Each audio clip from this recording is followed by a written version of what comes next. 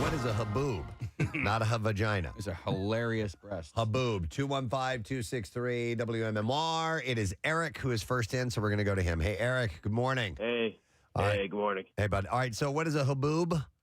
A dust storm. Yeah, sandstorm. A dust storm? Hang on a second, Eric.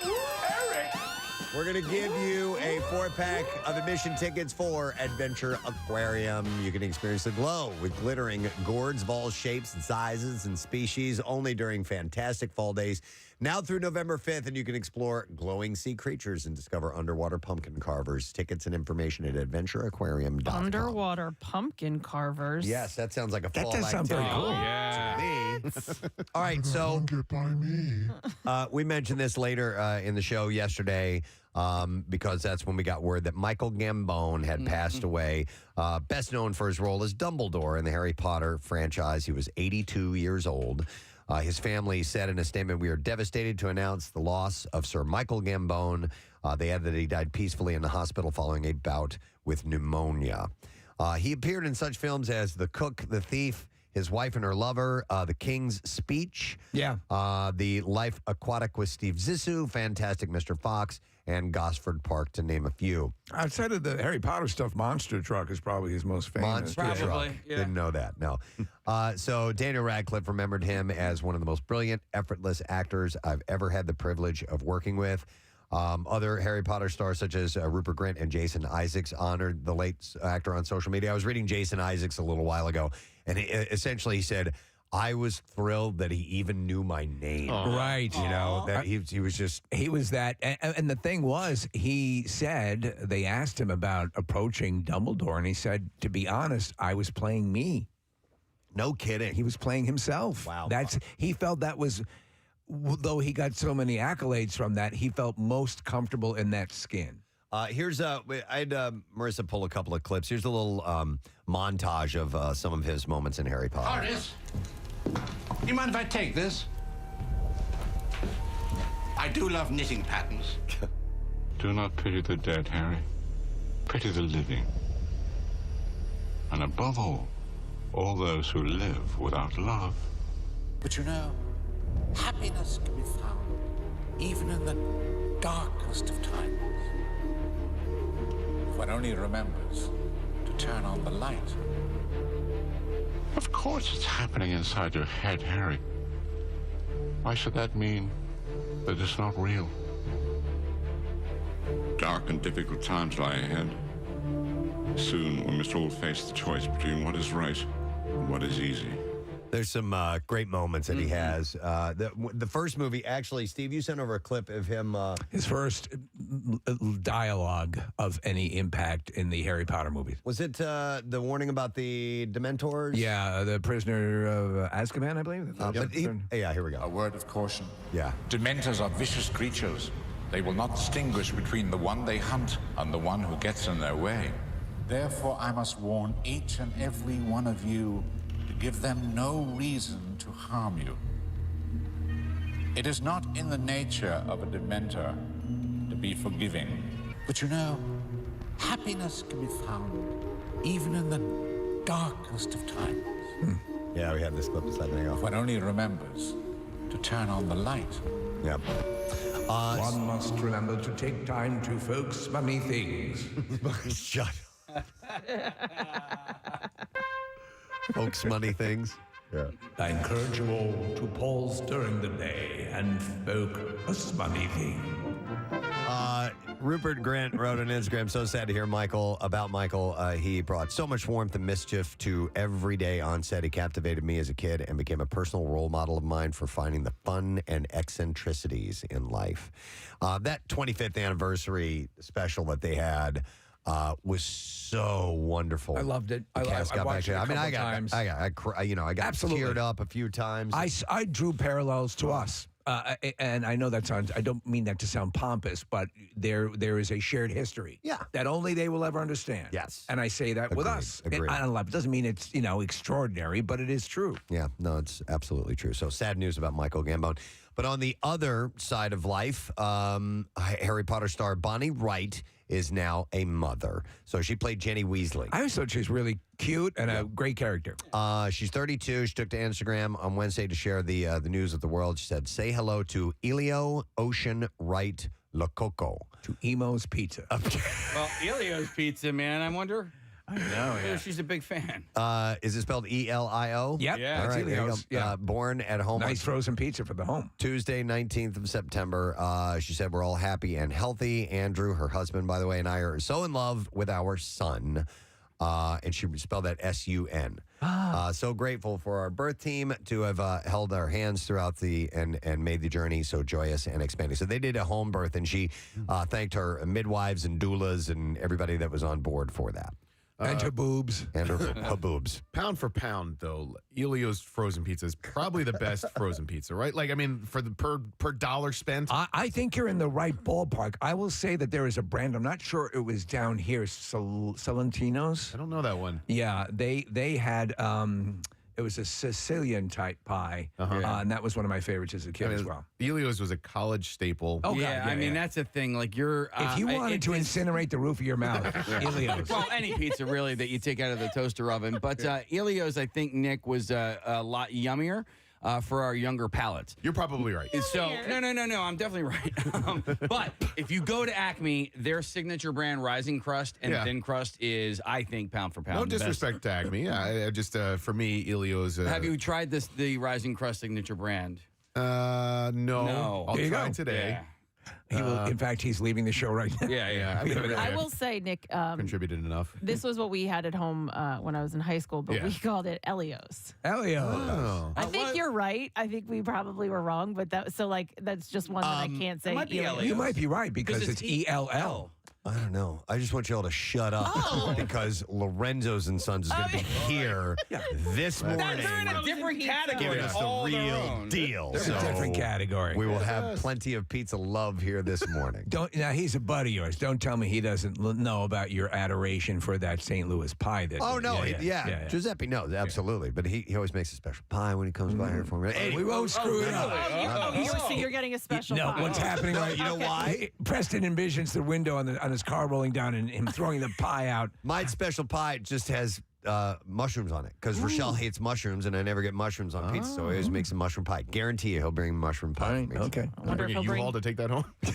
What's that? Did you get a U-Haul truck to take that thing home? No, he makes a smaller one. I don't get the giant. What are you kidding me? I have to put the back seats down. Seriously. I kid you not. Yeah. When the Westchester location opened up, I got a pie to go home. I have a sports back on my car. It wouldn't fit in. That's the only way I could put it in the car.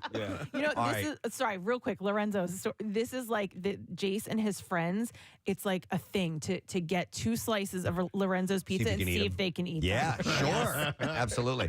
All right, here, Marissa has the Elio's Pizza commercial so we can hear exactly how it's pronounced. all right, okay. All right, here we go. My brother says it's hip to be square, and Elio's pizza All right. There you go. square. Go. Elio's It's a kid. Pizza. What the hell does he know? Okay, I have other stories. We're in the entertainment news. Wait, hold on. Shut up. Wait, let's do the Connoisseur segment now. We have that coming up later. Okay. The new season of The Kardashians premiered on Hulu on Thursday, featuring an explosive fight. I heard the Kim previews. and Courtney. All I right. heard the previews. Steve, didn't we listen to it together in the office? I think we did. I listened I to didn't include it in the clips this morning because I just couldn't. I just couldn't. don't care. I just couldn't hit the button. The pair have been at each other's throats since the Poosh founder accused the American Horror Story actress. Actress. Yeah, I know. Of copying her wedding for her Dolce Gabbana show. This is listen, this is all calculated. Of course. Now, everything's calculated to an extent. But this season and this stuff and these things that they tease, this is all calculated acting. This didn't occur. This wasn't something that actually came up. They orchestrated it. And that's what happened. Possibly. There was some sort of phone call that my wife was listening to last night between Kim and I thought she said Chloe, but this is between her and Courtney? Yes. Yeah. Okay, but Kim and Courtney. there was It was some a sort Poosh of thing. phone call that was really, really nasty. And by the way, Preston, when explosive means I can't believe you. I know. That's them raising their voice, right? Why are you yelling at me? So- Why are you yelling at me? During the phone call, Courtney calls Kim egotistical and selfish, Regarding her wedding in Italy, she adds, you came to my wedding, you couldn't be happy. You complained from the second you got there till the second you left. You couldn't be happy for me. You couldn't be happy that I was the center of attention and you weren't. Yo, this is a big issue now. Kim replies, I was so happy for you. Why would I not be so happy for you? And then asks her sister to dig deep and figure out why you hate me so much. Thank you. Kim also accuses Courtney of having a serious vendetta against the family. Yeah. Revealing that they have a group chat labeled Not Courtney. Courtney later calls Kim a narcissist. And when the Skims founder asks her if she's happy, she replies, I have a happy life, and that happiness comes when I get the F away from you guys, specifically you. Oh, my God. I hate you. I hate you. I hate you. I hate you more than anything in this damn world.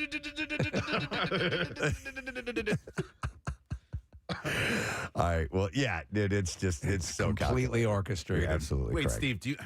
I hate to ask you this, but do you stop to watch it at all, or do you just? I used watch the to. clips and move on? I happened. I'm in a place now where I'm in it a was better just place. hard this morning to send that on along. Sometimes I'll fight my my demons and I will send something, but it's like this one was to me was so. They're because of the Hulu show and they want the attraction, they want the buzz. Obviously, they're business people, but I mean.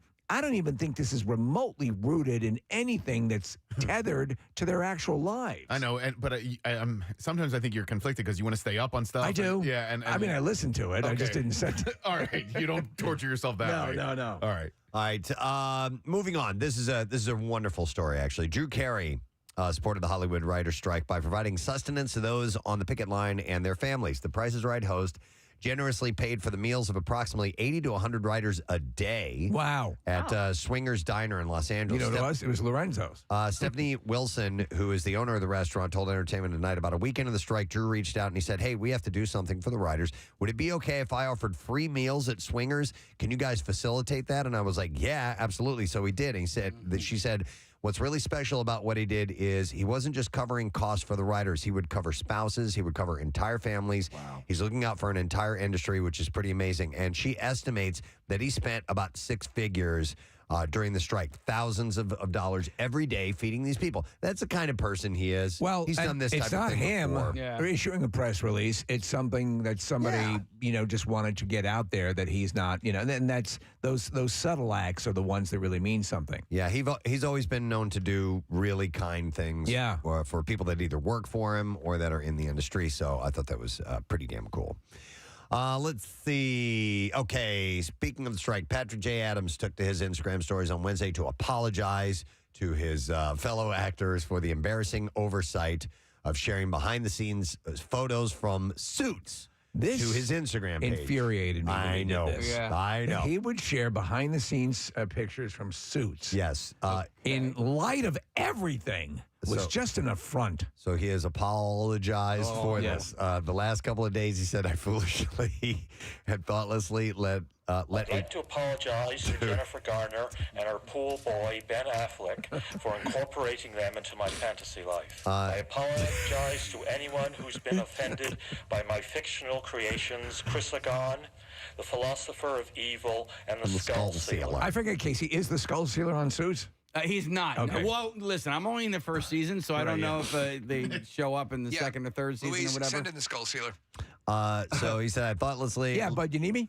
let a trip down Suits memory lane distract me from the very real and ongoing fight for everyone. And SAG-AFTRA continues to wage its effort to win out membership, realistic 21st century compensation and protection. So, but right now, pretty much everything is wrapping up. The strike, everything, right? The actors strike, all of that. Well, I mean, not the actors. They're still. The word is they're just a day or two away from. Yeah, getting I think Monday Yeah. is when there's Monday or Tuesday is a vote or something along those lines. I got a call from from Fran. Yeah. The other day. Oh, yeah, I got letting me one. know about the vote coming up. Yeah. So, we got to be on And then that. I got a call from somebody else, Fran's assistant. Did you get that one? No. Yeah. I got that one. I got a call from Jenna Van Oy, 6 from Blossom. All right. Okay. Just checking in. Just checking in. How you doing, Steve? What's up? By the way, Oh, whenever are you at SAG? No, I just am wondering how you doing. whenever Fran calls and I get the voicemail, I'll in front of people, I'm like, hold on, I have a voicemail. And, then, and she's like, hi,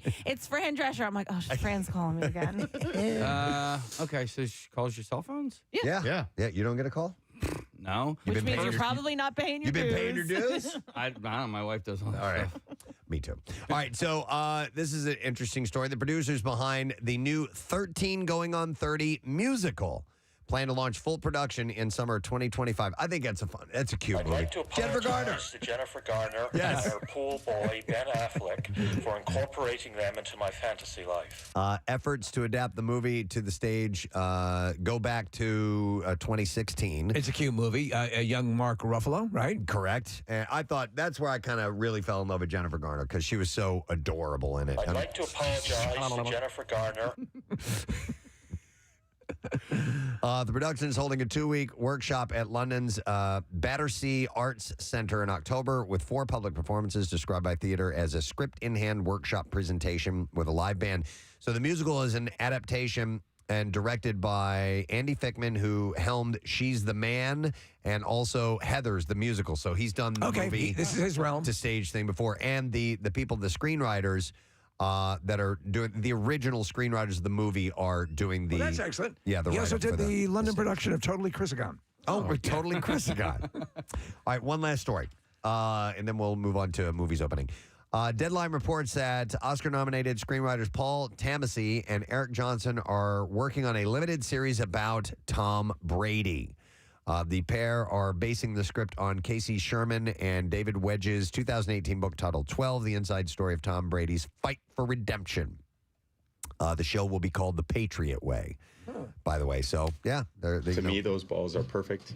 I wonder if it's going to be like a Jordan type of... Probably. Yeah, okay, so it's not a documentary, it's a drama. Or is it a docudrama? A limited series, it says, about Tom Brady. Probably a documentary. I would imagine. I would think so. I think you're right. They're probably giving him the Jordan thing. Yeah. All right, movies, opening. Here we go.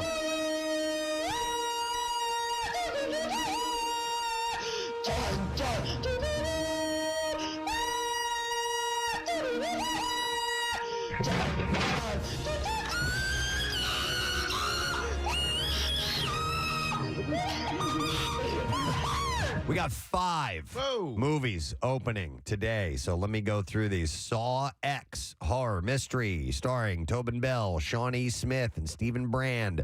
John Kramer is back, set between the events of Saw 1 and 2. A sick and desperate John travels to Mexico for a risky and experimental medical procedure in hopes of a miracle cure for his cancer, only to discover the entire operation is a scam to defraud the most vulnerable. Armed with a newfound purpose, John returns to his work, turning the tables on the con artist in his signature visceral way through a series of ingenious and terrifying traps. Hour and 58 minutes long, wide theater release. It gets an 84% score. That's probably the best score since the original. Yeah. So that's pretty wild. Also have Paw Patrol opening up. It's Paw Patrol, the Mighty Movie. Animated kids adventure starring Kristen Bell, James Marsden, and McKenna Grace. When a magical meteor crash lands in Adventure City, it gives the Paw Patrol pups superpowers, transforming them into the Mighty Pups. For Sky, the smallest member of the team, her new powers are a dream come true, but things take a turn for the worse when the pups' arch rival, Humdinger, breaks out of jail and teams up with Victoria Vance, a meteor-obsessed mad scientist, to steal the superpowers and turn themselves into supervillains. Oh, there's a Humdinger character in Saw. Hour and 32 minutes long, rated PG, wide theater release, Rotten Tomato score 83%. Another good one. Yeah. There's also Dumb Money opening, a comedy drama with Paul Dano, Pete Davidson, and America Ferrara.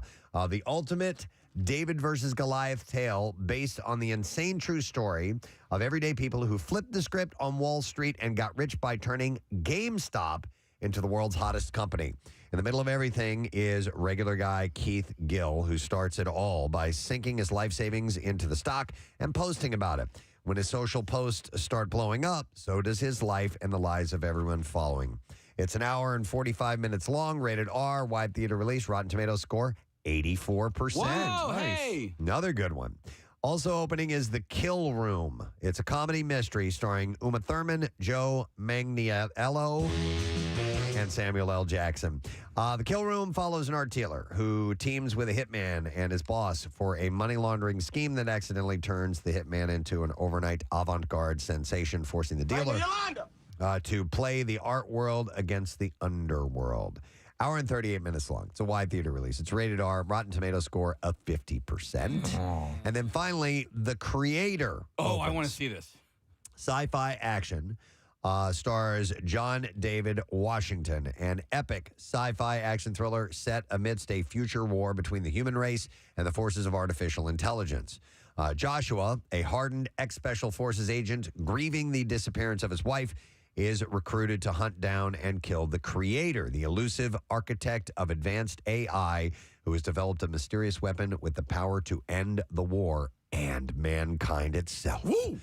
It's 2 hours, 13 minutes long, rated PG-13, wide theater release. Gets a 69% at Rotten Tomatoes, solid score. Visually looks stunning. All right, and that is what I have in... Well, wait, no, we got clips. Hey!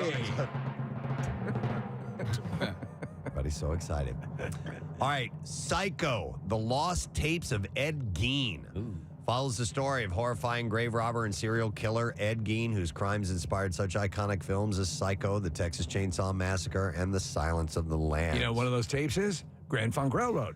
Here, executive producer-director James Buddy talks about the inspiration behind creating this series. Here we go. The tapes were recorded in real time in 1957 by a judge. After the judge had died, his family said, you know, we got to do something with these. So they approached the executive producer of the series, Josh Canoe, and his partner, Jill Howerton. And they reached out to me, and I was like, oh my God, I'm so excited.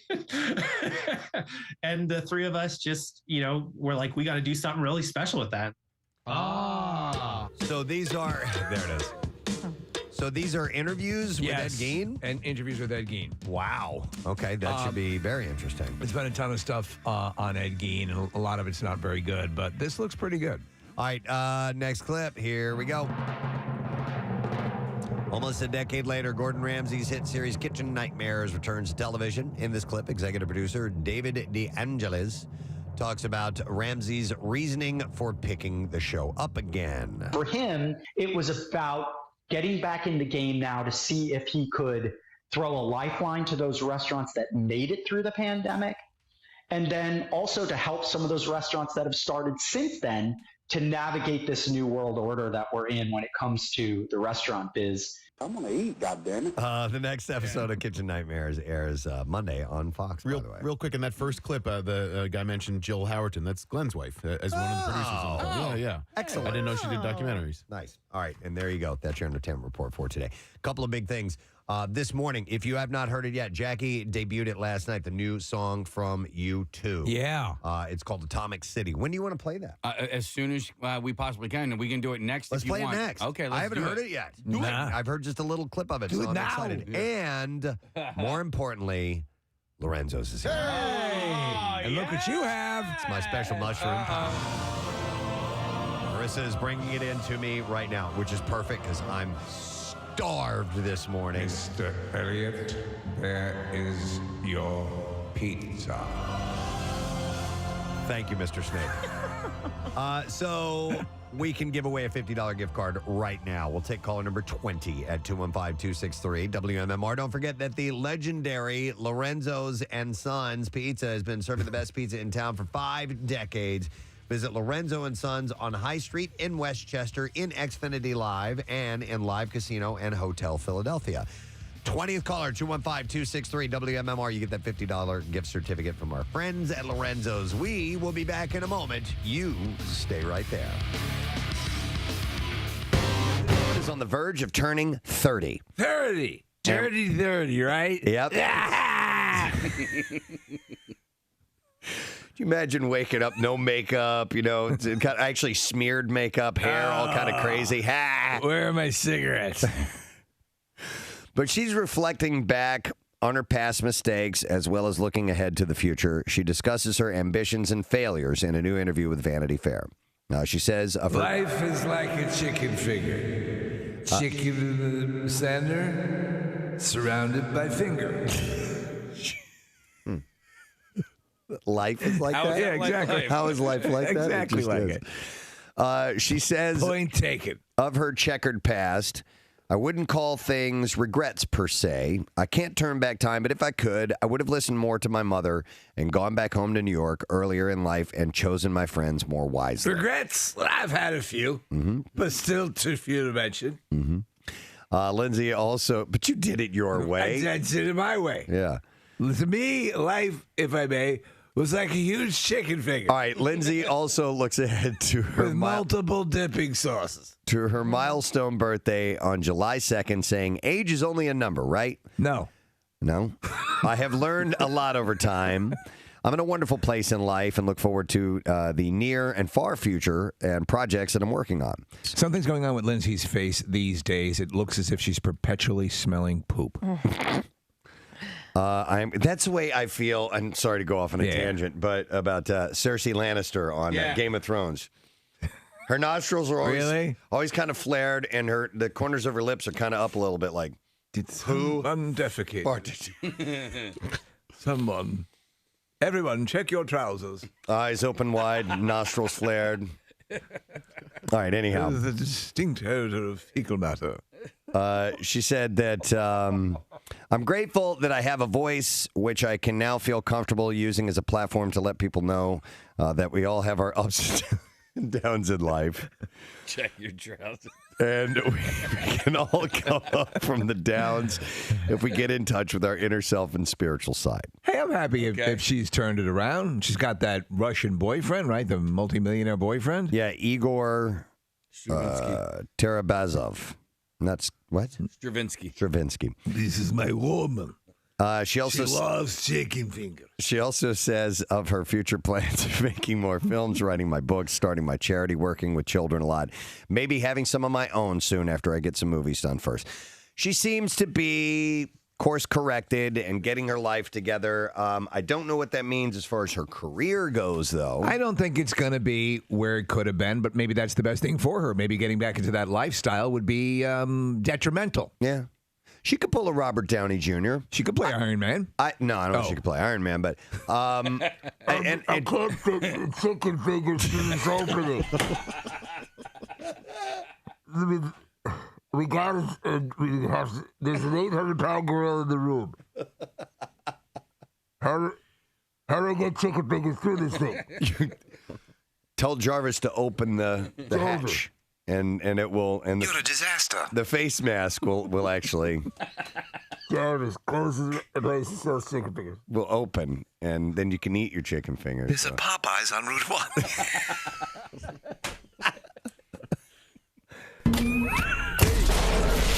We're a little underdone. Let me kick him up a little bit. Just like I like him. You're heating them up. Let me get that for you. They're a little cold. Just like I like them. No, what I'm saying is she might be able to turn her acting career around. She's not as talented as Robert. Even when Robert Downey Jr. was younger, even in those like Weird Science and Back to School, stuff like that, you could tell he had acting chops. So it's hard for her though because she really the party lifestyle left a mark on her appearance, and it's harder for women in general. And then when they mess up their appearance like she has over the last 10 years or so, it's going to be an interesting thing to see where she goes next. Nick, I clearly remember we did it. We did a Dirty Old Man screening of Mean Girls. Yep. Well, that's what we called it. We had a whole bunch of guys. We called it the Dirty Old Man Matinee. And we went to a matinee showing of we took a bunch of guys to a matinee showing of Mean Girls. Mean Girls when she turned 18. Oh my God. How pathetic. Hey Lindsay, can you warm up this burrito for me here? No problem. Stand back, Jarvis, hit it.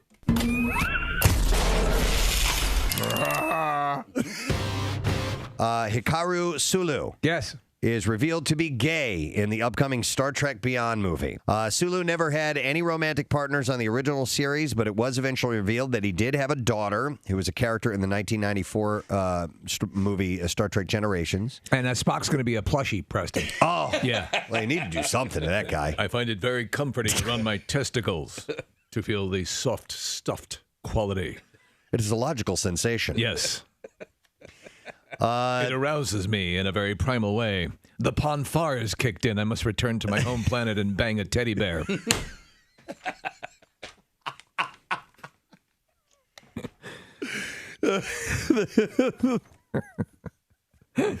They should give everyone something. Everyone should have something, right? I agree.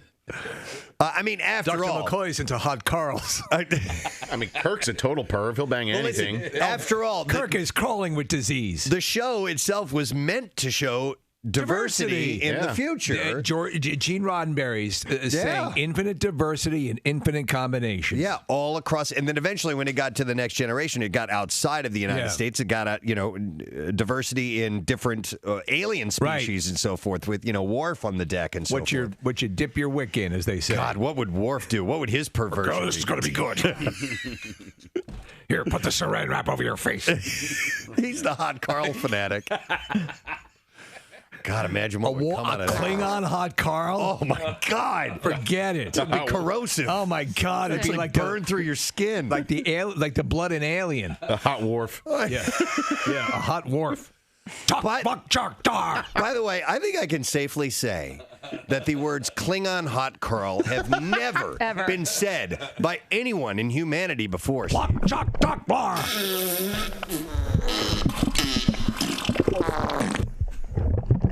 I'm sorry. It melted your face. Captain, may I speak with you for a second? What is it, Wolf? I just did a Klingon sexual act and melted my partner's face. How many times have I warned you about the hot Carl? Hot Worf. It was not meant for your species. Oh, my God. There is no saran wrap to contain my fecal matter. Woo! But yeah, in the long run, though, I think this is it's a great way to pay tribute to George Takei. George Takei, yeah, absolutely, yeah. It's the first LGBT character to be introduced to the franchise in the 50 years that it has been around.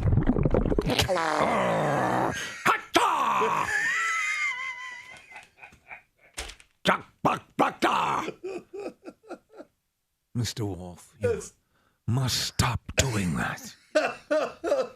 You almost breached the outer hull of the ship. We were able to freeze your fecal matter before it hit the retaining wall. Set shields to maximum. Oh, my God. Can't contain it, sir. It's another hot cattle.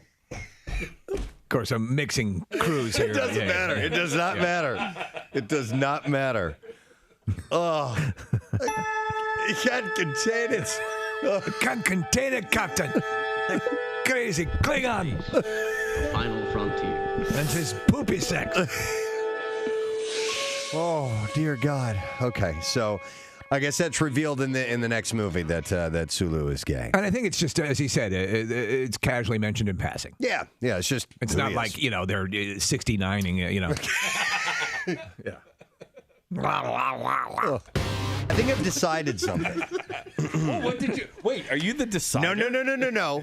No? I am the noticer. Okay. But I have decided that when I am the noticer... Oh, you're going to do something? You're going to put a fake beard on? I'm going to put on... Wow. Nice, all right. Hero That's going to get old real quick. noticer mask.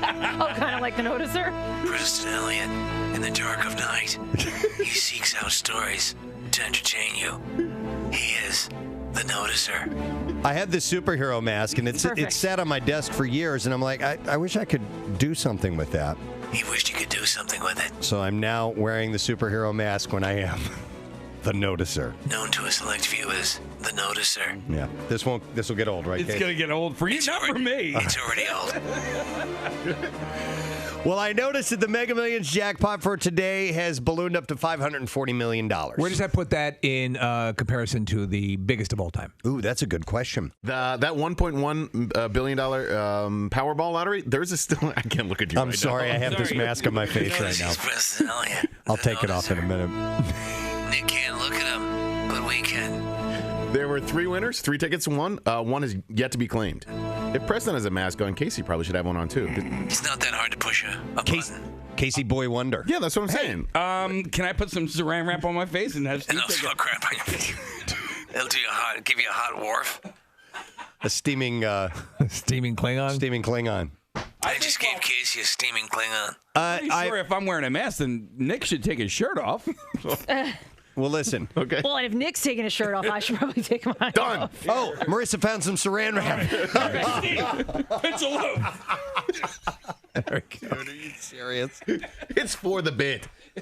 All right. Preston Elliott noticed some other things. He's still wearing his mask. I am still wearing my mask. You know what? I'm going to have an imprint of this mask on my face when I'm done, probably. So people are going to know who you really are. Damn it. We have found out who Batman is. Mr. Wayne, would you step forward? So he's got the line around his... Yeah. How'd you know? What? He does have eye makeup on too, right? Yes. I mean, come on. Yes. How do you get that off so quickly? And They're appliques. And how do you put it on? But he does have... What do you mean? What? He's got see the lines. the circles around his eyes like the trick binoculars. And his hair's all molded into the pointed bad ears. That. Come here, look in the mirror. Oh, damn it. For a while, believe it or not, there was octopus wrestling. Really? 33 WMMR. Spice, seasoned, and savor. Spice, season, and savor. Sincerely, Acme. I want to thank Giuseppe from Lorenzo's.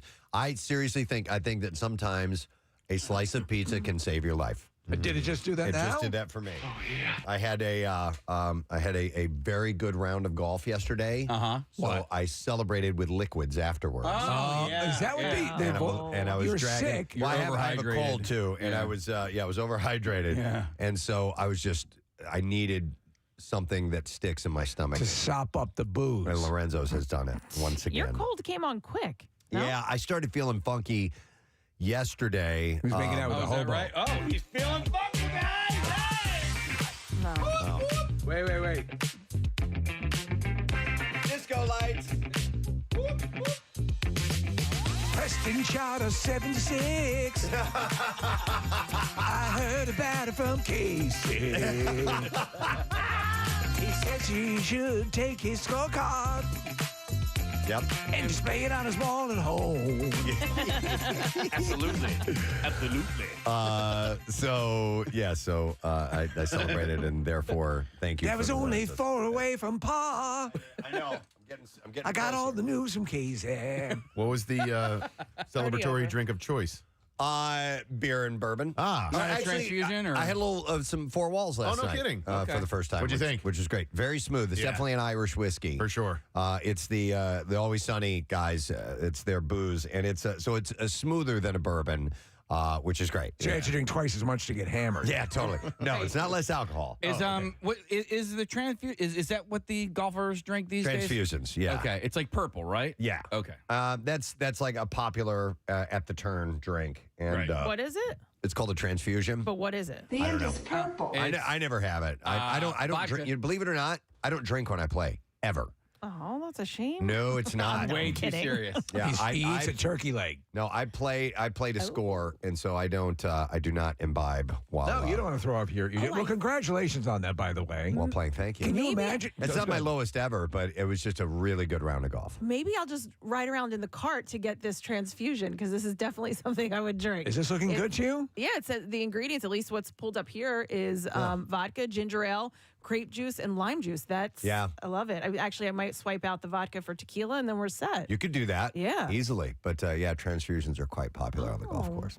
Might be Kathy's drink tonight. All right.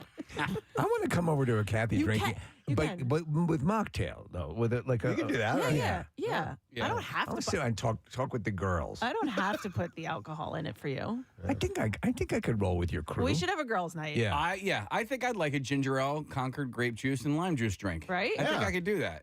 Yeah, absolutely. All right, we'll have the alcohol. Are we starting to sing Chumbawamba? But a cider drink and a vodka drink and a whiskey drink and all that. By the way, Casey, a text message real quick, and it's directed to you. It says, Casey boy, being that you're a bike rider, I was wondering if you could give a shout out to the MS 150 City to Shore bike riders. Yeah, man. And that's from Carl, who is with the Rowdy Riders. Oh, Carl. Yeah, good to see you. Yeah. Oh, I'm sorry, here. Good to see you. Try it again. I had Carl, good to see you. All right, so he wanted a shout out from you. That is, well, here's your shout out. You want a short or a short? You can do a shout out. Give him a Yeah, shout. absolutely. All right, we should probably... We'll talk booze and other things later on in Connoisseur. No, we're not. Yeah. I think we should clean out the junk. It's the junk drawer. Preston's cleaning out his junk drawer. Getting things out of his junk drawer. Finding stuff here in the junk drawer. All right, let's dig into here. Jam it in. See what we can find. All right, I saw this. The average parent has 190 parenting wins a year. 190 parenting wins. Okay. It's God, according how to many fails are there? Right, Yeah, seriously. a survey of 2,000 parents with school-aged kids. Popular wins include... Are we talking physical altercations? No. Kids getting dressed in time for school. Oh, that's a parent win? Yeah. Taking care of their own hygiene and eating fruits and vegetables because it's... Okay, teaching them to do this Yeah, and then stuff. they do it on their own. Yeah, Classic okay. parental... And then when they do it on Right. their own, that's a win That's for a you. win. Hey, for I you. take Okay. care of my hygiene at least like once or twice a week, so that's a win for Diane. Yeah. Yep. I thought that was a win for me. They said when parents cave, they typically let kids eat the foods they want, let them eat dessert before dinner, and giving them screen time during a meal. Okay. What? No, I just said, oh no. I'm the worst. We used to do as a treat, and we would do it as a whole family. Though we would do dessert for dinner. I remember you which saying was that. so much fun. I don't ever remember as a kid, unless we were going out to a restaurant or I could order something that I wanted, getting a treat. Doing the Go-Gurt and chicken nuggets thing. Yeah. I don't ever remember doing that. Like you always had. We ate what the family was Right. eating. Right. I don't remember that sort of latitude. Yeah. I remember that we were allowed, if you go to a restaurant, you can order a hamburger or whatever. And that was the latitude. But we always were eating what was served with the rest of the family. Yeah, we didn't do like that. We didn't do dessert for dinner ever, but like our treat was breakfast for dinner. Yeah, that was was fun. That was always pancakes cool. or- Yeah. Scrambled egg. I just had it I had scrambled eggs and a bagel for dinner the other night. When Caroline was young, Steve, I wanted her to start. When we were going to do this on either YouTube or one of the social medias. To review kids' meals. Oh, yeah. Okay. Because there was a whole structure, the variety, the food, the quality of food, the service, the presentation, and what little free things you got with you. And like we would rank. Because sometimes the crayons they give you are, it may as well be a candle. It's wax with like a little color in it, maybe. And you can't even color with them No. because they just don't color. So they're for show. They're performative. It's a lie. We started to do it, and then we fell off of it. It's hard. Yeah. It's hard to keep I up was with going to that start a computer company called Apple. Yeah. And it just fell apart. It was your idea. So the average child, going back to things like screen time, the average child spends 4.13 hours a day using digital devices. That's pretty wild. And 15% of parents believe carrots are the top food for eye health. Do you remember that old myth? Yes. Carrots are, but they are. They're Is good. that not true? Yeah, no, they're good for your eye health. Well, they used to say that you will be able to see better. I always you would have, found like, sharp vision. I couldn't see through them, no matter, and I couldn't hold them in my eyes. Yeah. I had such a rapid decrease in my eyesight when I was young, and I do remember my parents saying that, and so I would eat carrots all the time to try to like stop whatever was happening. I don't know if I stopped anything, but my cousin had sort of a similar reaction and then basically lived on carrots her skin Yes. turned orange. Yeah. Really? Yeah. When my nephew was little, he's a teenager now. He's in high school, but when he was a baby, his mom would puree all of his food. She Right. wanted him to be super healthy, so she would get the carrots. She'd steam them and puree them, and he loved carrots and sweet potatoes so much. His nose and the tips of his fingers turned orange. Wow. So I had always heard that smoking stunted your growth, and I thought for the longest time that like I'm 5'7" because I smoked at a younger age. You should have smoked. Then I should have folked smoney things. No, but then I saw the lead singer from Tiger Cub smoking a cigarette, and that dude was 7 foot. I was like, all this stuff is hooey. Well, there's some Hoo-ha. validity to the carrots thing, Casey. It says carrots won't give a blind person 20/20 vision. However, the vitamins found in the vegetable can help promote overall eye health, including vitamin A. So there is some benefit to having carrots, eating carrots for your eye health. In fact, Nick, I think when they go and they'll go to these villages in rural areas, and they a lot of times it's vitamin A they're lacking. Do you guys ever see the video of the Jack Russell Terrier holding the carrot and eating it? It's one of my favorite videos I'll go back to and watch from time to time on Instagram. Yeah. It's just, it's delightful, Preston. Okay. Yeah. Carrie Glassman of OmniActive, when it comes to eye health, suggests spinach, kale, and pumpkins to eat for eye health. If your child dislikes these foods, look for fortified beverages and supplements with lutein or Wait, what's lutein? Or zeaxanthin. I don't know. They're alien envoys. Yeah, that's what it sounds like. They're the ones who bring the book to serve man. I'll tell you, a parent win is, or at least that I feel, when Jace will ask for a salad, like for dinner. I'm like, so that's a win.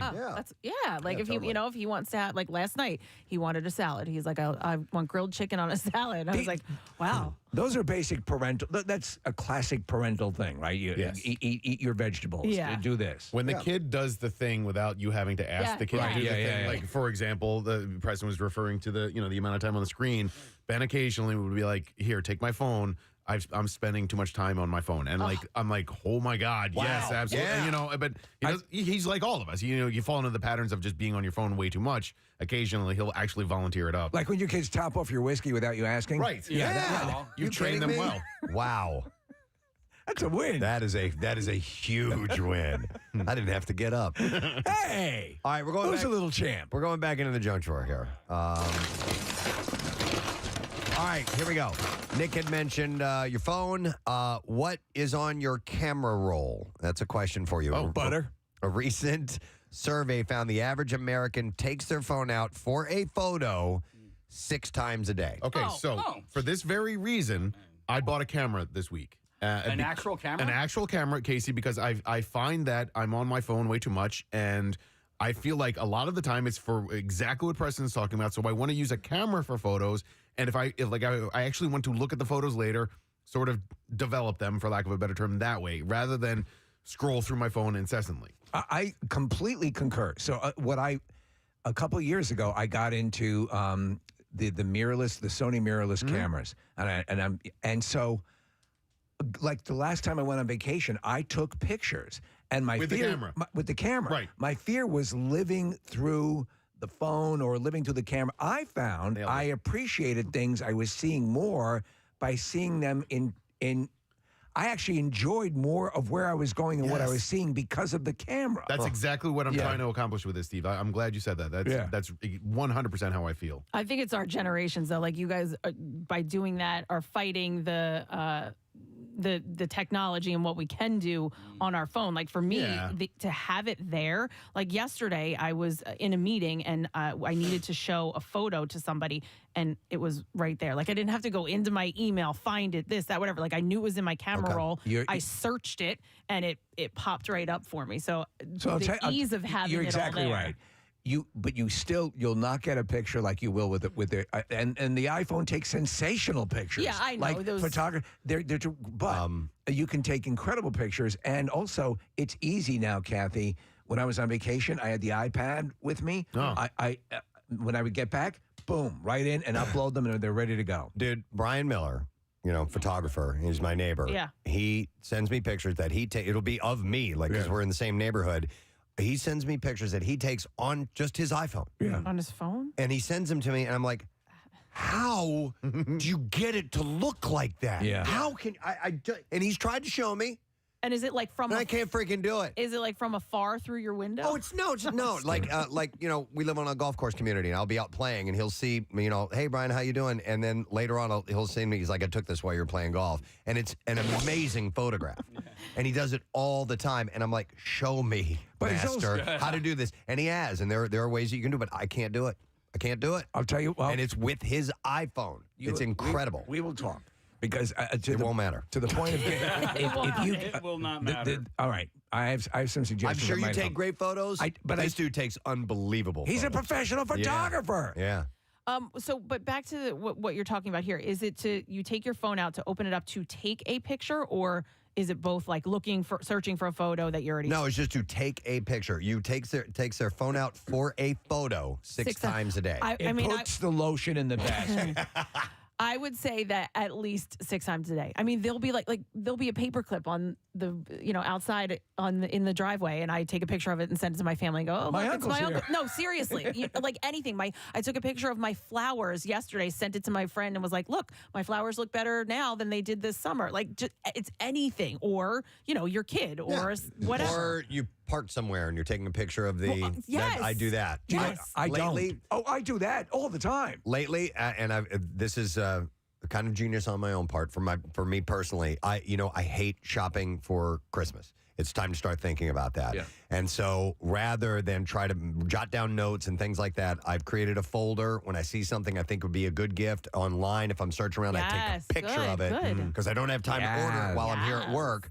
So I've created a file. That's a good idea. That is all these things that I can go back when I have time and purchase them for gifts. So I'm using the phone for that. So it's things like that. It's more utilitarian. Yeah. If we're just taking the camera out to take pictures of things, I don't. My iPhone, I don't use it for that. Question about the camera. Yeah. Do they have those that will automatically send pictures to the cloud? Well, yes, you can do that. You can go on Wi-Fi. I don't do that. I take the card out, it takes a second. Now, when it goes into my photo program on my computer, which takes 2 seconds, then it goes up to the cloud. It's on my phone. It's on everything. Okay. 69% of respondents had photos of family members, 58% had selfies, and 52% had pet pics. Well, we all do, pretty much. Respondents are more likely pet pics or petting pics to take photos during graduations, weddings, and vacations. I thought he said pet pigs. I was like, I love a pet pig. They come with every camera. Pet pics. Some people do. Get this guy's pig. You just put a Kodak. They also likely are also likely to look back on these pictures a little more than once a month. Look at that. That's when Julie Cherkoff graduated. 70% of respondents intend to print out pictures, but only 19% do so often. Julie Jerkoff. Forgive me, Kirkhoff. I love it. So I end up most often looking at pictures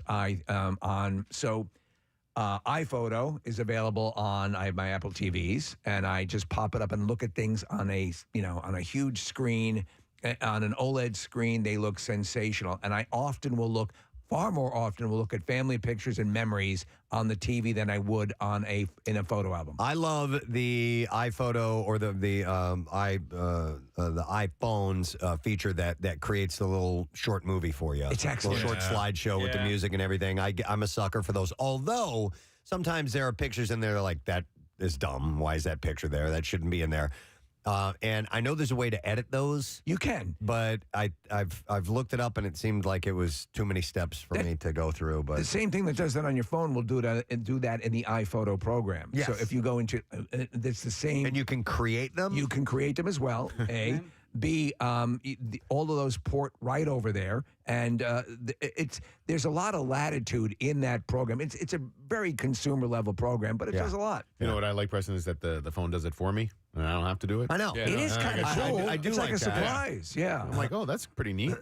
Yeah, it is. I mean, I don't think it's that hard to take I don't remember doing DVDA. to take a decent picture, but I do have some friends that, like, when they post on social media, I'm like, why do you think this is a good picture? Like, nothing is framed properly. It's like really, really piss poor stuff. And with all of the photos that are out there, just by looking at what people put out there, I think it should give you a good idea of like what a good photo should look like. Also, if you learn to compose a picture, and you simply do by doing, and listening to the advice of other people, you'll be more inclined to want to see those pictures than half a toe, at the beach. That won't matter to you in years. So the average is 6 times a day. You'll take pictures. The average, according to these respondents. All right, we'll go in and dig into the junk drawer here.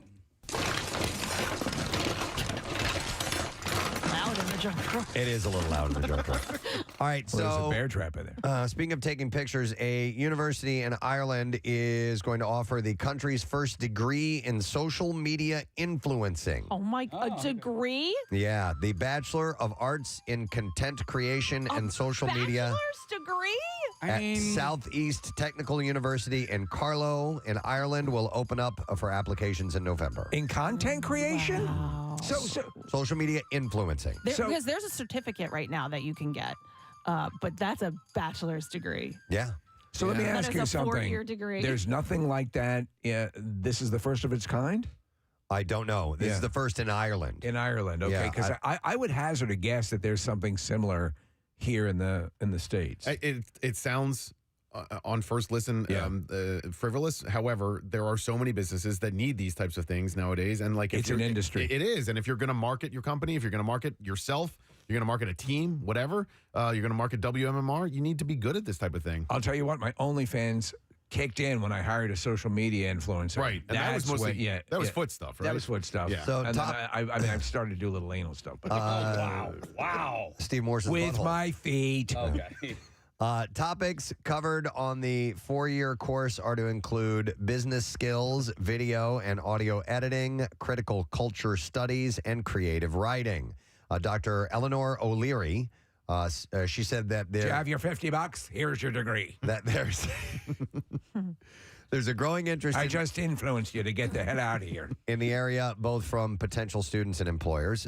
Graduates of the course will be equipped to either work for themselves as a self-employed influencer or in creating content for a company or organization. All right, class, repeat after me. Yeah. I wish it was called like influencer marketing. Like the fact that it's It is marketing. You're exactly right. That's what it is. That is a subcategory marketing. So many other degrees that are very similar to this. That this, I think maybe it's just adds a nice little garnish to, but. It's just throwing me off. After I just supported the iPhone and always using that, now I'm down on the influencers. Yeah. What happens is, I think, and this is and maybe you agree with this, Preston, the notion that kids or kids going to school or, hey, I'm going to bypass this. I'm just going to be an influencer. Right. I'm just going to be a YouTube star. Right. And everything has now leveled off. And what used to be, it was, the gold rush is now a lot more problematic if you're planning on making a career out of something like this. Because there's so much competition. Yeah, I mean, exactly. that's what it comes down to. I mean, it's the entertainment pie, and it's sliced up into only so many pieces, and that's all there is to it. Like like a huge pizza pie. But there is a lot of little tricks and how do you get people to D-pics to look at your content? You know what I mean? Well, you've learned a lot from Marissa on how working the system, working the algorithms, and so on. And there's a formula to some of it. It doesn't guarantee that you're going to become viral and take off, but it certainly gives you the tools to get your foot in the door. Marissa, anything you want to say about that? Yeah, what really helps is having a radio show. So everybody listening right now, go to the Preston and Steve's accounts and follow us and subscribe to our podcast. By the way, watch the super YouTube popular stream. video you put up yesterday, Marissa. Yeah, thanks. And by the way, I'm still 500 followers away from 40,000. So Oh my God! Follow me too, Marissa Magnata. Marissa Magnata, 1R. The boudoir stuff that you do amazing. Steve, it'll come when I hit that 40. Oh, wow. Now that's a tease. That's a bold statement. I am so close to 100,000. I just need 60,000 more. Doing this, I was so close, and then you guys all jumped on No, my. Sorry. let's make it. We'll make it a mission. Follow Marissa. Yeah. All right. They're doing that. All right. Let me see. We got time for one more, maybe. Okay. Because we got to do. Yeah. What's the thing we do? Crumb Cash. That's what we're doing. All right. I'm going to mention this. So Costco. Oh. I love Costco. Is I'm a new member, guys. I'm sorry. I'm brand new. And I sometimes like seeing how many nanoseconds last between whatever Preston brings up and a story that you have at the ready in the chamber. Okay. What's the Costco story? Yes. There's no Costco He's story. he's a new member. I'm He's brand new excited. member. So, and I get it. Yeah. Have you ever been a member at a bulk store? I think we might have tried BJ's years and years ago. So this is your first continual. You're going to be a real deal member. Yeah. And what led you to Costco of the couple of ones that are out there? Okay. Yeah. Bathing suits. All right. No, I get it. For you? Yeah. Okay. Yeah. So they have. Wait, at this time of year?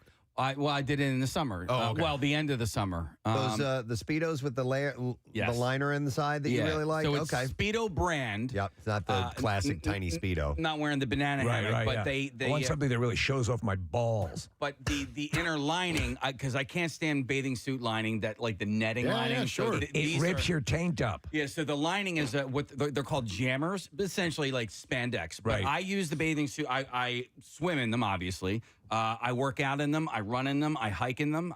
They're awesome. I mean, I use them every single day. I completely get that. There are certain things that we're BJ's. Okay. Sexually, no, we're but at Costco is great as well. The bulk of the things that you're looking for, you're going to find in both. But some things have their specialty. Yep. I think BJ's is more known for their electronics. Casey, you know what you will be shocked about is the quality of meat that you can purchase at Costco. Their steaks and things like that are excellent. Yeah. They're really good. And obviously, you're saving a lot of money rather than going to a grocery store. I just that want them has to bring back the samples. good stuff. They're back. Oh, they're back? Yeah, they're back. They're back in full force. So, Casey, you started there because of the bathing suits or whatever, and then you just found yourself hooked because of the deals on all the other stuff? Well, yeah, they also are the only ones that carry the Thin Mint Girl Scout cookie, Thin Mint chocolate covered pretzels. Pretty good. You can't find them anywhere else. Are they actual Girl Scout cookie brand? Yes, they are. And I had some, and I looked forward to them. They sat in our fridge for a long time, and Rochelle was saving them for something, and eventually the thing came and went, and she didn't take it. I'm like, I'm eating these. Uh-huh. And I had a couple, and I was very underwhelmed. I was very upset. I didn't like them. That's too shame. That's too shame. But you know what? No sad, bro. No sad, bro. It's Friday. Too shame. I haven't even gotten to the crux of this story. Well, we got too shame out of it. Costco is broadening its reach into healthcare through a partnership with Sesame, a New York-based medical care marketplace startup that connects consumers directly with primary care and mental health clinicians for appointments online and in person without insurance. That's the biggest tongue depressor I've ever seen. If you don't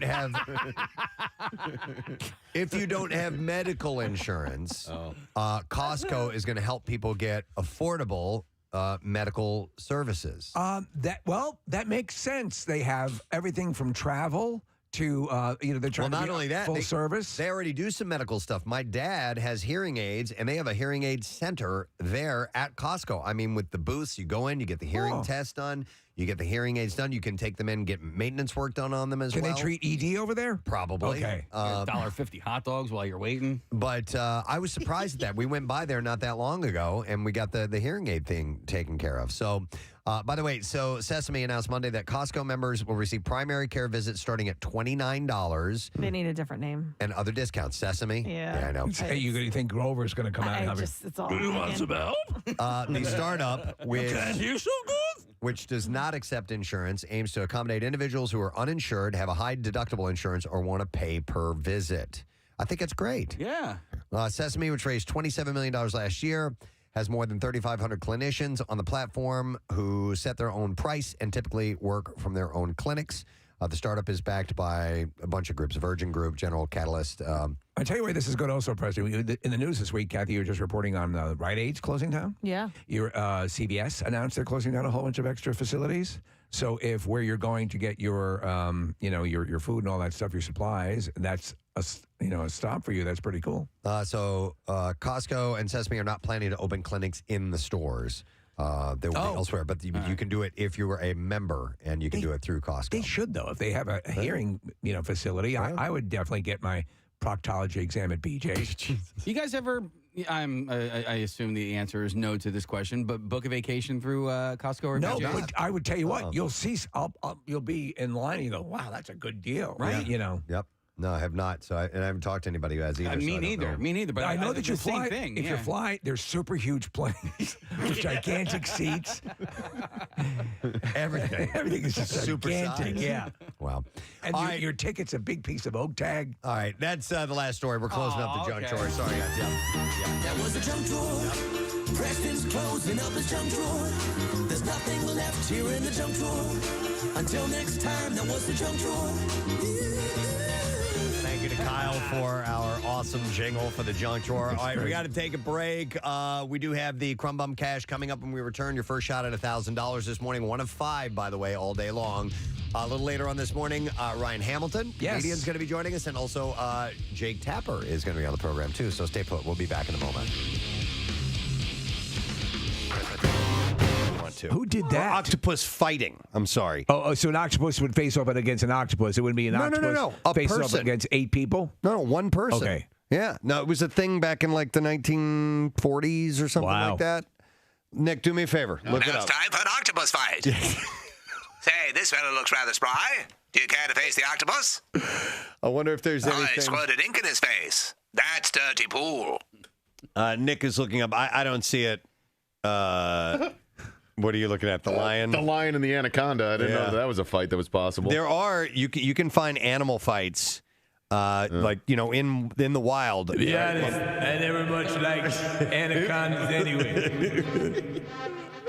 But I guess if lions and anacondas can get along, maybe we all can. Can you click on that lion anaconda fight? I want to see that. That one looked fake. I was going to watch You think it's fake? Doc Ock versus Spider-Man. No. Nick is. There was a series for a while, Preston. You remember where they had imaginary battles. Yeah. So who would win between a fight between a polar bear and a crocodile? And a crocodile, right? Yeah, I remember that. Now this is 4.5 minutes long. Or what would win, I should say. Yeah, we don't have time to watch all this. So now we're watching a lion attack a giraffe. Or actually, the giraffe is attacking the lion. Yeah, Giraffe kicking its ass, too. Oh, my God. Whoa. Trampling this thing. I know that you never thought that a giraffe could beat a lion. But I guess I never much thought that, too. I never much thought that, too. Now we're watching a cobra versus a mongoose. Those are known adversaries. They would have fights. You put two of those in a Ricky Tikki Tavi, right? Right. Yeah. And now, meerkat versus hoot owl. Snake versus crocodile. All right, let's go. Casey's all about this. Man. Yeah. I think it's snake. The snake will win the fight. Yeah. Uh-oh. Nope. Looks like the crocodile won it. I don't know. I've seen alligator versus an eel. Do they tap out? The snake doesn't Remember, have any. snake, safe word to sofa. All right, jaguar versus crocodile. All right, let's see. You gonna give a play-by-play? Jag doesn't have a chance. He doesn't even know that the crocodile's in the water. Looks like he's dragging it out, Casey. Looks like he's dragging it out, though. The U.S. Ninth Circuit Court of Appeals issued an opinion which found in part that sharing passwords is a crime prosecutable under the Computer Fraud and Abuse Act.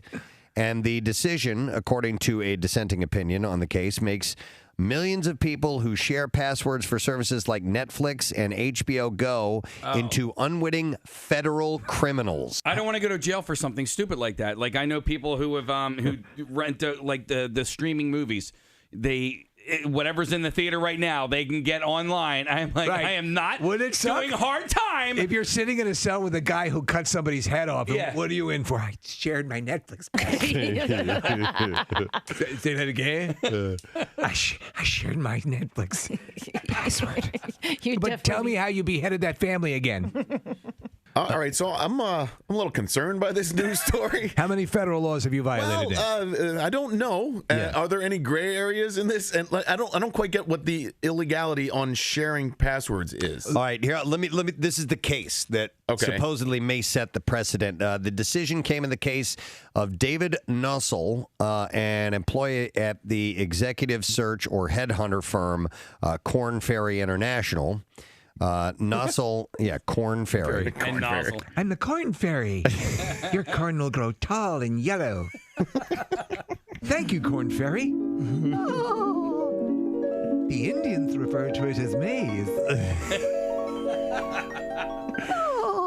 If it helps, corn is spelled Korn. Oh, okay. And then fairy is Ferry. Wrong fairy. This is the corn fairy.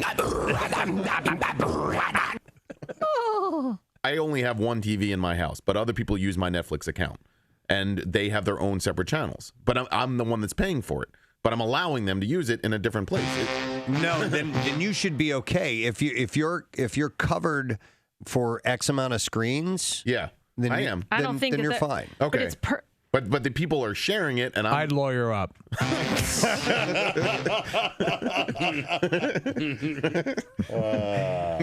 This is all gonna be admitted as evidence in the trial. Let me ask you something, Mr. McElwain. On the evening of April 23rd, you seemingly shared your Netflix password with a whole cadre of people.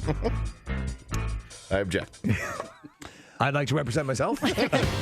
Khloe Kardashian is denying that she was bullying Chloe Moretz when she tweeted a photo of what she believed to be the 19-year-old star's bare butt over the Kim Kardashian-Taylor Swift drama. Oh, man. Steve, you blew this one. I saw this picture, though. I didn't see it. And it's, now, apparently there was butthole visible. No. That's what I hear because it was blocked out. Chloe Moretz Grace Mellencamp is bent over on the beach, and she's wearing a bikini, and they blocked out the area that would be said butthole. If you're wearing a bikini, how do you see butthole? The bikini Off to the cinches side. in, and the butthole pops out. It's one of my favorite words, by the way. Butthole. Butthole. All right, take a look at this picture. Oh, yeah, okay, all right. See what I'm saying? So she's riding piggyback on a guy, and he's reaching around with his hands to grab her, I guess her legs to support her, but he grabbed her suit and pulled it off to the side. Whoa. Oh, that sucks. And it exposes her butthole. Okay, but why is Khloe Kardashian tweeting this? Because she's striking back at Chloe Grace Moretz because she chimed in on the Tay Kanye conflict. Now look at this butthole. Yeah, look at this chick's butthole. All right, all right. So the response that Chloe wrote was, "Is this the hole you're talking about, or whatever?" Okay. So I want to know what Chloe's Maurice Gretz Mellencamp's. All right. What her tweet was. She initially reacted to the Kim and Taylor war by tweeting, "Everyone in this industry needs to get their heads out of a hole." Yes. Okay. And look around to realize what's actually happening in the real world. That prompted Chloe to post a picture of her butthole. I rest my case. Man. I'm glad we did that story, though. The butthole wars, they have begun. The butthole wars. Here, I'm going to read this headline to you. Poisonous rattlesnake warning in South Jersey.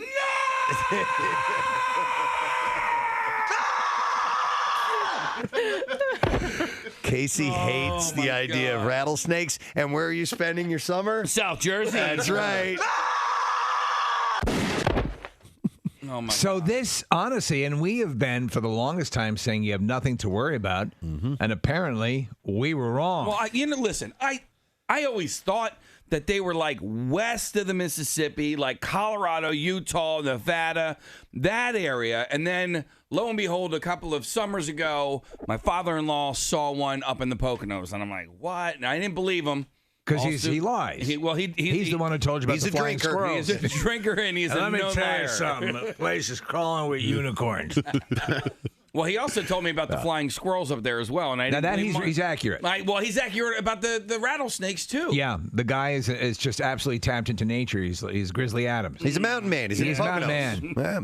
He eats tree bark and lives off deer pee. If you think one of these snakes is bitten, someone seek medical help immediately. Oh my God! It says once they bite you, they turn your cell phone off. Oh no! Yeah, so you can't call for help. They're that. Yeah, they're smart too. Look at snakes getting it on. We're looking at snakes screwing. Yeah. Oh, hey! Wow, look at that. That actually looks pretty hot. The way they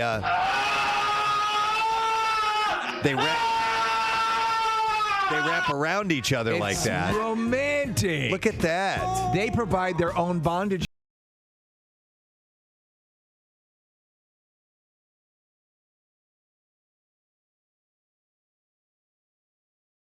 Yeah. Ah! Sorry. I got it all over what I perceive to be your back. I can't. Well, snakes, it's hard to tell. One more time, I'm sorry.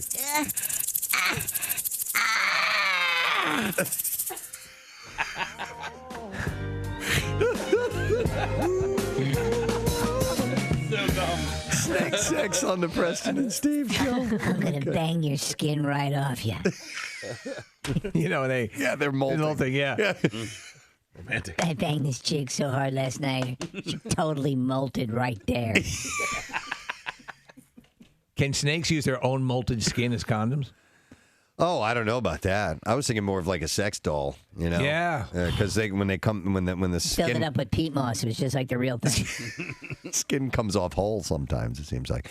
Well, we got rattlers. There's a warning in South Jersey, just to give you guys a head up. Officially a warning. They're saying to keep an eye out. It's the mating season, and they're a little bit more prevalent this time around, even though they're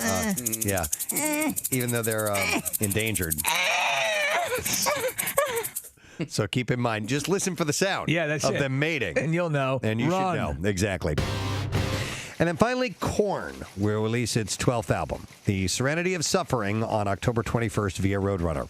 Grammy Award winner Nick Reskelenick, who has worked with Foo Fighters, Deftones, and Mastodon, is producing it. So they're going on this. 93.3 WMMR, Philadelphia. You're a real crumb bum. It's time for a Crumb Bum Cash keyword.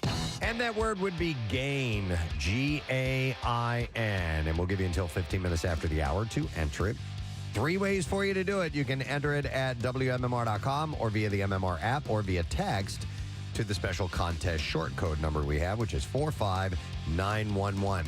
And one random entry will win $1,000 in our company-wide contest. Each winner gets a call from Beasley. So make sure that you do indeed answer your phone. The contest rules available at WMMR.com, and it is sponsored by our friends at Horizon Services. Again, the word is gain, Gain. Call now. And while you're calling, enjoy this little celebration of Friday.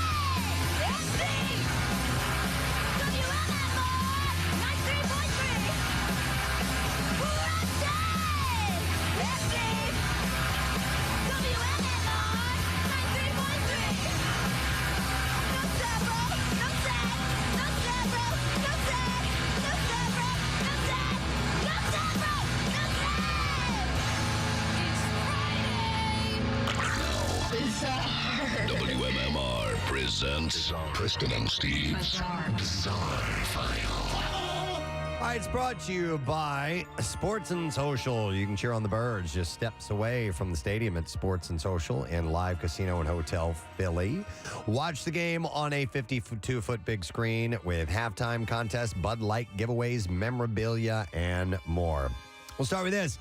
A driver choking on a French fry is blamed for a crash into a business in a strip mall in western Kentucky. How close have you ever come to something like that? Oh, man. A food-related near crash. Absolutely. Henderson police said that the driver pulled off the road while choking on the fry. And at some point, the driver lost control and ran into an Enterprise rent-a-car, by the way. How fortuitous. Yeah. Both the passenger and driver had to be pulled out of the car. They were taken to the hospital with minor injuries. Enterprise has since reopened for the business, but yeah, it can happen real quick, man. Yep. Let's see.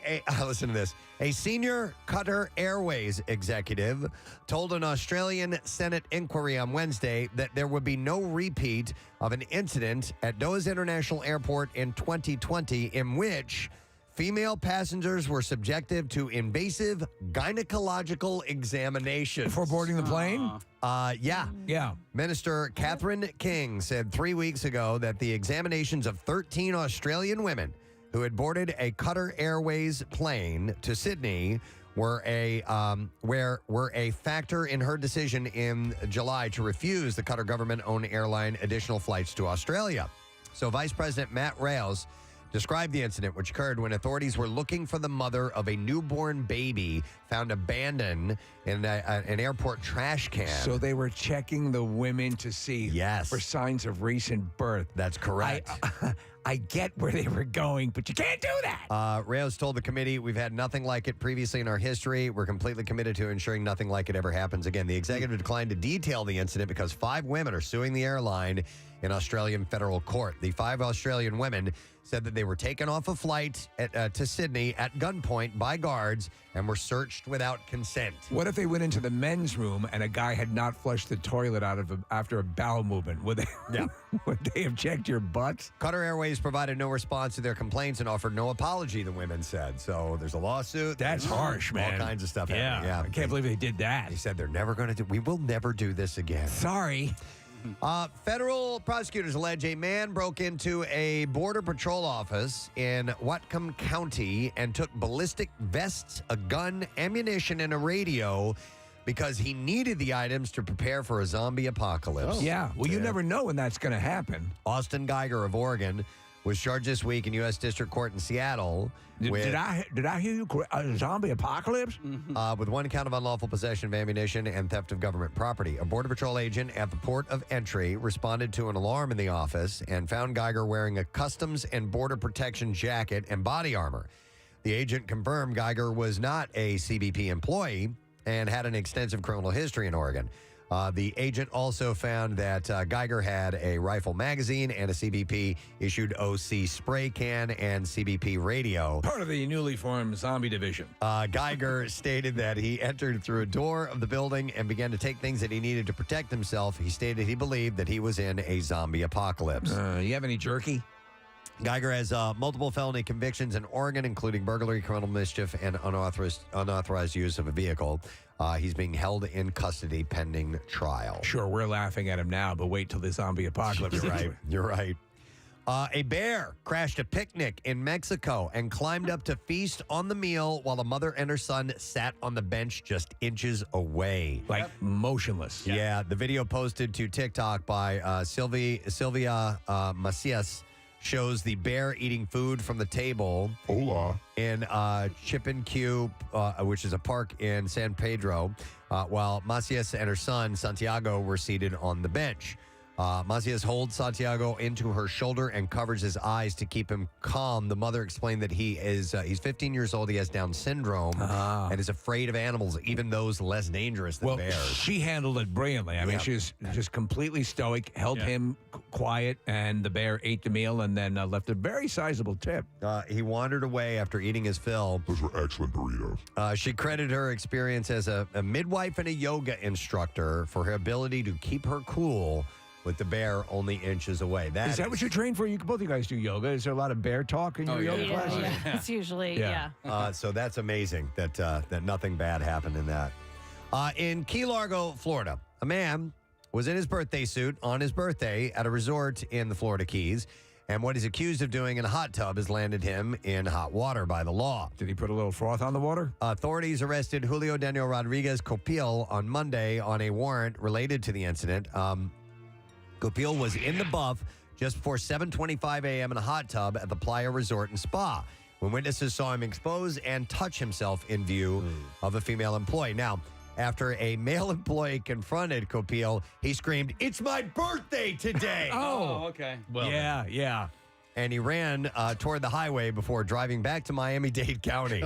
According to deputies, it was, in fact, his birthday. Which is pretty much spank day. He turned 34 that day. Yeah. It's like birthday punches. You got to do it 34 times. Authorities issued an arrest warrant after witnesses identified Copil as the suspect. He was booked into the county jail Monday on a charge of indecent exposure. Remember, in school, you get a construction paper crown for your birthday, and then when you're an adult, you get to pleasure yourself. Do you know there's a nude beach along the Jersey Shore? We've talked about it. Okay. All right, one last story. An Arkansas police officer's body camera was recording when he ended up in a foot pursuit with a chicken that was accused of trespassing. Yes. Agent Simmons here. Officer. I want a hard target search of every Waffle House, Chicken House, Chick-fil-A. Officer Kentucky Fried Chicken. Nathan Swindell. Kenny Rogers Roasters. They still around? No, but it's not, still worth checking them. Perkins, they probably have chicken there. Any place, chicken. Acme has great chicken. Fried chicken. Did I say Popeyes? They responded to the home of Tia Delaney, who reported a chicken was on her front porch and refusing to leave. He seems aggressive. Swindell arrived on the scene and ended up chasing the chicken through the apartment building's parking lot. When I get that chicken, I'm going to choke it. For more than 4 minutes. Swindell said, I was trying to shoo it off a little bit. And chicken, shoo. And it took off, and so I was like, man, I got to catch it.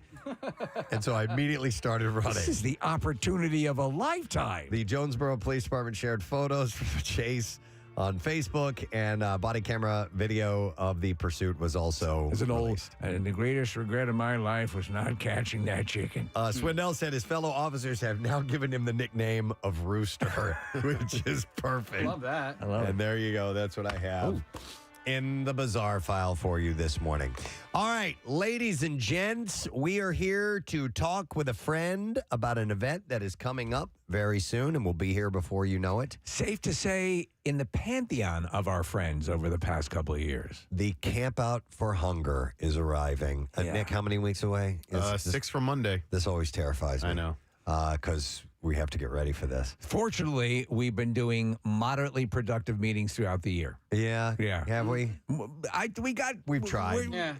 It's the kind of thing that just has to happen close to the event because for checking about availability. But listen, I'm very excited. We're all very excited. So our partnership with Acme has been huge over the years, and it continues that way. And we would like to welcome the Senior Public Affairs Manager. Got to get the title correct. It's Dana Ward. This morning. Hi, Dana. How are you? I'm wonderful. Nice to see you. How are you doing? You too. It's my favorite day of the year. When you come in to make this announcement? That's exactly right. How about this? Well, it's our favorite day as well because it has meant so much to us. Acme's union with the Camp Out for Hunger and the effort has been so amazing. It's incalculable, or maybe it is, but the amount of people fed because of the efforts of, and it's a grassroots thing. Yeah. It's just regular Acme customers, of which I'm one of the proud legion, making a difference in people's lives. Absolutely. I mean, honestly, this is my favorite time of the year, not because it's going into the holidays, because I do love the holidays, but we make such a difference. It's our biggest campaign of the year, and you guys are such a huge part of that, and we thank you for inviting us to help you with that. It's exciting. The stores love it. When you're shopping in the Acme, during this time of the year, they're going at it. They're trying to get as much money. They're dressing up as hunger bags and all kinds of stuff. They have a lot of fun with it, and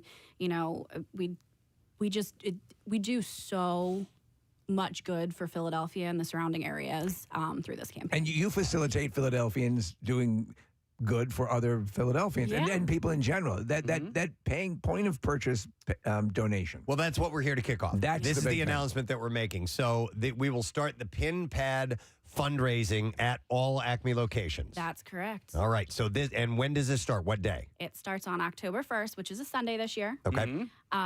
So you can shop in any Acme and just stop by the register, and it'll ask you whether or not you want to participate in Camp Out for Hunger.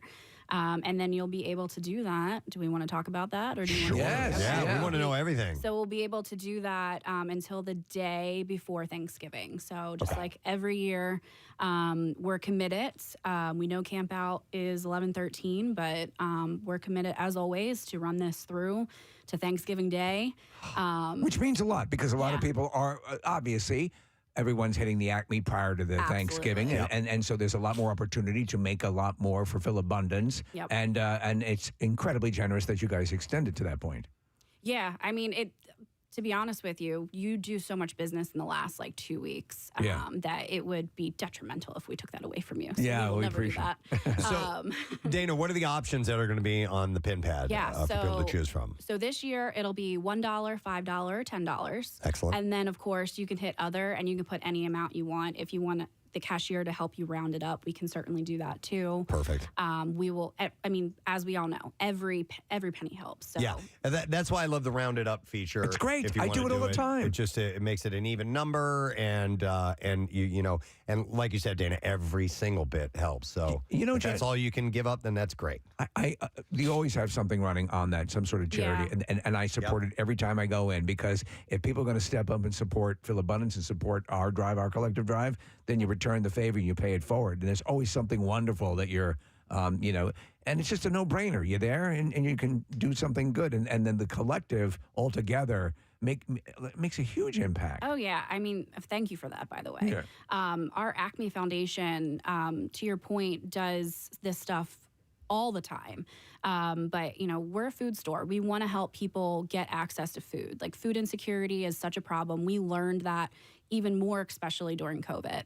And you're still seeing those effects of people that just haven't gone back to their, you know, their full capacity, you know, whether or not they lost their job and are just working something that isn't as much or whatever. But you found that anybody could be hungry in the matter of a week, just based on a circumstance that you didn't see coming. It's terrifying. Yep. Yeah. Terrifying. And what I love about this is that, you know, through the pin pad, we've been able to make these into these grocery gift cards, and that these gift cards, when they're given to Phil Abundance and all of our other partners, they're able to get right into the hands of the individual, so that individual can go shop at Acme with no stigma of having to, you know, have their children grow up and think that they just get food from the church. Right. You know, they can still go and they can buy a parfait cup, or they can buy in a dignified way. Yeah. And they, you know, listen, it's hard sometimes. We've heard from people many times actually about, you know,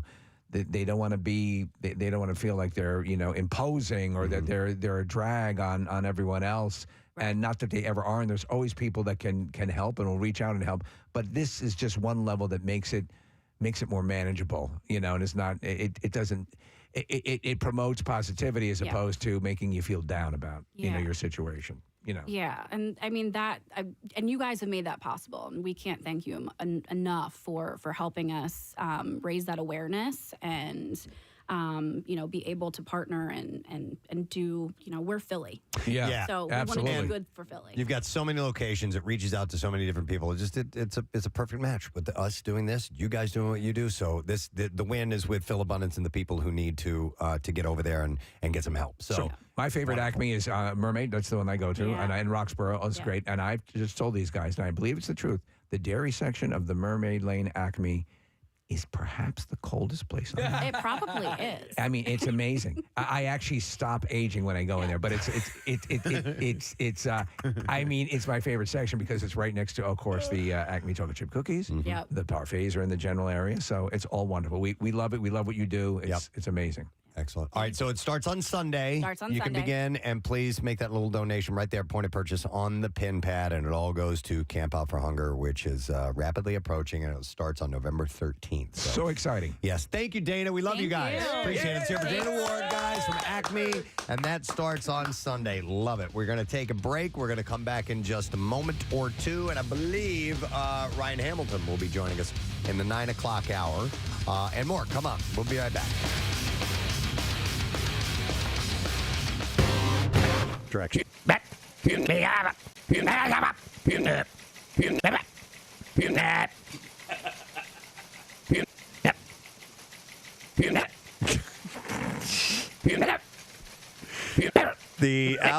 album.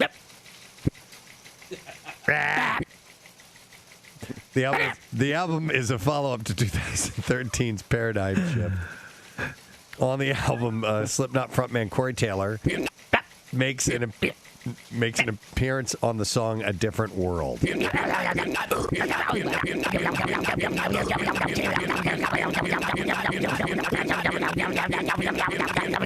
it! The hell? It's gross.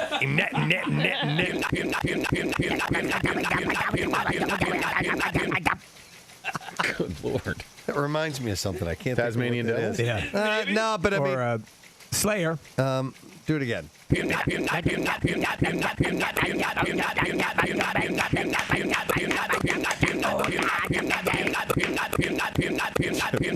All than that.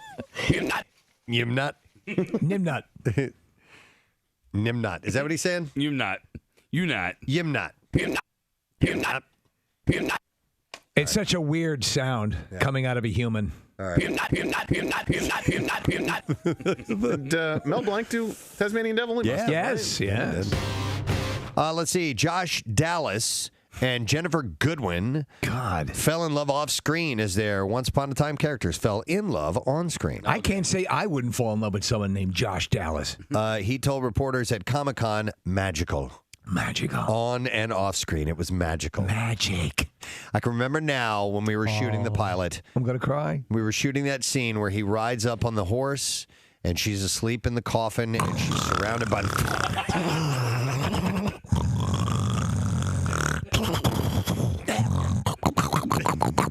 She's beautiful. Oh my God, she's a vision. So she's asleep in the coffin.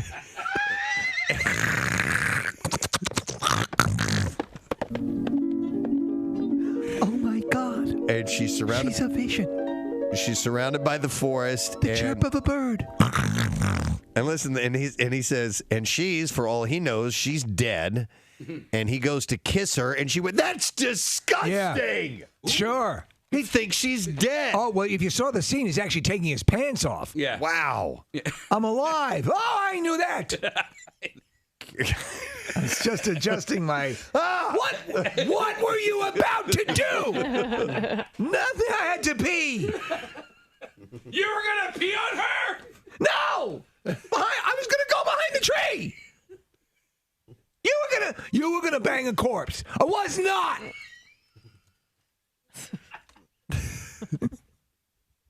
That would have changed the whole tone and tenor of the show if it turned out he was a necrophile. Oh, my God. He would be less charming, I would say that. Yeah. You know, charming in this thing. No, what? You're dead people. No. Yeah. That's how he met Snow. Thought she was dead. And then after that, she wakes up, and now he's committed. He's stuck with her. And he's stuck with her. And on and on and on. He just wanted to, do his business and move on his way because he's a necrophilia. Right. And it's horrible because there's so many times you can have a hummingbird land on your shoulder. My mom last week had a hip replacement surgery. Yeah. So I'm over her house the other day, and so she can't, so after having a hip replacement, she has to sleep on her back. So Sure. she has a hard time with that. So she decided to sleep on the recliner downstairs because she can't sleep in her bed on her back. So the problem is she weighs 10 pounds, Steve. She does. She's a tiny woman. She's a tiny little thing. And so she can't, she doesn't weigh enough to weigh the recliner down, She right? can't activate the recliner. She's she so can small. put it down, but as the seconds go by, the recliner just lifts up, and she's in a seated position again. So I'm trying to rig the recliner so it stays down, which requires me to get things out of the house. So I need to go at one point into the basement. And I'm 41 years old, Steve, and I opened the basement door, and it's dark down there, and I was like, oh. Ma, can you come with me? So, Mom who just had a hip replacement has to walk Casey down the stairs into the basement. So your childhood fears come rushing back. Oh, Steve, I had chills up and down my arm. You've now passed on the basement because it's too scary, and you go up to the second scariest room, or perhaps the most scary. Yeah, Are you crapping yourself? Well, not yet. I'm like, oh man, I have to move a couple of things. I open the door, and I look at the top of the stairs, and there's a thing there. I was like, oh man, what is that? So I turn, a thing! There was something at the top of the steps. There's a thing! All right, so there's something at the top, a figure at the top of the stairs. You Steve. swear that you see a figure. What did this figure look like? So a man, a woman? I do the same thing that I do in the basement. I put my hand on the light switch, right, and then I put my face away from the stairwell. Now I'm looking, towards the hallway of the second floor. I turn the light on, right, and then I look at the top of the steps, and sure enough, there's a kid statue there, and I'm like, oh man, a kid statue. It's all right. So it's actually cute. It's like a doll that It's a kid, like, you're supposed to put it up against the wall where it looks like the kid's crying. You know, like he's having... Come play with me. He's having a temper tantrum. Oh, one of those things. Right. You've seen those where they're... He's like this, Preston. It's like a stuffed... Okay. Right, and it's supposed to look like a kid or playing hide and go seek. Right. Okay. But when I see it, I just get chills all down my arm, and I'm like, oh my God. And you're sweating. And I'm sweating, and I still... Because I love my mother, I have to go to the third floor and find something. Face your fears. So that we can play together forever and ever and ever. So I have to go up these steps, and I'm just thinking to myself, I'm like, okay, just don't turn around, right? To this kid's statue. I'm 41 years old, by the way. Don't turn around, right? So I go up to the top of the steps, and there are no lights on the third floor. So I have the one light in the stairwell. I'm like chills the whole time. And then the demon room was there, and it's all dark. And like were you embarrassed? No, I was by myself. I'm embarrassed telling you guys now because I'm 41 years old. Right. And I'm afraid you're 41. Yeah. Everyone in Philadelphia is listening. And so I had tunnel vision the whole time I was up. By the way, not to make this story any longer, if you too are afraid of something in your house, feel free to call in and share your stories. 215-263-WMMR because it's taking a long time. Go ahead. No. The story's over. I got what I needed. Oh, we ended. Yeah. I didn't realize I that. got what I needed, but the fear did not leave me. The chills did not leave my arm until I came all the way downstairs and got to where my sister was there too. Got to my Why didn't your sister go up? I don't know. Because I'm the man of the You're the house. man of the I was the man. Clearly. Let me go have the heart You're attack. the man of the house. Gonna go up. I'm gonna crap myself. I'm gonna go get the ladies, please. Wow. I think there's a porn star named Huge Ackman. Do think so. Do we think? Yeah, I think there is. I'm going to Google it. Okay. You do what you were doing there. Huge Ackman. Or Hugh Jackman. I like Huge Ackman because there's John E. Depth. Yeah. We do know that. John E. Depth. Huge Ack. The production manager for Guns N' Roses, the current lineup on the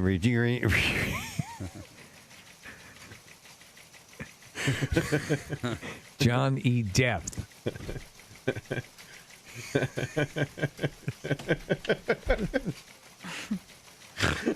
Okay. What about Wilfred Rimley? Yeah. Rim. Yeah. I like that. He's a Bill Ackman. There's a. If I were a porn star and I were huge, I would be called Huge Ackman. But what's Ackman? That's my last name. His last name. Huge is what I am. Yeah, huge. Yeah. You usually want the first name to be the action on the second. WMMR. All right, thank you, Kathy. Casey, just a heads up while you were out, some stuff was out of order, and we you're played, out of order. We played Illegal ID and No Apologies from Papa Roach. A smaller version. Yeah, we did. We just heard the first word, Okay, and that yeah. was it. Okay, so I just wanted to give you a heads up. Oh, you know what? Speaking of me having to poop, I got to give a shout out to somebody. He was pooping. I was. Sorry, I didn't leave myself a lot of time. I wish I knew this guy's name. Don. Never mind. There's a guy who sent me fiber. Oh, this is Brian from Newark, Delaware. Kath, shush. Yeah. Okay. So this guy, A guy sent him fiber. He sent me some flaxseed and he sent me some cereal because you heard me talking last week about me taking fiber, and so he wanted to make sure that my BMs were solid and healthy. So thank you very much, Brian from Newark, Delaware. That's a true friend. It all came together now for you, Kathy, right? There's for your BMs. Yep. You happy? All right. Oh, I need a bell. Oh, yeah. I'm sorry. Yeah, it's time. Needs me a bell. Thank you. All right. Thank you. Steve throws me the bell across the studio. All right. Time for the Connoisseur. And I'm sorry, I jumped on your announcer dude. No. For my It's not a problem at all. It's not a problem at all. All right, let's do the Connoisseur. We will do movie clips as well, so get yourself set to win some things. We will start with this Connoisseur story. McDonald's customers have revealed an ultra secretive off-menu burger that can only be procured from the fast food chain if you happen to request it at a very specific time of day. Several fans have now brought to light a new special dish that blends elements from its breakfast and lunch menus to create the aptly named McBrunch burger. Made with sesame buns, 2 cheeseburger patties, bacon, eggs, and hash brown. The elusive McBrunch burger can only be requested at McDonald's locations at 10:35 a.m., the so-called sweet spot. So everything... Most change over from breakfast to lunch. Everything in that works for me. Don't think I would get it, but yeah, it certainly has all the right components. It's a bacon cheeseburger with eggs and a hash brown. Yeah. Essentially is what it is. Yeah. I don't eat the hash brown, but I like the rest of it. I've referenced this many times, of course, but I worked at McDonald's when I was in high school, and the changeover from breakfast to lunch was always the most stressful part of the day because customers would come in and either demand breakfast or demand lunch. Nobody was satisfied. And then, Steve, I don't know if you knew this, you probably did, but like there was a time on the amount of there was a specific amount of time that you could keep food in the bin. Yes. And so you get to a certain point. And most fast food places have that. Yeah. And so like you would literally have to toss out all of this food. And so it was just weird. And then like people would get creative on the grill on a slow day. Well, I know you've probably been sworn to secrecy, both you, because of you. Did you do I did. All right. Yeah, I worked there. So let me ask you, were there breakfast items? Did they reduce the production on breakfast items? Yeah.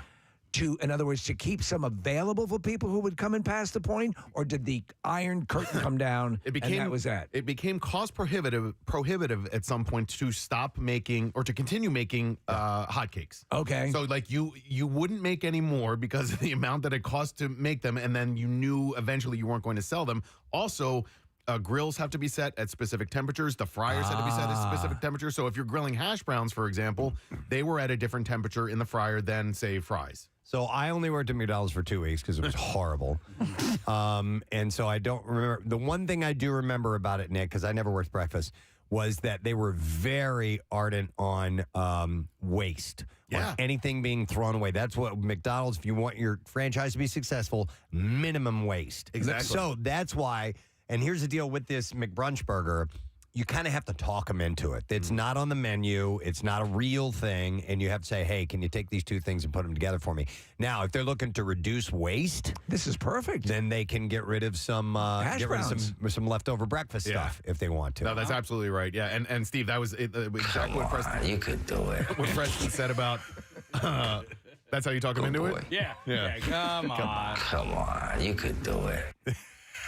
I don't know what they cost nowadays, but hotcakes were expensive back in the day, and I don't know, not worth it to me. Can we talk hotcakes for a second? Sure. They're delicious. No, they are delicious. I like McDonald's. I have a hard time saying hotcakes. They're pancakes. I was going to say, are we talking about this? They're the same. Okay. At You go down to the fancy eating place. They call them hotcakes. I think their pancakes are decent. They're very good. Listen. What is the sandwich? It's been so long since I've had McGriddle? McGriddle. The McGriddle. That's a great sandwich. Is good. It is an ultimate good. By the way, it's hard. It is hard to mess up pancakes. They're pretty damn easy. Kathy could. No, That's true. actually, no. If you ask my son, I am the best one at making pancakes. Really? There are like very few easy things that I'm good at. Pancakes, brownies.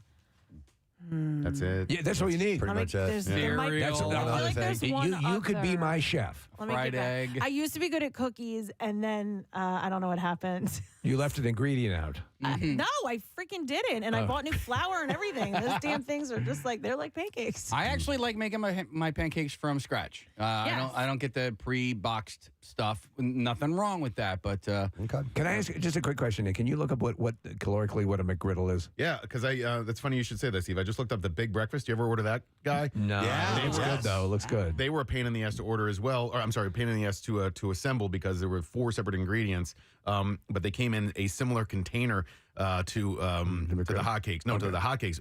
And this is a weird aside, but container maintenance and management is a huge part of what the job was every day. So you had to make sure you had enough containers for the hotcakes, enough containers for the Big Breakfast, even though you knew you're probably only going to sell 3 of them throughout the morning. So what calorically you have a... I'm going to look up the... what did you ask for? The pancakes? The McGriddle. I did the McGriddle. When they debuted that, I was like, that's a home run. Yeah, but Doug Benson did a great bit on that, all about the McGriddle, if I remember correctly. It's not terrible. A sausage McGriddle is 430 calories. That's not that bad. That's a meal. Is there any cheese on that, though? No.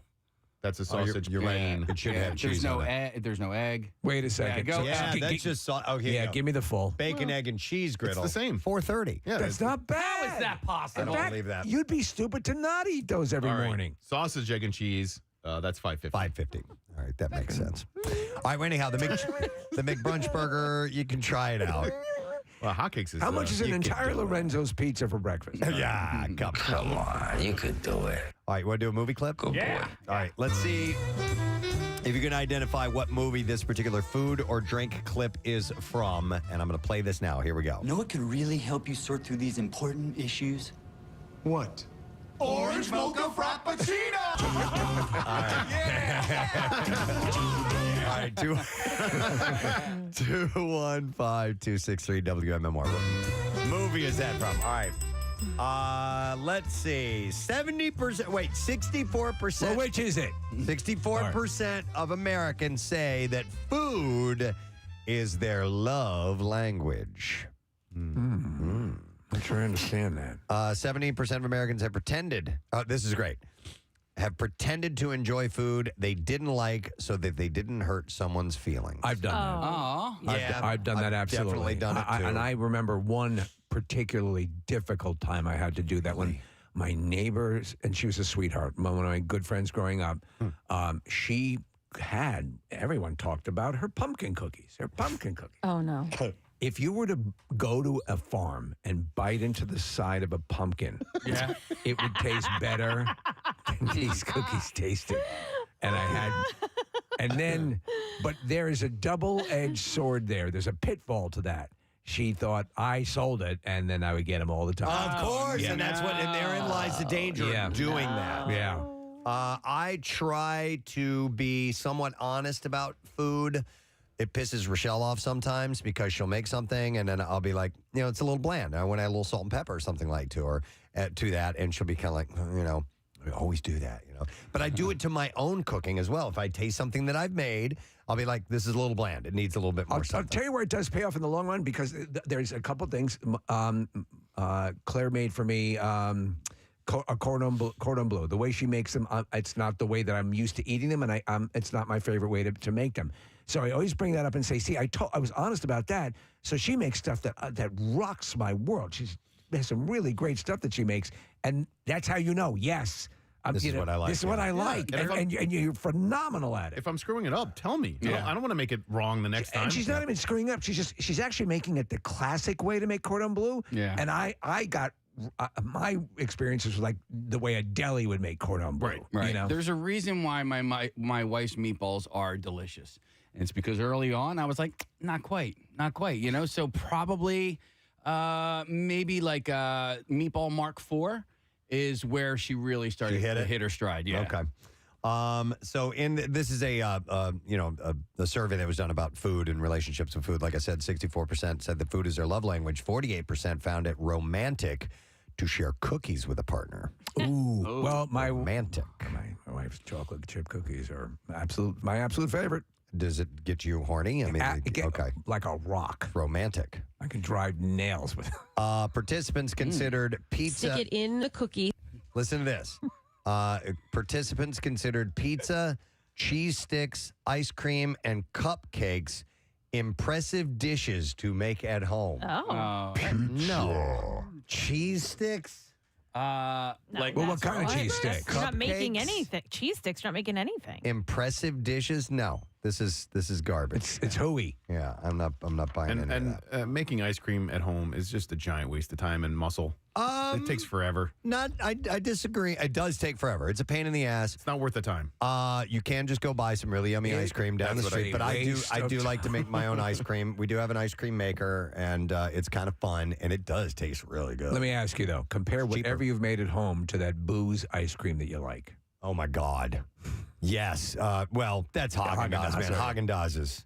I think that's your point, right? Haagen-Dazs is the greatest ice cream, in my humble opinion, ever made. So, all right, let's see if we can get an answer to this. We want to find out what movie this is from. Know what could really help you sort through these important issues? What? Orange mocha frappuccino! All right, we're gonna go to Susan and see if she knows what movie that's from. Hi, Susan. Good morning. Good morning. Susan, what movie is that from?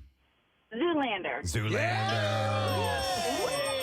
That is correct. Yes. Hang on. Susan, you won this. You got a case of Philly favorite from our friends at Iron Hill Brewery. This hazy IPA is perfect for all of your tailgate needs this season. Available in 4-packs and 12-packs wherever craft beer is sold. All right, we have queued up a new clip to play. What movie is this food clip from? Here we go. The hell are you serving us? Sweet and sour peasant soup. What'd you say is seafood chowder for? The hell is sweet and sour peasant soup? I don't know. I made it up. Brilliant. All right, 215-263 WMMR. Call if you know what movie that is from. Okay, next order up. All right, and this is why we are one of the most overweight countries in the world. KFC is testing its smashed potato bowl at select Pittsburgh locations. Okay, so the poop knives will be ready. Oh, my God, yes. So bowls are filled with KFC's fries, mashed potatoes, cheese sauce, bacon crumbles, and a 3-cheese blend.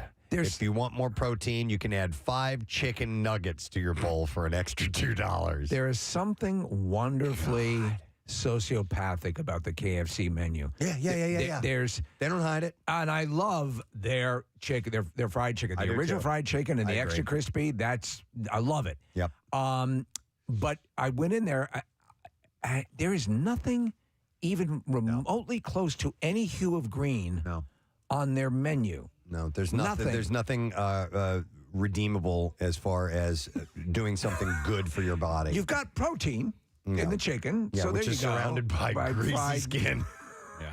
By the way, Nick, do me a favor. Since you were checking out caloric counts, see what just a piece of fried chicken from KFC would run you in Get calories. us a chicken breast. You hear about how bad fried chicken is for you, but God, is it good? It's not awful. It's so good. He's right. It's not awful, right? It's not good, but it's not. I mean, it's the it's the saturated fat and whatever. But it's like 430. Wait, I just pulled it up. It also depends on what kind of oil you fry it in. Yeah, I use motor oil. And how's that? 5W30? Yes, absolutely. Okay, go with the lower weight. Absolutely, with a higher performance engine. Steve, you said chicken breast is $3.90 in one piece. Okay, $3.90 in one piece. Are you having just one piece?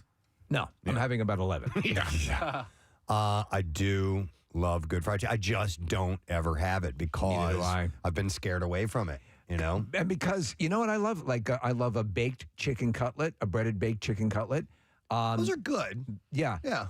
And you're kind of on the way. You're almost there. Yeah, but I mean, it'll never be straight up fried chicken. Yeah, it's good stuff. All right, so anyhow, if you want to try the smashed potato bowl, you have to go to Pittsburgh. I can't even imagine what that. I mean, it's French fries, mashed potatoes, cheese sauce, bacon crumbles, 3-cheese blend, and 5 chicken nuggets. I'll tell you what's kind of, and I've said it many times before, the Hip City Veg chicken sandwich, and then they have kind of a faux, I don't know what it is. It's kind of a breading on it. But it's damn good. I'll have to get that for you one time. I think it'll rock your world. All right, we're going to see if you know what movie this is from. The hell are you serving us? Sweet and sour peasant soup. What'd you say is seafood chowder for? The hell is sweet and sour peasant soup? I don't know. I made it up. God. All right, let me go to Jay. Hey, Jay.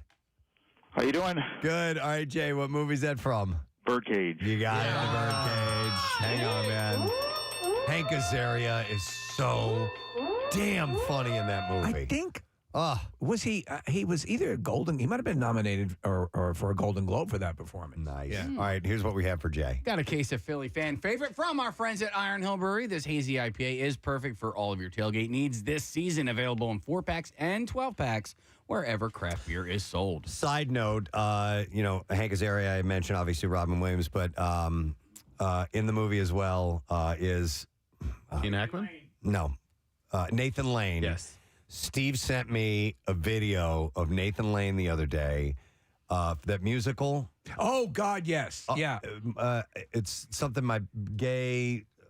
It is a scream. It is so. It's like this 2-minute long thing. And nobody. We were trying to determine if it's for a musical or. I think I read in the line that it's going to be a short film. It's completely ridiculous, but no one does that kind of broad character that's Better like than Nathan Lane. He's just fantastic. Nick's going to look it up and see if he can find it because it was just cracking me up. Gay Old Life. That's it. That's what it is. If you get a moment, it gets weird. He has these two. They're called the Sewer Boys. Sewer Boys in Yeah, a these cage. creatures. You got to watch the song. It's hilarious. And it's from, it's called Dix the Musical.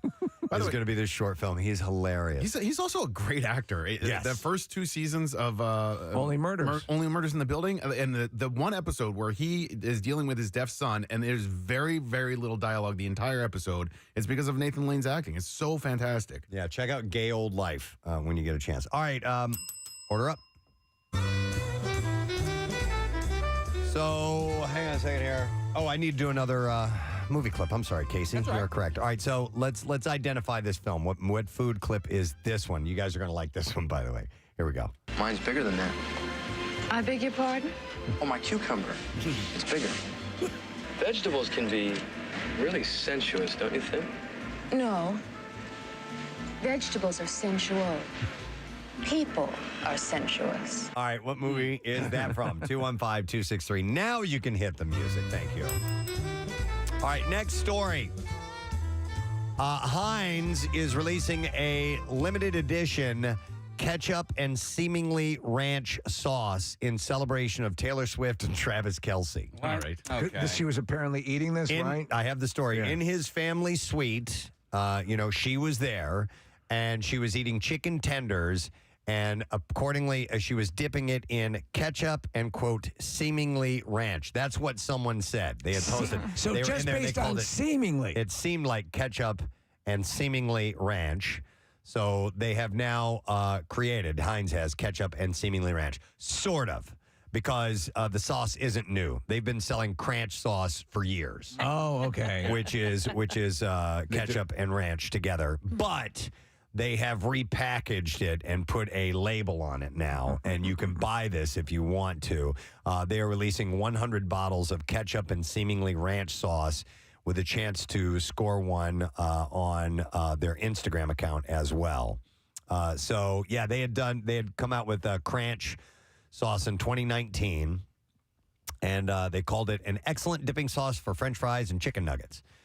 The Swift version comes with the custom label on it. You know, my favorite chicken finger, chicken nugget dipping sauce continues to be the you get it at the Wells Fargo Center. Yeah. The honey mustard. It's love it. fantastic. So, what is the secret sauce? Secret sauce is like on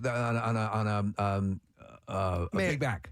They joke that it's a version of Thousand Island dressing. Right. So it's mayo and mayo and relish. There you go. But they might tweak it here and there. But those are the. It's basics essentially that, correct? Of a secret sauce. Yeah, it's kind of like that. Yeah. So. See? Yeah, see? I want my dipping sauce, eh? So if you want to get the ketchup and seemingly ranch, is this the end of recall? You can look into Heinz. Speaking of Heinz, the Pittsburgh Steelers changed the name of the stadium that they play in, or somebody changed it to Acrisure Stadium. It's not Heinz Field. Acrisure? I guess it's a insurance company or something case, but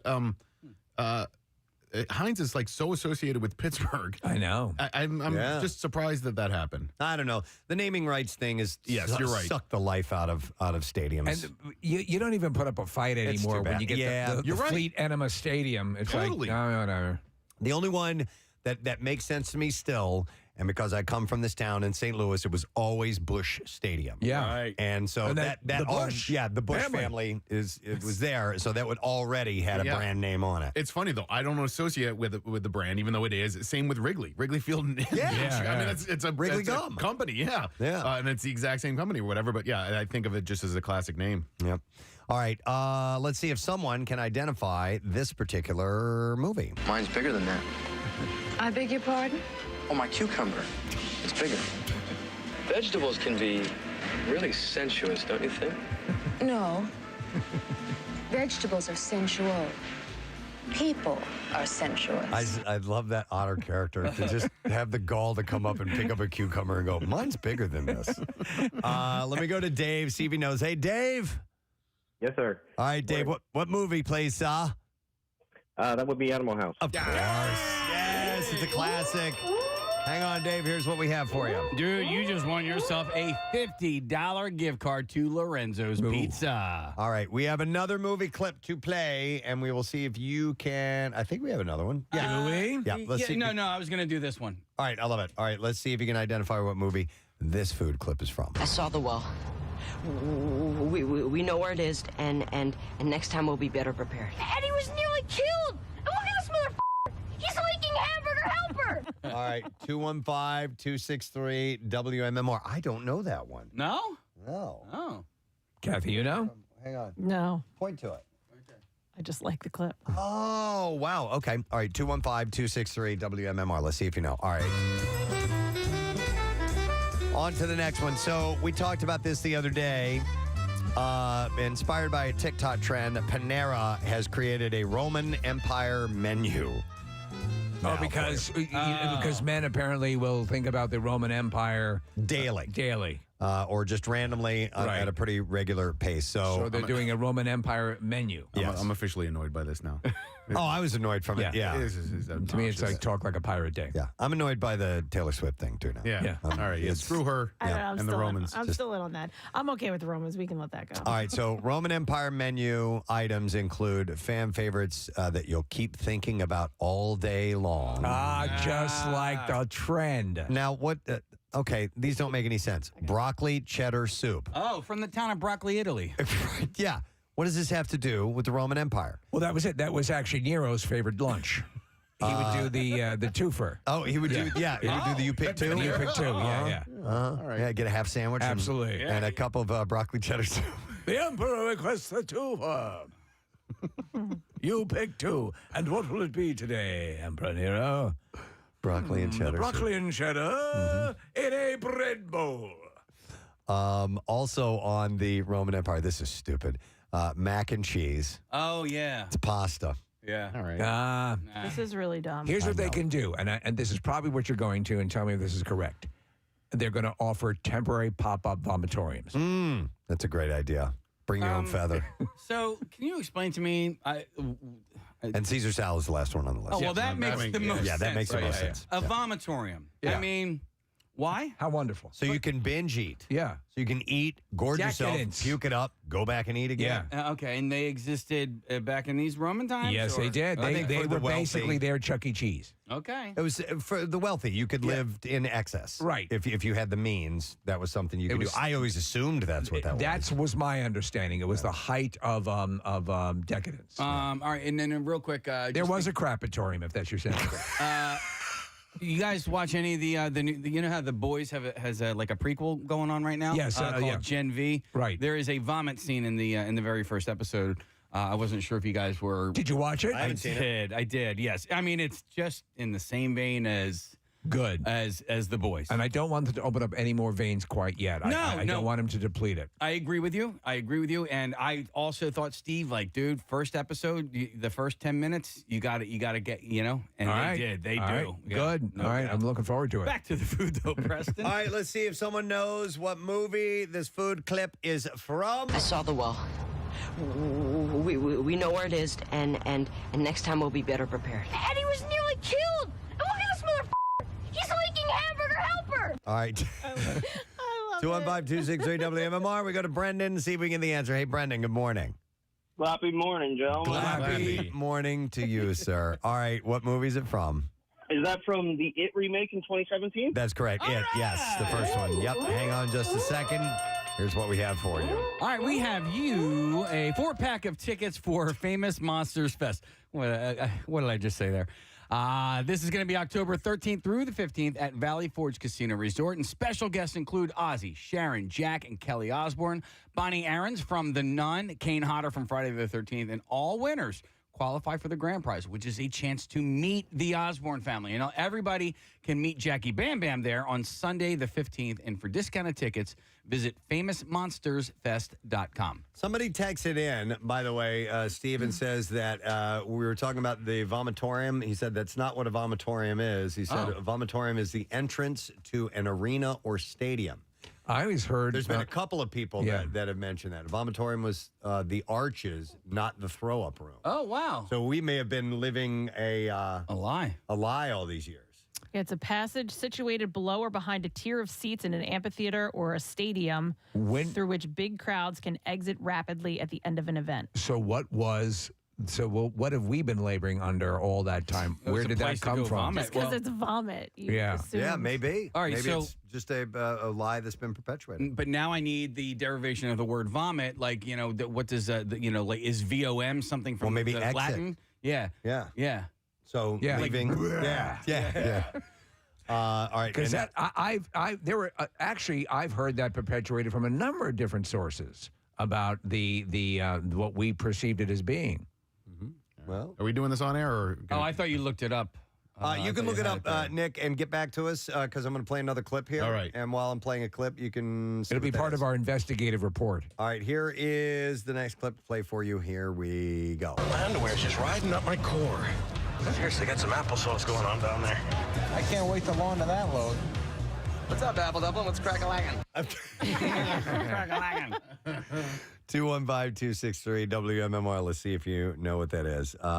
Nick is looking up the derivation of the word vomit. It's from the Latin vomitus, from vomitare to vomit often. So it's a Latin word. Vomitare. Yeah.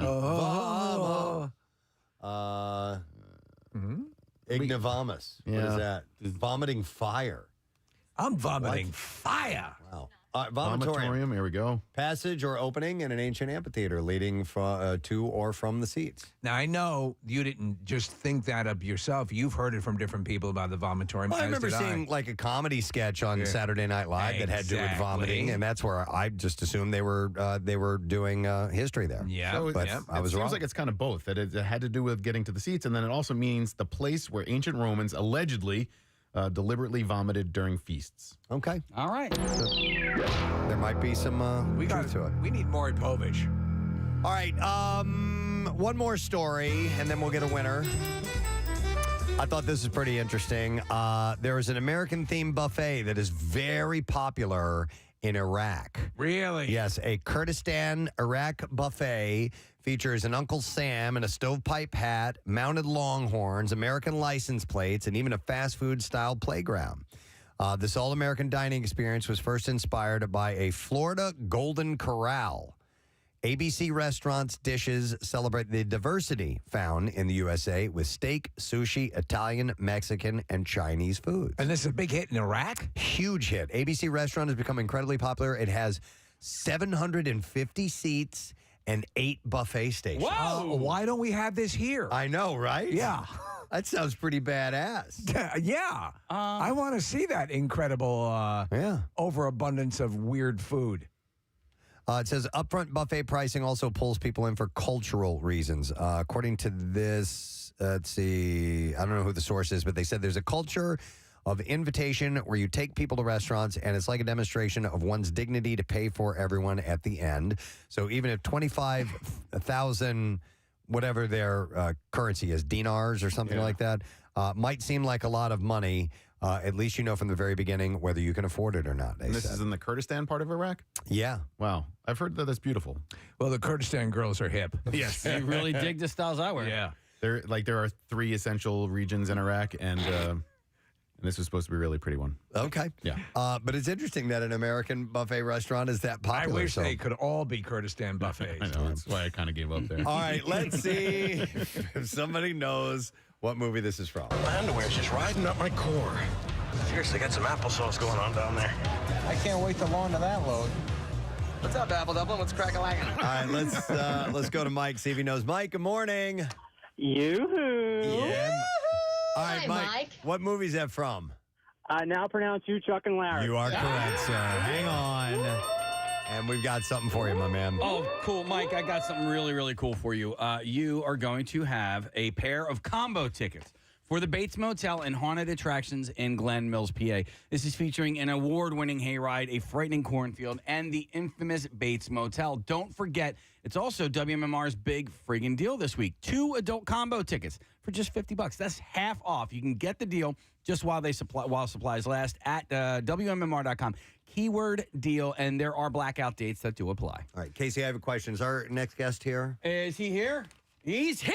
All right, so what I think we should do is I think we should come back immediately. Okay. Because we have back-to-back interviews, and we're only going to have a few minutes, and I want to make sure that we give Ryan a good amount of time because he's going to be at Punchline. So that's it for Connoisseur. Thank you very much. Next time we'll do it again, and hopefully you got some goodies out of that, some good information. We're going to break in a moment. We're going to break now, actually. We're going to come right back after the commercials, and Ryan Hamilton's going to be here. He's going to be performing at Punchline this weekend, and then we're also going to have Jake Tapper on the program. He's got a new book out. We'll be right back.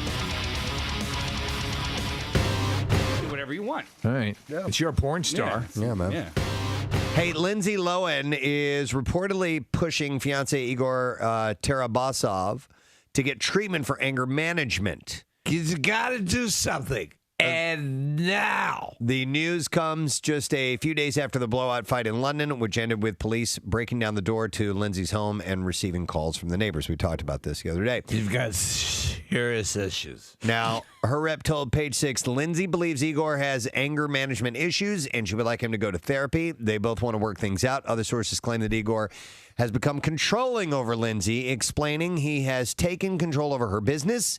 He's in charge of her finances and is controlling over her deals, even though he has no experience in Hollywood. Do you want to know my issue with Igor? He's always hanging out with his buddies, Dracula and Frankenstein, and Wolfman. And they're great. Don't get me wrong, they're great guys. Mm-hmm. But they get into trouble. Bros before hoes. That's Bros his theme. before hoes. Oh, my God. And then it's like he's off to Transylvania. Lindsay's rep said that he did the mash. He did the monster mash. and no, don't get me wrong. It was a graveyard smash. Mm-hmm. Lindsay's rep also said, it caught on in a flash. I cannot confirm her pregnancy. So what's the deal? Little follow-up to that. We don't have that? No. We don't have that? Come on. We don't have the Monster Man. Wait a second. Doesn't Ben play anything they feel like? Can't we borrow from them? Isn't that the rough and tumble philosophy?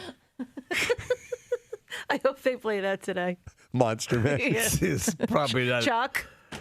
This is to my personal story. Yep. It's not like it's Halloween. I was looking in the lab late one night with my eyes beheld a scary sight. My monster from his slab began. So anyhow. And suddenly, to my surprise, he did the mash. He did the monster mash. The monster mash. Igor likes the monster mash. He did the mash. It caught on in the flash. The mash. He did the monster mash. Now everyone's, what's that? The monster.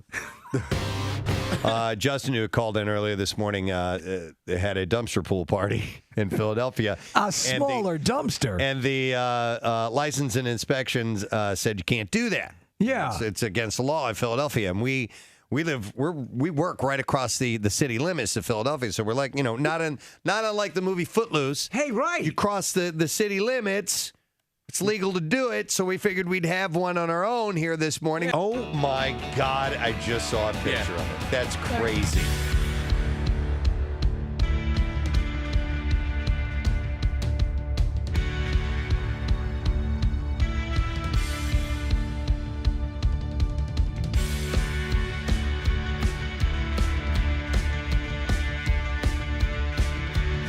One person who might be ready to get in the water. I'm looking at Casey. He's wearing goggles and he has a, what do you call it, swim cap on? A USA skin cap, right? Yeah. I'm ready for the dumpster pool Olympics. A star-spangled swim cap on, ready to go. There's history to be made today as well. A team of Casey's. Attempting the world record for laps underwater without taking a breath in a dumpster pool.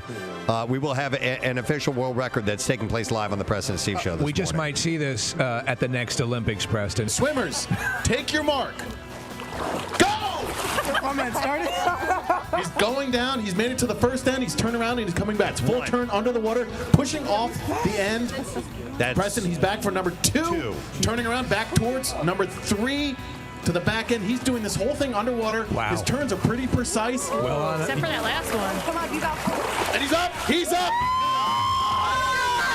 He did 4. USA! USA! USA! Yes, all right. I'm going to try to break Casey's world record for dumpster swimming. Now, Preston is one of those privileged people who has a pool in his backyard. I do. My pool is probably twice the size of this length. It's and 2 dumpsters side by side. I went in and I did a couple of quick test laps, and it's a little further than I thought it was going to be. Well, let's see. I can't let you break my world record without me attempting to break your world record. And we are ready. And we are set. Go. He's underwater. All right, he's got suddenly he's become British. 1 length, turned around, coming back. He's back. He's coming back. Right. 2 lengths, done. Now he's going halfway for his 3rd length. It's a merman. Turning around, approaching his 4th length. This is to tie the world record. He has tied the world record. He's going again. He's going. Oh, wow. Is he going to shatter the world record? He did 5. 5! Oh. 5! He shattered. Day in the Destroyed morning. the world record. Let's get a word with the champion. Champ, how do you feel? Are you exhausted? Woo! What were you using as your technique? I feel pretty good. My technique was just all natural technique. Was just glide through the water, Pierre. It looks like somebody's suiting up down there at the end of the platform. Oh, Casey getting in. Casey. There we go. Graceful entrance. You should be on the cover of Men's Health. Ready and set. Go. The big man is underwater. Wow, look at all his tattoos. He is moving fast with logicious speed. What kind of speed? Logicious. Logicious speed. He's on his 3rd length. Swimmers know what logicious means. I was watching the Olympics the other day, and there was a bike race on this English. 4. 4. Is each one 1? 5. Yep. All right, so 5. He's now tied. Preston. It's a tie, ladies and gentlemen. 2. Wow. Let's get a word with the new champ, who's also a tie. How do you feel, Kate? I'm really tired. That was so hard. I had to. I wanted to quit at 4, but I couldn't. Winners never quit and quitters never win. I was like, There's no I in team. I almost passed out, but I made it. You sure the hell did. Oh, my God. This is a victory. This is a victory not only for Casey and Preston. All right, let's see if we can get an answer to this stupid question. What type of animal was Dolly, the first mammal cloned from an adult somatic cell in 1996 when that happened? 215-263. WMMR, and it looks like Mike here was our first caller in, so I'm going to go to him. Good morning, Mike. Gadzooks. Gadzooks, my man. So what type of mammal was it? A sheep. A sheep, yes. Dolly the sheep. That's the audio of the cloning process.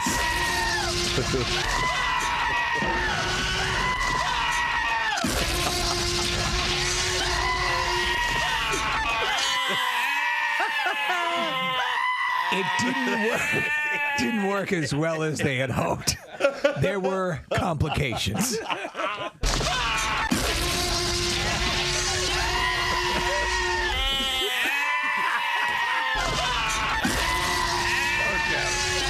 All right. Yeah, well, good morning. Run! Listen, let's give something away here. We have this screening of Mechanic Resurrection. It's a Jason Statham. Jason Statham. Jason Statham in the Mechanic. Jason Statham. Resurrection. You remember when he died in the first one, Preston? He comes back as the leader of a religion now. The stone. And I swear to God, Jason Statham is back from the dead. I saw the boulder was moved. I hate you, Casey. He's just looking at me laughing.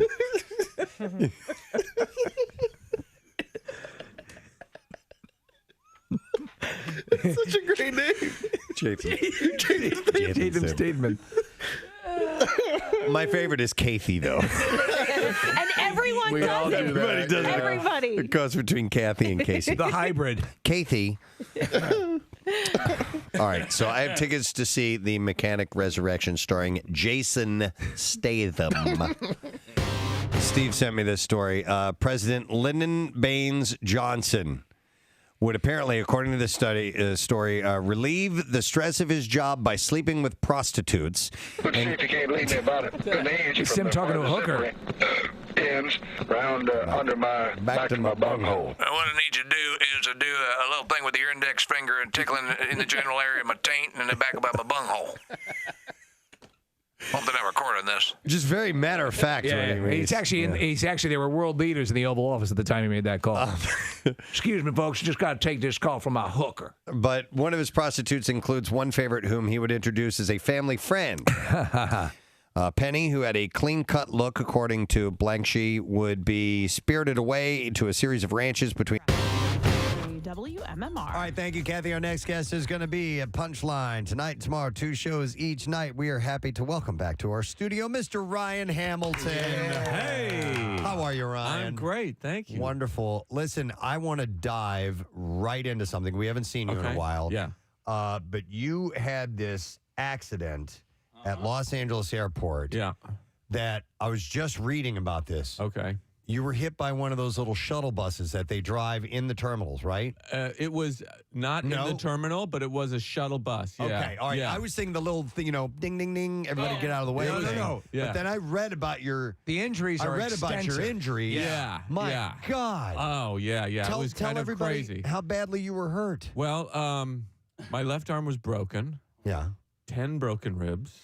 10? Oh, my God. So my wife had a slightly fractured rib. That was hell. Yeah. It took forever to heal. Yeah. 10. Do we even have 10 ribs? Exactly. It seems like a lot. I didn't even know. If you'd asked me how many ribs you have, I've gone 6. I don't know. Yeah. And I go, I wish that I'd broken all of them. Then people so you go, could just say. All of them. Yeah. But I go 10 and people go, how many are there? Yeah. You know? You just weren't trying. Could you move? Not a lot. I could stand up and stand down, and I couldn't sleep, lay down for months. And so again, a fracture on one rib with my wife found virtually everything that you do during the course of a normal human day impossible. Yes. So I know it's okay. It is a substantive injury.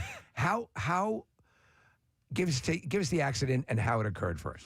Because I know you didn't come here to talk about this, but, no, I'm happy. We are awestruck. Yeah, I know. It was crazy. I was flying from Hawaii to L.A. at the end of 21. It was like the height of Omicron. Right. And it was one of my first gigs back. I get an alert on my phone that I'd been exposed to COVID as I'm walking through the airport. So good news. Yeah, good news.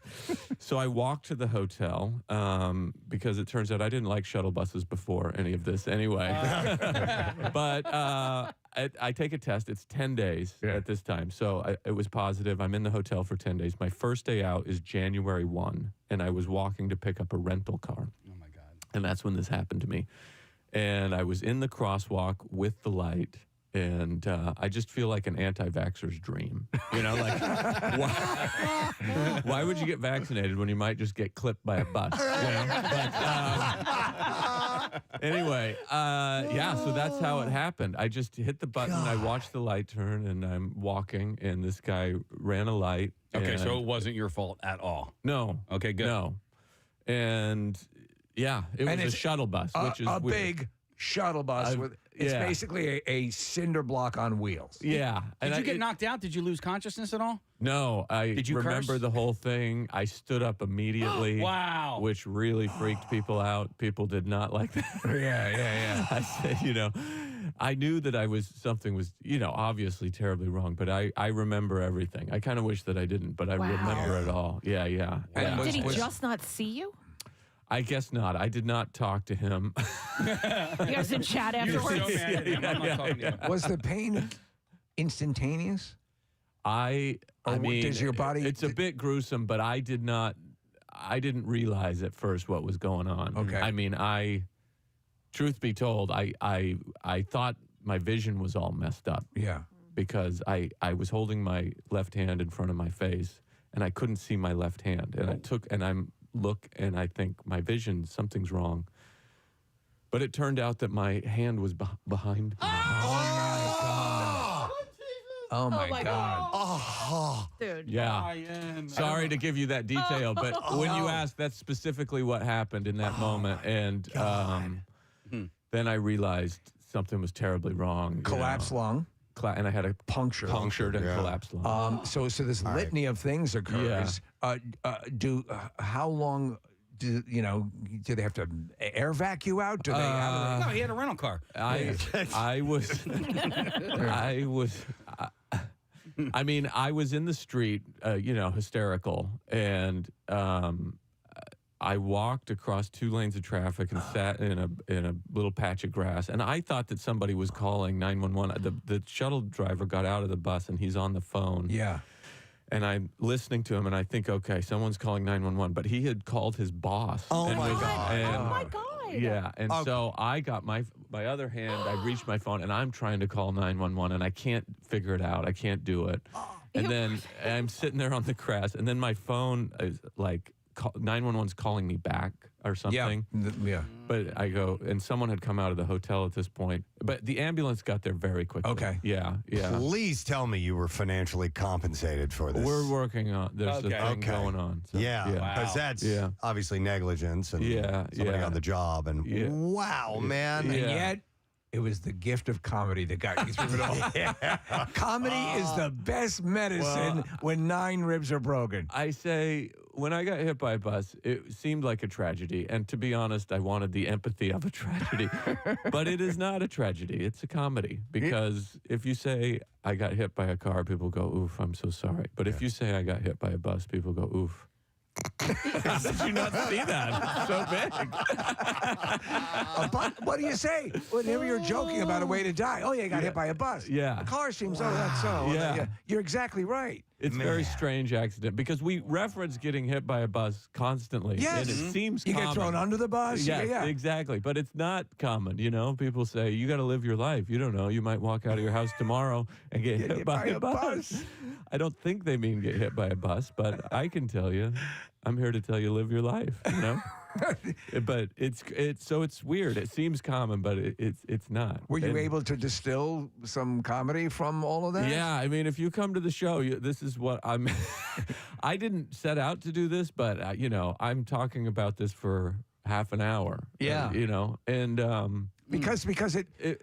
And your stage, you're invited into your life, and there's the things that happen. Yeah, this to me is.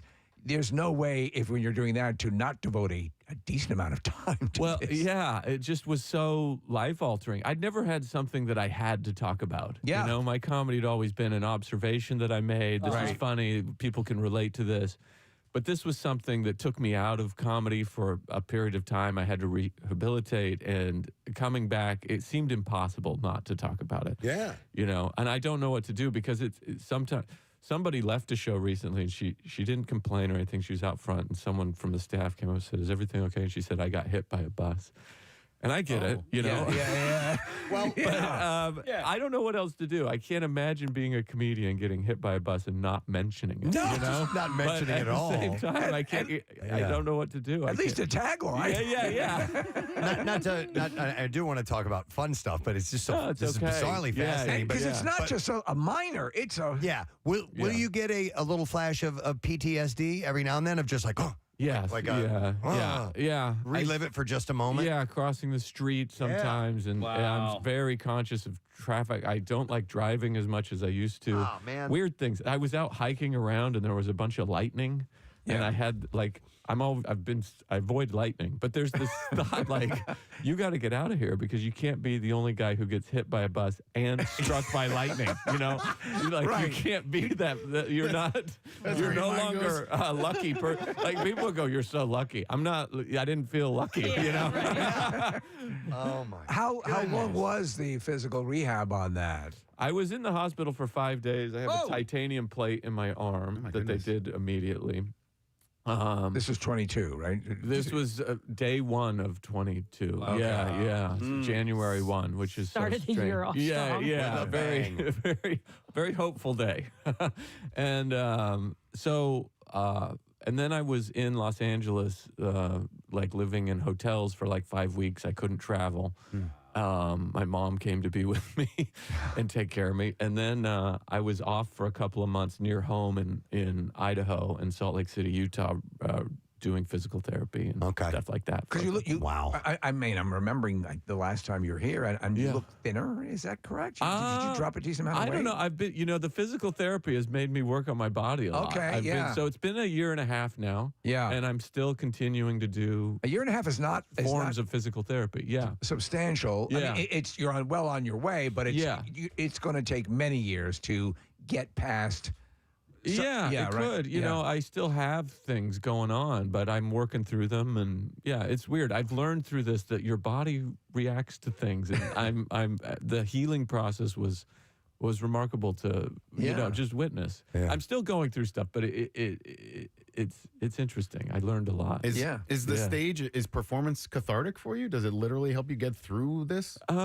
Sometimes I don't really want to talk about it, but it seemed necessary to talk about it, But now at this point, I've become so used to it that I think it would have been worse not to talk about it. Okay, I agree. Wow. Yeah. All right. Well, we won't dwell on That's it too okay. much here. I do have a question about, because you mentioned Idaho and Salt Lake City. Yeah. And you kind of cut your teeth in the comedy world in Salt Lake City. Yeah. Is that are you performing for the LDS crowd while you're there? And is the church off limits when it comes to comedy? Oh, I wouldn't say it's off limits, but I am well aware of my audience there. Yeah. And, I have a big audience there, and they're a great audience, fantastic. I'm doing... you went to school there, too, right? I went to school there. I am doing the Delta Center Arena in Salt Lake City coming up in November. Wow. And it's the biggest venue I've ever done. So it's a great market for me. I love the audience there. They're fantastic comedy crowds. When comedians go there, they often come back to me and go, I didn't know I would love it, but I loved it. There's a presupposition. Yeah. I mean, years ago, I had a brief, about 10 years running, doing stand-up, and I remember I performed, I think it was at Fordham University in New York. It was like 1,000 Jesuit priests. Wow. And by the way, they asked me minutes before I was going on whether I could work clean. And I'm like, you may want to make that check in a little earlier. Right. But they were sensational. They were, and so you got. Sometimes it's best to just lose your presupposition about. Yeah. They're so happy to laugh and have a good time. Yeah. So I love the audiences there. Okay. And I think a lot of comedians do. Most comedians, I think, have a good experience. All right. I told these guys a story now long ago. I only went to Salt Lake City once. My uncle was in the hospital. He had to go to Salt Lake City because he had a specific piece of equipment. He was could have died. He had flesh-eating disease. It was horrible. But anyway, and so I needed a cocktail. Because it was heavy what was going on. Wow. So I went to an Applebee's and I made the mistake of ordering a second one and they cut me off. Really? Second drink. Wow. I'm like, this town, man. I must have been the troublemaker. Yeah, you were. They saw you coming. This guy's from out of town. Yeah. Who knows what's going to happen? He was Tom Sizemore for that. What is the barrier that is? The Zion Curtain. The Zion Curtain. Where you can't see the preparation of alcohol. They can't see them mixing drinks. Oh, I didn't know about that. Yeah, some restaurants that serve alcohol, you're not allowed to actually see them mixing the drinks. Really? And it's called a Zion Curtain that they hang up for whatever reason. Yeah. It will deter you from. Yeah. From once you see them mixing, temptation. That's when you really want it. Now I really crave it. So getting back to touring and doing all that stuff, obviously we're talking about just a year, well, give or take. Out on the road, and again, not to belabor that, did it shift a little bit your perception and processing of comedy and the way you do things? It did. Yeah, it did. I've never been so personal in my act before. I was a broad kind of observational comedian, and this has shifted. At least this chunk of material is the most personal stuff that I've ever done. Because your stuff, which I very much enjoy, was a little more antiseptic. It was a level removed. Yeah. And that was just kind of what I always enjoyed, looking at those observations. You got a sense of who I am, but this is more particularly specific about, my life. And I had to reflect on mortality and midlife. It happened in a strange time in life. So, are you I mean, not that you'd ever consciously make this decision, but are you enjoying that other level to your comedy? Yeah, it's great. I mean, comedy's so amazing because you are never stop learning how to be a comedian. You're always constantly gaining experience, and so this is just a new thing that I haven't done before, and I like it. I always think of and then the Apatow Carlin documentary. Oh, it's amazing. I mean, if you want to talk about a guy, he had addiction issues. He didn't get hit by a bus, but Carlin had that shift where he said, I can't. I got to do this. Yes. And one of the great moments in that documentary, I've mentioned it to a number of comedians, is Bill Burr talking about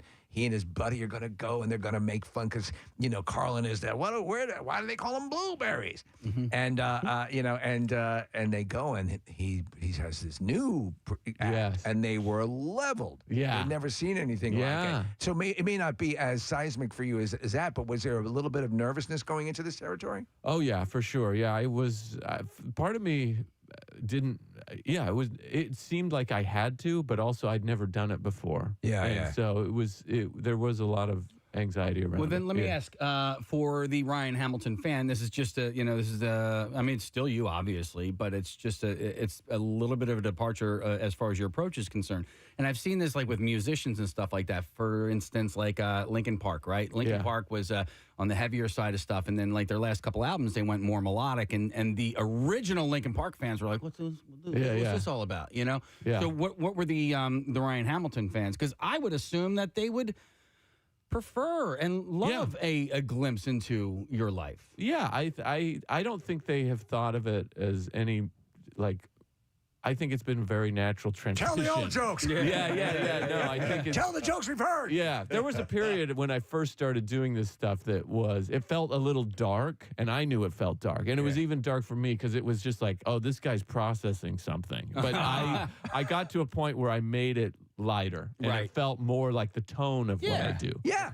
Like you're rewriting your stuff. Right. So did you watch the Tig Notaro documentary by any chance? Oh, the documentary? No. Okay. I haven't seen it yet. Well, I mean, she really didn't start to hit until she she had cancer. Yeah. And then she found out she had cancer, and then she just kind of like went up on stage and was like, Yeah, that was a remarkable moment. It really was. And you talk about how vulnerable somebody is. Yeah. I mean, listen, when you're up on stage with just you and a microphone, you're already vulnerable. Right. But then when you start to like open these wounds up, it's pretty, and I think people appreciate that. Yeah, I think so too. And I've had a lot of people come up and, talk about their own traumas that they've been through. And people relate to it because it is specific, but people go to what they have experienced. Ryan Hamilton, trauma comic. I tell you this, man. Listen, I don't know if you ever considered doing this, but if one show your backdrop is a bus. Oh my God. Right? I mean, wow. All right. Instead of the brick wall. Bus jokes of your personal life, besides opening up wounds, what other parts of your life are you opening up on stage? Well, I've been talking about middle age, which is not a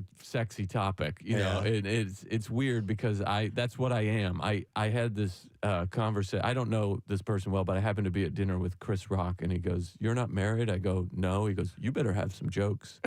and he's been married a couple times. But the point being, like, I've never been married. I don't have children. Can I relate to people who are my age? I feel like I'm supposed to be young or have children, and I'm not either of those things. And, there is a small part of the world that is in my demographic, but it's not enough to make a career out of. So I got to learn how to relate somehow. So I've been talking about, out of necessity, I talk about, I don't want to talk about these things. I'm 47 years old. I've never been married. I have no kids. This is it. I don't want to talk about it, but now I have to. So, well, somebody who's 48 and married with 3 kids, they're, like the grass is always greener type of thing. Listen, I love my life as it is, but man, if I was 47 with no kids and no wife, like, you'd love to get hit by a bus. It's just about how can I relate to people now, and my audience is also coming with me, but they've done things that I haven't done in life. So it is new. Nobody wants to talk about middle age. The energy leaves the room the second I bring it up. You know what, though? It's something that, listen, and I love it. I love, because there's, everyone gets the turn to say at the mocking person who's not middle age or whatever. Right. Look at you. It's like, It's coming, buddy. Yeah. Yeah. It's ineluctable. Yes. So it will happen. Right. And there's a certain joy to that. There is a certain joy to having wisdom that people will ignore. Yes. All right. Okay. Yeah. I say there's a peak. I've been ascending for so long, and then you begin this descent, and it's terrifying because all you can see is the end, and you're picking up speed. But there's this point, there's this pinnacle where you're like, there must be a point when this was the peak, and you don't know when that was, but I know it was in the past. And I know that moment was very subtle. You know what I mean? It does not make itself known, that moment. It should be more. There should be more fanfare. Do you believe? Yes, there should literally be a music cue when you hit the peak. Like an Aaron Copeland thing should kick in. And I've been examining mine, and I can't be certain, but it may have been when I got hit by a bus. I think. The money's it's a good bet. Yeah. Wow. Yeah. Oh my goodness. Yeah. So, and you using the term middle age, if you call yourself middle age, does that automatically mean you can double your age and say that's how long I'm going to live to? Because if so, I'm going to be 110. Well, yeah. Yeah, of course. However, though, we always, I think, hold out, hope springs eternal, that there is some sort of medical advancement that buys you an extra 15, 20 years. You know? I mean, technology is amazing, and who knows? I've been going through all of the generations. The naming of our generations is new thinking, you know, and it is like we have these categories, but we haven't been doing this for that long. Nobody in 1850 went, were you born in 1810 or 1795? Because I feel like we're very different, you know? But now we're just born into a category. We have these things. Yeah, this is the sort of thing you have to fulfill because you're a boomer or right. Xer, yeah. You know what, Ryan, when I was reading this little bit of information, I guess it mentions your comedy special, Happy Face, which is on Netflix. Yes. How long ago was that? Was that pre? I think 5 years ago. So pre-bus accident. Yeah. Obviously. But the way that it's stated here says, small town import. Ryan Hamilton charms New York with a folksy comic observations on big city life, hot air ballooning, and going to Disney World alone.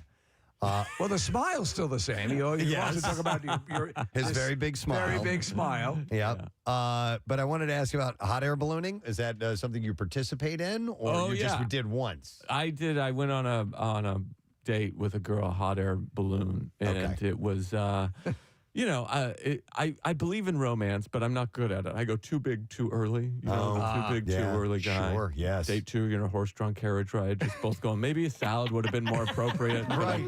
Got this horse involved, It's like, clip, clop, clip, clop. What's your last name? Clip, clop. But I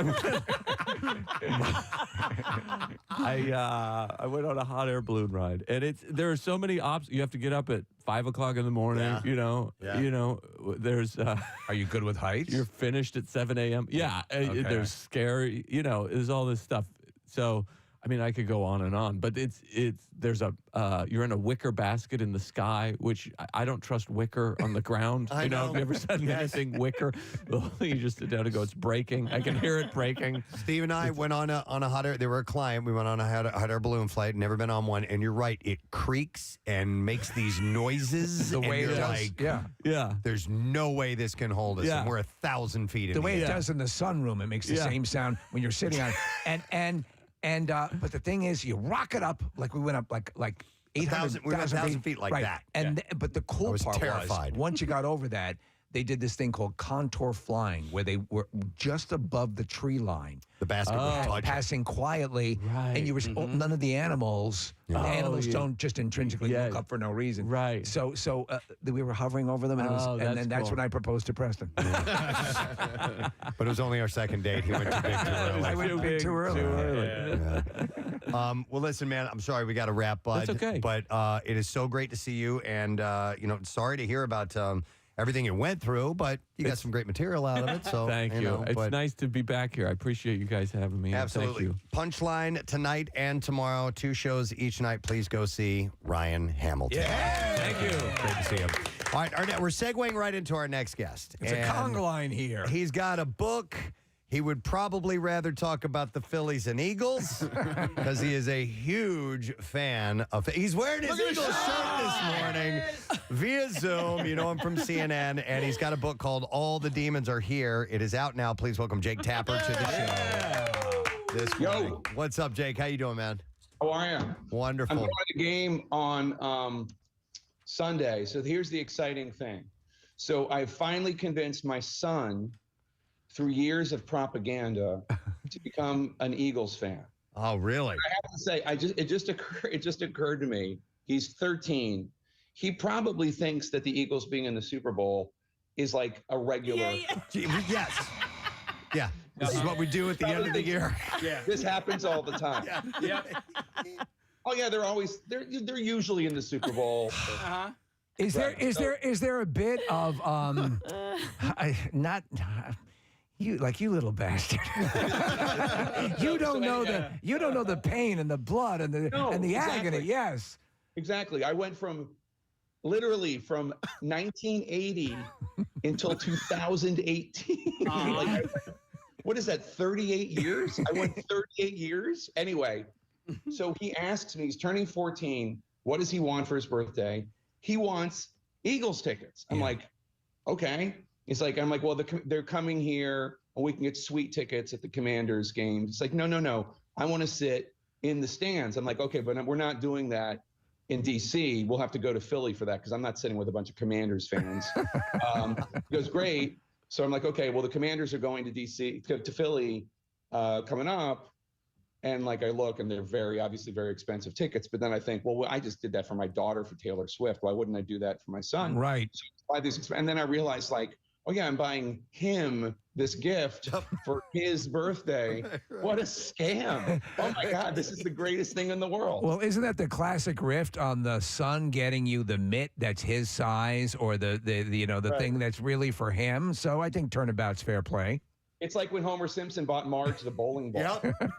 Exactly. Wow. Well, we just were talking about the apparently, I guess one of the maybe it's the Daily Mail.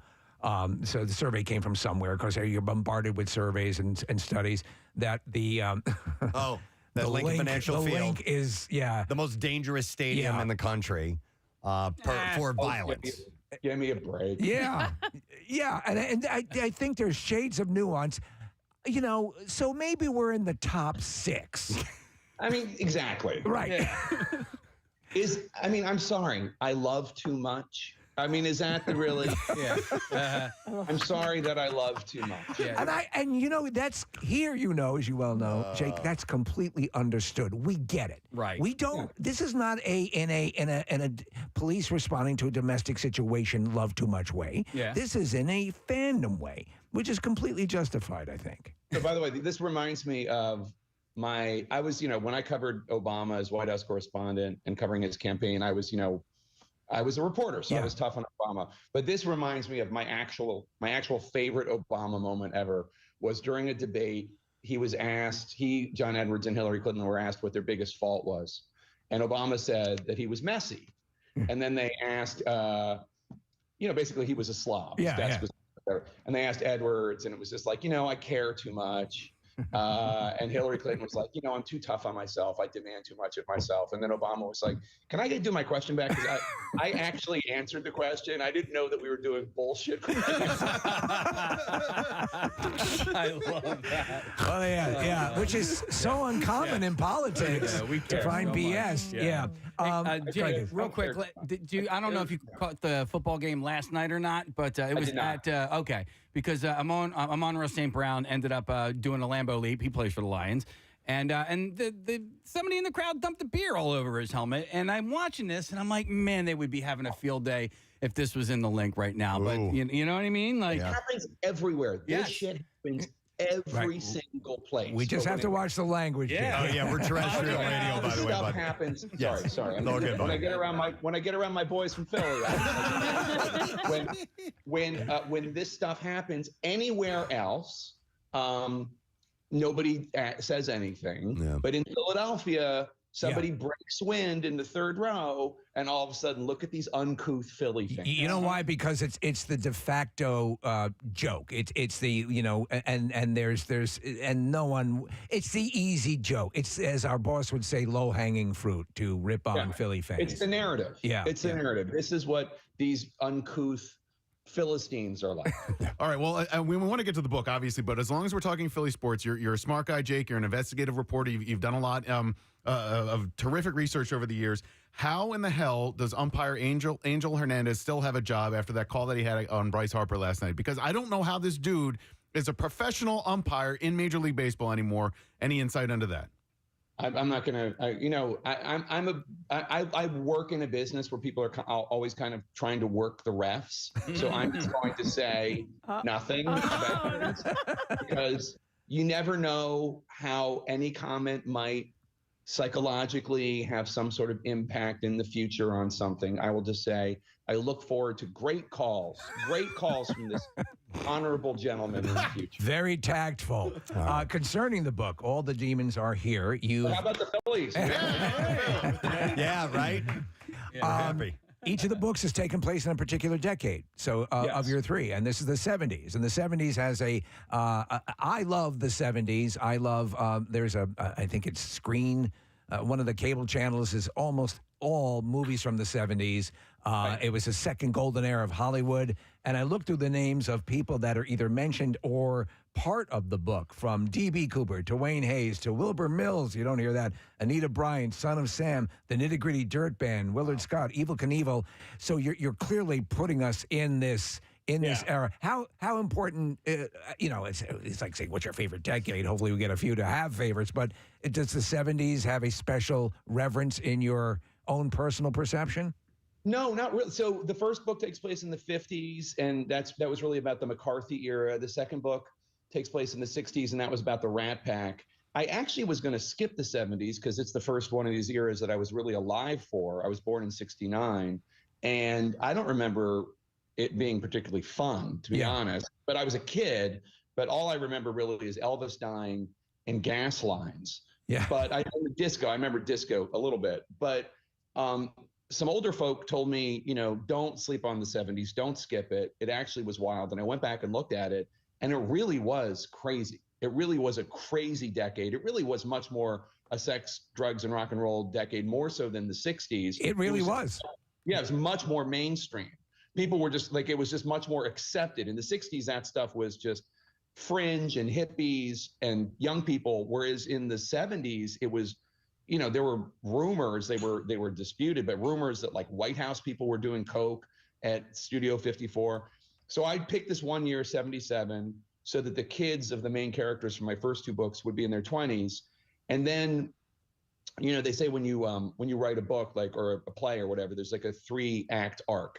Act 1, chase your hero up a tree. Act 2, throw rocks at your hero. And Act 3, get your hero out of the tree.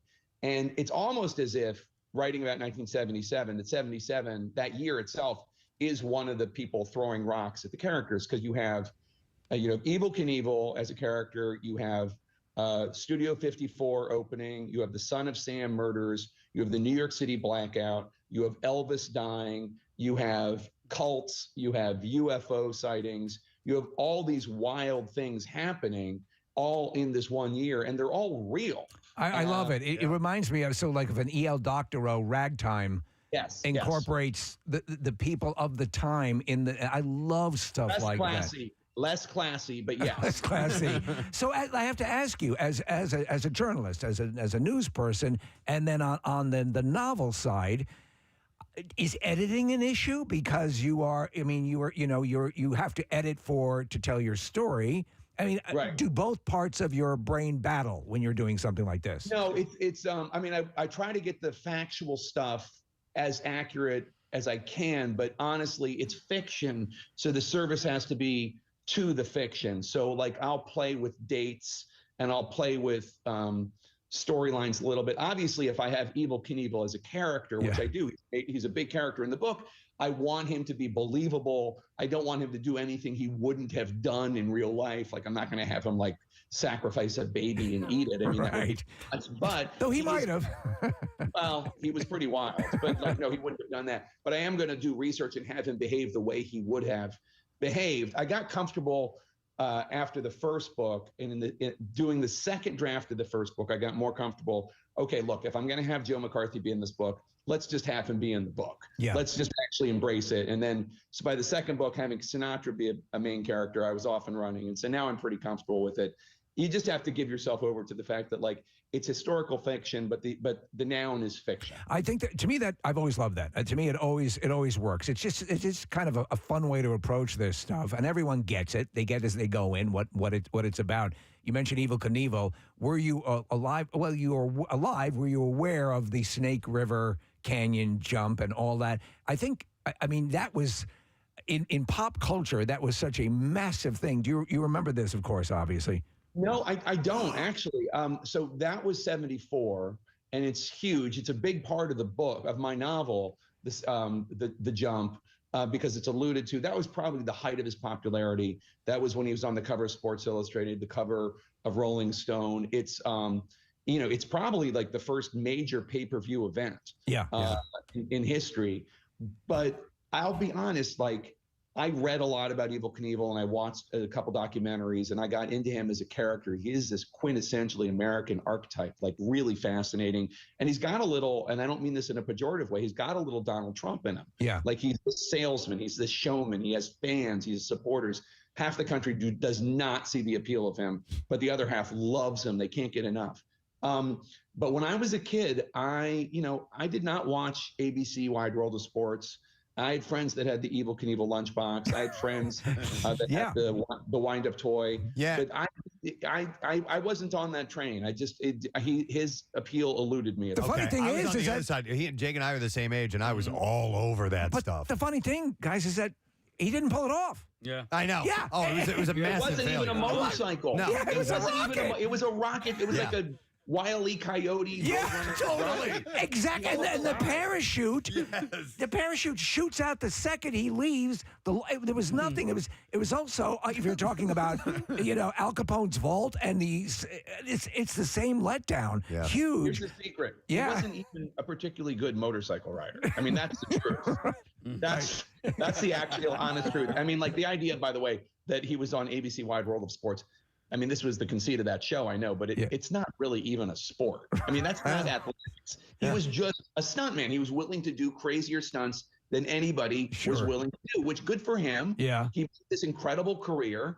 And, one of the things that's interesting about him, since obviously I have a bunch of Evel Knievel fans here, when researching this book, I kept hearing that, like, people out in Hollywood have bought his life rights, and they couldn't, but nobody has ever made the film. And, like, once you read his story and once you're familiar with his story, it's not difficult to figure out why nobody has made the film. He was an awful guy. Yep. He lived as an awful guy. He was.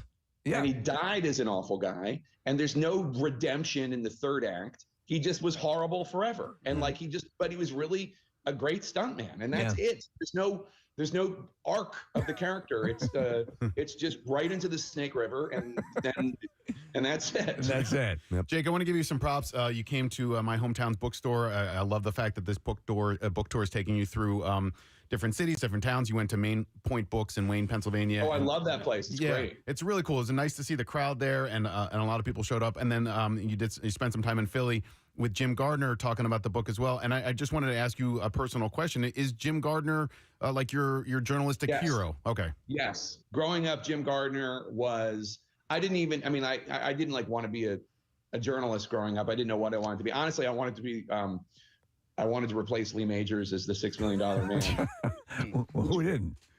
Well, I mean, because it made sense when you're like 6 years old, 7 years old, obviously these TV shows last forever. I mean, I never knew that shows got canceled. Right. Obviously the show had been on forever and was going to be on forever. At some point, Lee Majors would age out of the job, and I would be the natural pick. Of course, why would it not be me? Yeah. So that was my thinking at the time. But Jim Gardner was always there as the reassuring voice and the man who told me what was going on. By the way, he can run 60 miles an hour. A lot of people don't know that. Jim Gardner can? Yes, yeah. I know that he can see for miles with his one bionic eye. One eye, yeah. Anyway, so at the end of the night, so he interviewed me at the Philadelphia Free Library for a book event. Wow. And at the end of the night, I took off my sports jacket and I took off my dress shirt, and I was wearing a Jim Gardner Channel 6 T-shirt that I had bought online. That's great. Move Closer to the World, my friends, with like these three lovely pictures of him through history, to show off my fandom. And like, I really do worship him. I mean, he is just like our Walter Cronkite, right? I mean, he's just this reassuring, wonderful, soothing voice. And by the way, he's like that in real life too, except he'll curse. You know what I mean? Like you. And so we've been a morning show for 25 years, and I think one of our biggest coups was actually having him come out to this thing that we do. And I also want to scoop you on a potential story for you coming up in November. But I don't know if you're aware of this, but the largest food drive in the country, possibly even the world. I think possibly even the world. Last year's food drive garnered over 2.8 million pounds of food. This is our food drive. And over $1.3 million raised for Phil Abundance. And it is the Preston. I love Phil Abundance. It is the Preston and Steve Camp Out for Hunger, and it is grown to be the largest food drive in the country. And it happens for a week coming up in November. And I feel like Jake Tapper needs to be there for this, you know? I don't know if I can be there, but I'll definitely contribute any way I can. There you go. So we're all about extorting our guests, by the way. No, I'm happy to do it. Now, usually in November, I'm also busy pestering my supporters online for this veterans auction that I do for Homes for Our Troops, which is this group that great organization. Homes, for wounded veterans. So, but I will happily contribute any way I can. You know, it's funny with Jim Garner, the camp out was the first time we were able to convince, because it was a tough sell. I mean, and like they say, you don't want to meet the people you idolize or the people your heroes. And we were able. He was just. I mean, he was always very nice, but it's like no, I'm not doing that. But eventually, and he came out. He had a room full of people. Jake, you would have been very thrilled to see this. Who just lavished praise and applause on him, and he's not one to get carried away by that. But he was deeply touched, and it was heartfelt. And ever since he came back year after year. That. He's such a good guy. Yep. He really is just such a mensch, and it's lovely to know him. Yep. All right. So my wife asked me to ask you this question. She's a huge fan of yours, by the way. Love the Hellfire Club, and she saw you speak, I believe, at the Philadelphia Free Library. But she wanted me to ask about this photo that went insanely viral. Yeah. You're in it. I know what this is. Yeah. Speaking of Snake River, all right, explain it to me because I don't know. It's Jake. That is Snake River. That is Snake River. So it's at Snake River. It's like Jennifer Aniston and like Courtney Cox and like all these people and Jake Tapper. So Jimmy Kimmel and I became friends years ago when he came to do the White House Correspondents' Dinner. And I had interviewed Sarah Silverman for a profile on Nightline, like 15 years ago and like 5 years before that. And they used to date, and like he was doing this thing, and she said, can you just like help him figure out what will, read the room. And he and I hit it off, and I talked him out of some really disgusting jokes, really awful, really awful. He talked on Stern about what they were. I won't even say, if I can't say that one word here, then take my word for it. All right. So anyway, we hit it off, and I'm being told that I have to end it in 1 second. Right. Anyway, we hit it off, and he was the one that suggested I put Evel Knievel in the book. Okay. No kidding. Anyway, so then he has this event. So he's my connection. Like it's not like all these other people are my friends. I mean, they are now, but like that's how I got invited from Jimmy, and Jimmy's just a wonderful host. And so now I know some of these other. Well, it's great, and it's because you're way at the back of the table, and you clearly are looking around like, what am I doing here? Yeah. So I'm definitely what am I doing there? But it is fun to be there, and they are generally pretty nice and cool and beautiful people. It's nice. I don't know what I'm doing there. That's true. That is true. Well, I look around, I'm like, oh, first of all, I look like a catcher's mitt. That's like, what are they doing? All right. Well, we know you got other people you need to talk to today, Jake. But thanks for letting us prattle on a bit. But the novel is called "All the Demons Are Here Now." It's the third of these of this series of books, and you can get it at jaketapper.com or go to your local bookstore and find that. But dude, thank you so much for the time. We appreciate it. Thank you so much. Fun talking to you guys. Anytime. All right. We'll see you soon, Jake Tapper, guys. That's funny. That is so funny.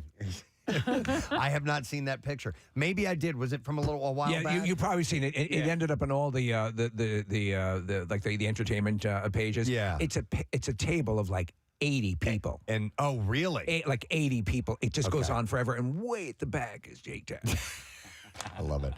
All right, well, we do need to take a break. Looking at the clock, we've only got 8 minutes till the next chance to win $1,000. It's MMR's Crumb Bum Cash. So I want to go ahead and break now. But as I do, stop to take us into commercials. Let's give away, do we have any Lorenzo's love Yes, left? we do. All right, so we have a $50 gift card to Lorenzo's, who brought by, of course, those amazing pies that are huge. Check them out in Westchester and the Wells Fargo Center. And I don't have my copy around here anywhere to make sure. Wherever pizza is sold. Where is it? Thank you. I got to make sure I mention this.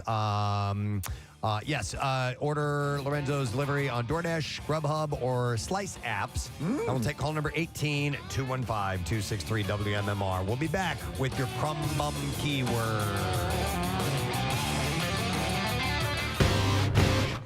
There, she would be introduced as a friend of Johnson's family until the pair could find somewhere more secluded. Oh, man.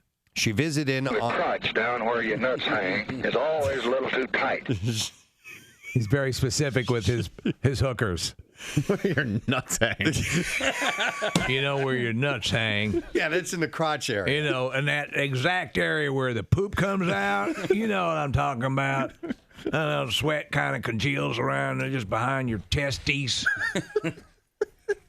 Jesus. That's the president.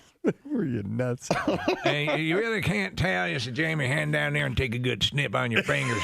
What's working down there? What do I got? Is this hooker friendly yet, or do I got to run the old pee-pee down under the water a little bit? Clean it up. Dude, you smell your fingers. Yeah, you know, so the hooker don't wince when you're on top of her doing a little rodeo, you know? You know what I'm saying.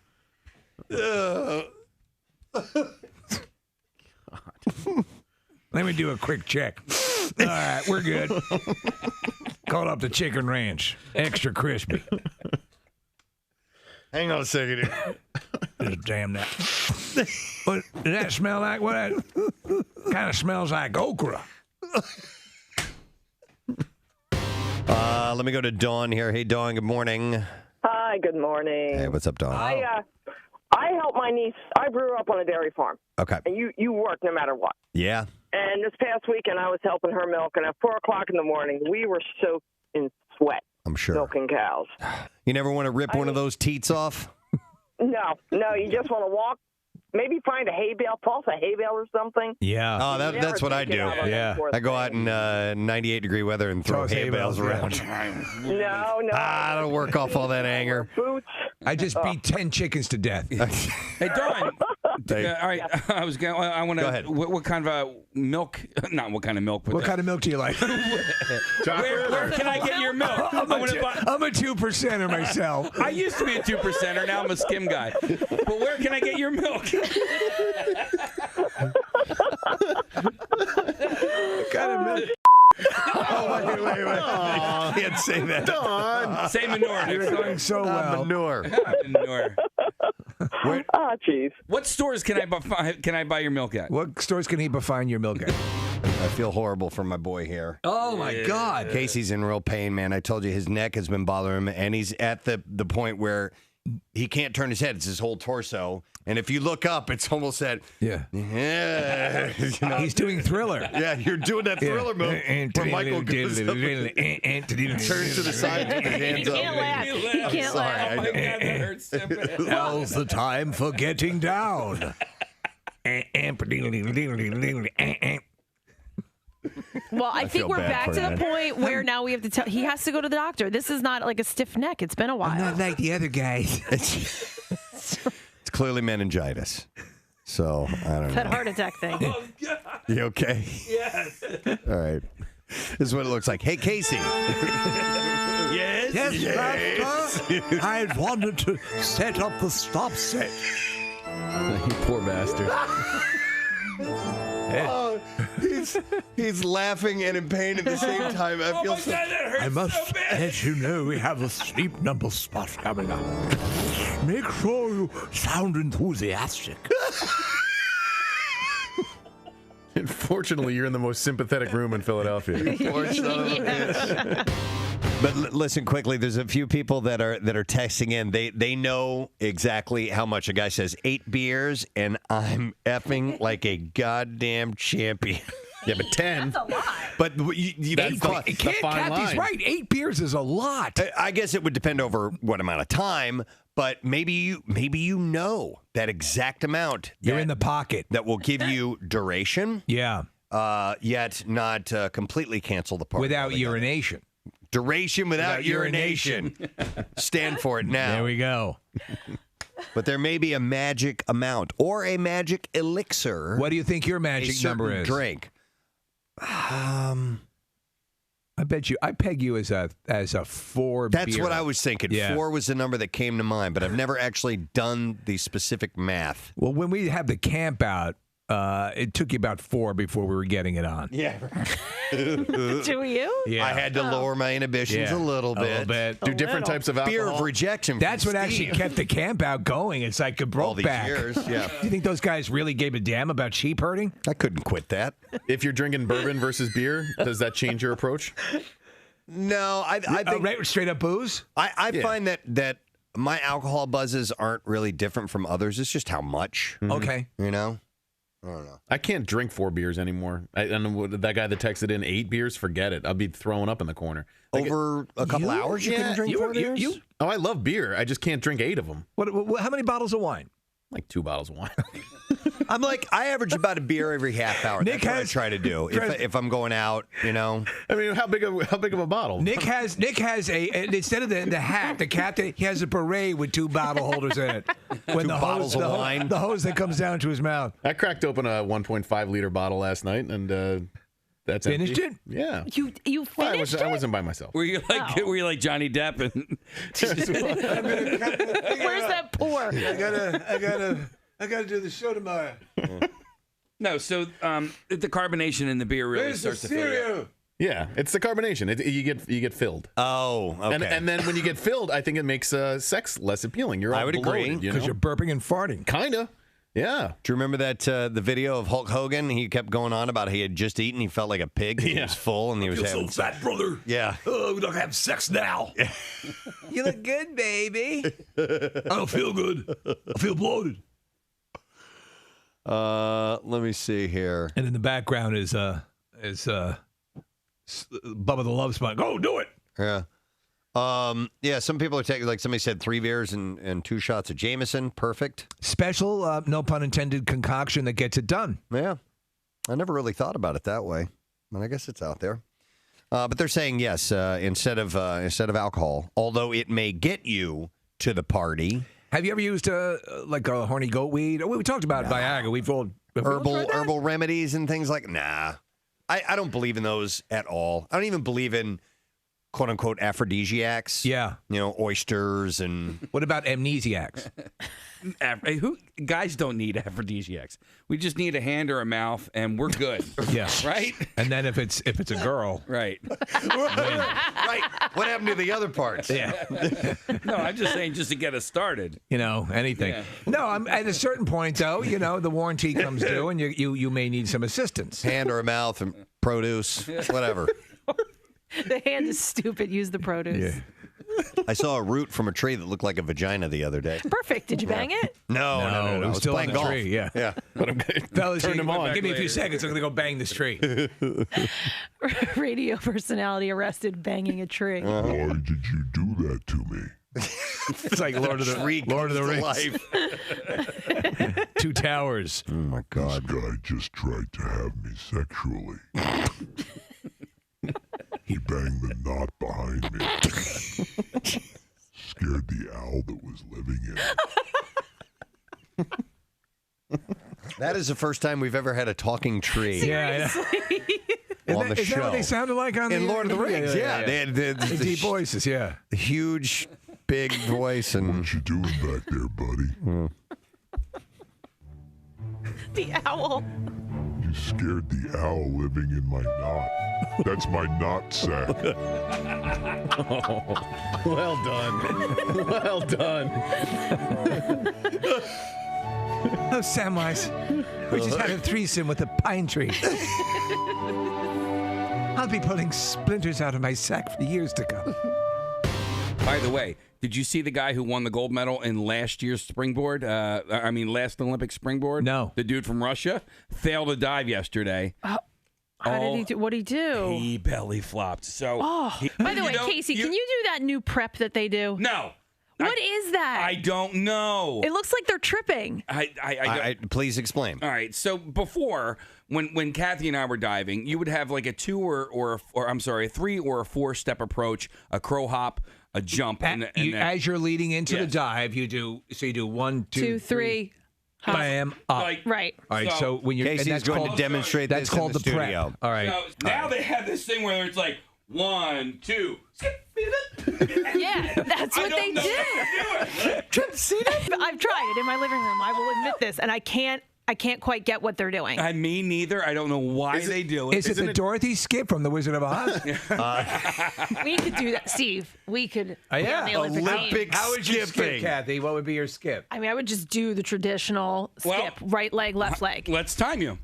It would be hard. What, all the way down the hall? Down the hall. You have to do a lap, right? No. Do it down the hall. That's European style. No, let's do this. 93.3 WMMR, Philadelphia. You're a real crumb bum. It's time for a Crumb Bum Cash keyword. And the word is coin. C-O-I-N.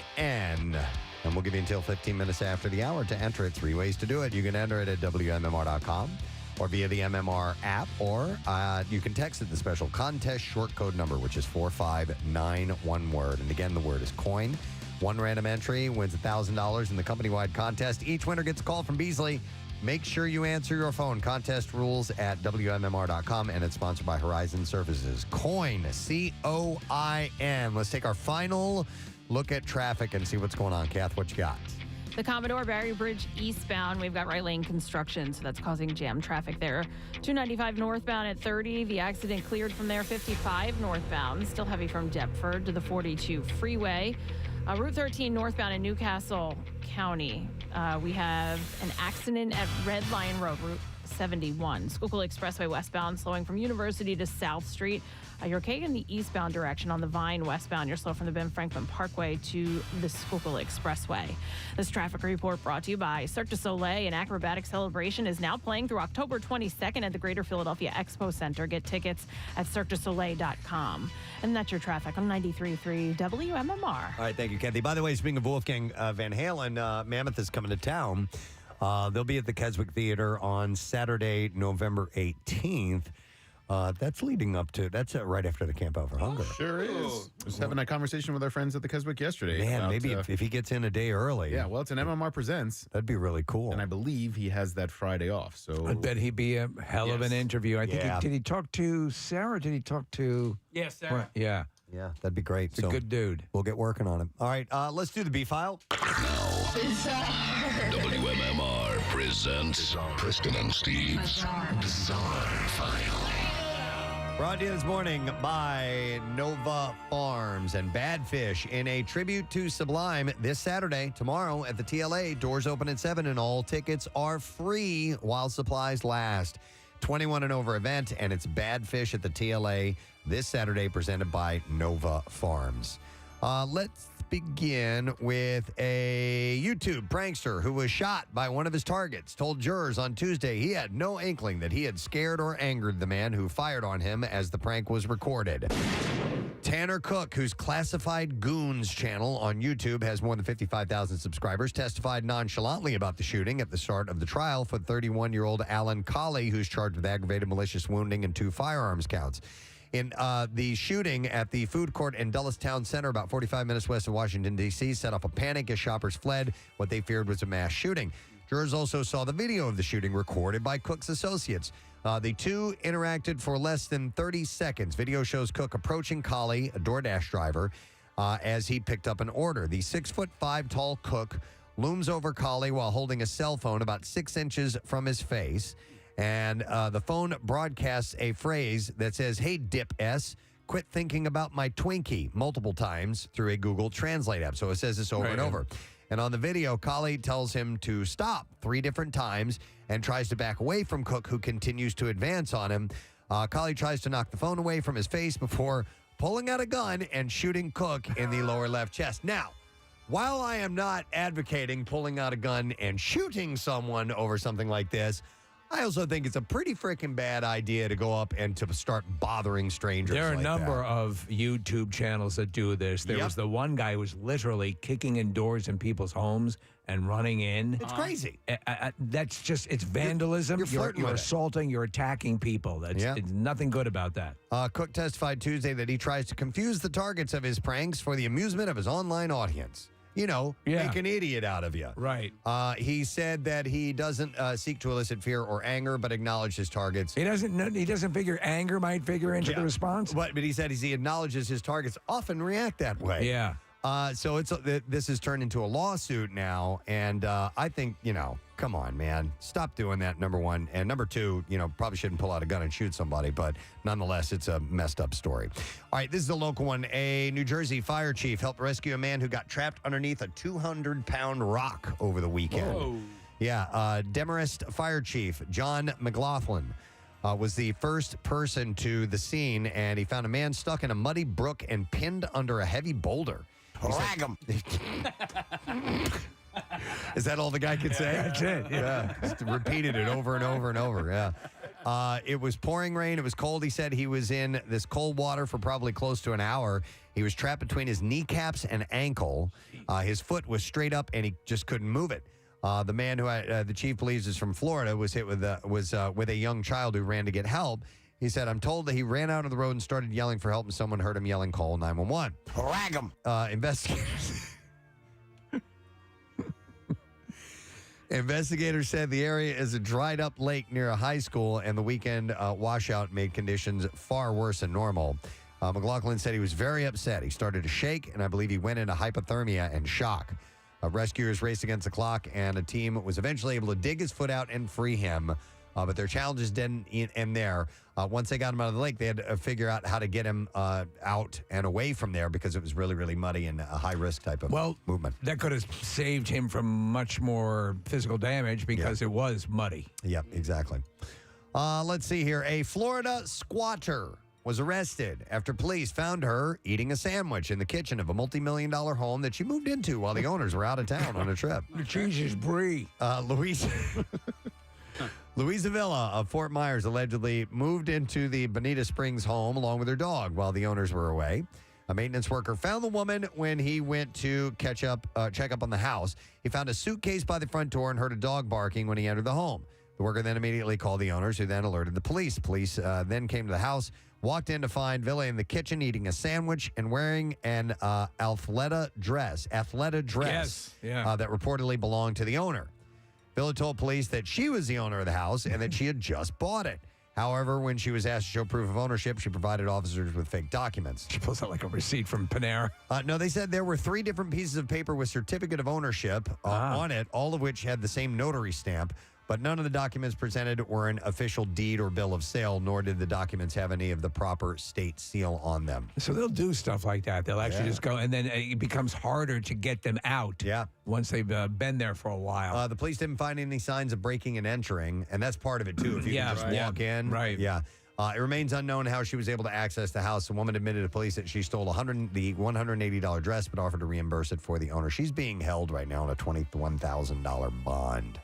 All right, one more, I guess. Let me see here. I want to end with a good one, and then we'll wrap there. Yeah, but let's go with this one. So, a Rhode Island man has been charged in Vermont with possessing 26 pounds of cocaine with the intent to distribute it after federal authorities observed him putting packages into a kayak.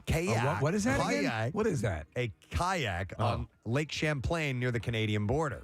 Really? The U.S. Attorney's Office said agents encountered Freddie Rodriguez of Rhode Island behind a rented camp. The agent said they saw him walk to the shore of Lake Champlain with a bag after agents got word that a vessel had entered the United States on the lake and was traveling south near the camp. They say that they saw him load objects from a bag into a kayak and then start to drag the boat into the water. He tried to flee when agents confronted him, but was apprehended. The objects in the kayak were brick-like packages containing a white powder that tested presumably positive for the presence of cocaine. What if Champy had gotten a hold of that case? Rodriguez could spend between 5 and 40 years in prison if convicted, but he was trying to smuggle it into Canada via kayak on Lake Champlain. And there you go. That is what I have in the Bizarre File for you. All right, so it's 12 minutes after 10. You have until 15 minutes after the hour to enter the word coin. It's almost 13 now, so you got to do this quickly. For Crumb Bum Cash. All right, so you can text coin to 45911, or you can enter it through W. What's happening? He's falling apart. Yeah. Did you see that? Really? WMMR.com or the MMR app. I put my elbow down on my armrest, and this thing, it collapses sometimes for no reason. It's a novelty and item. It just, my elbow only slipped like 3 inches, but it just, it did it again. It just did it again. It's the Goober Chair. Make your coworkers look like idiots. The Goober Chair is a laugh fest at every conference. We should start marketing the Goober chair. The Goober Chair. Armrests collapse all the time, and everyone loves it. We had to fire about 30 people today and broke the tension by wheeling out the Goober Chair. Dude, there was a time I was taking a bus trip. Do I have time to tell a story? Yeah. I think I've told this before. We were taking a bus trip we were on the way back from Florida for spring break, and it was like, all my friends from high school were on the bus and everything. And there was one seat on the entire bus that it would recline, but it wouldn't stay reclined. And if you moved up just a little bit, the whole seat would shoot forward. And so you're on a multi-hour-long bus ride. You need a reclining seat. You have to.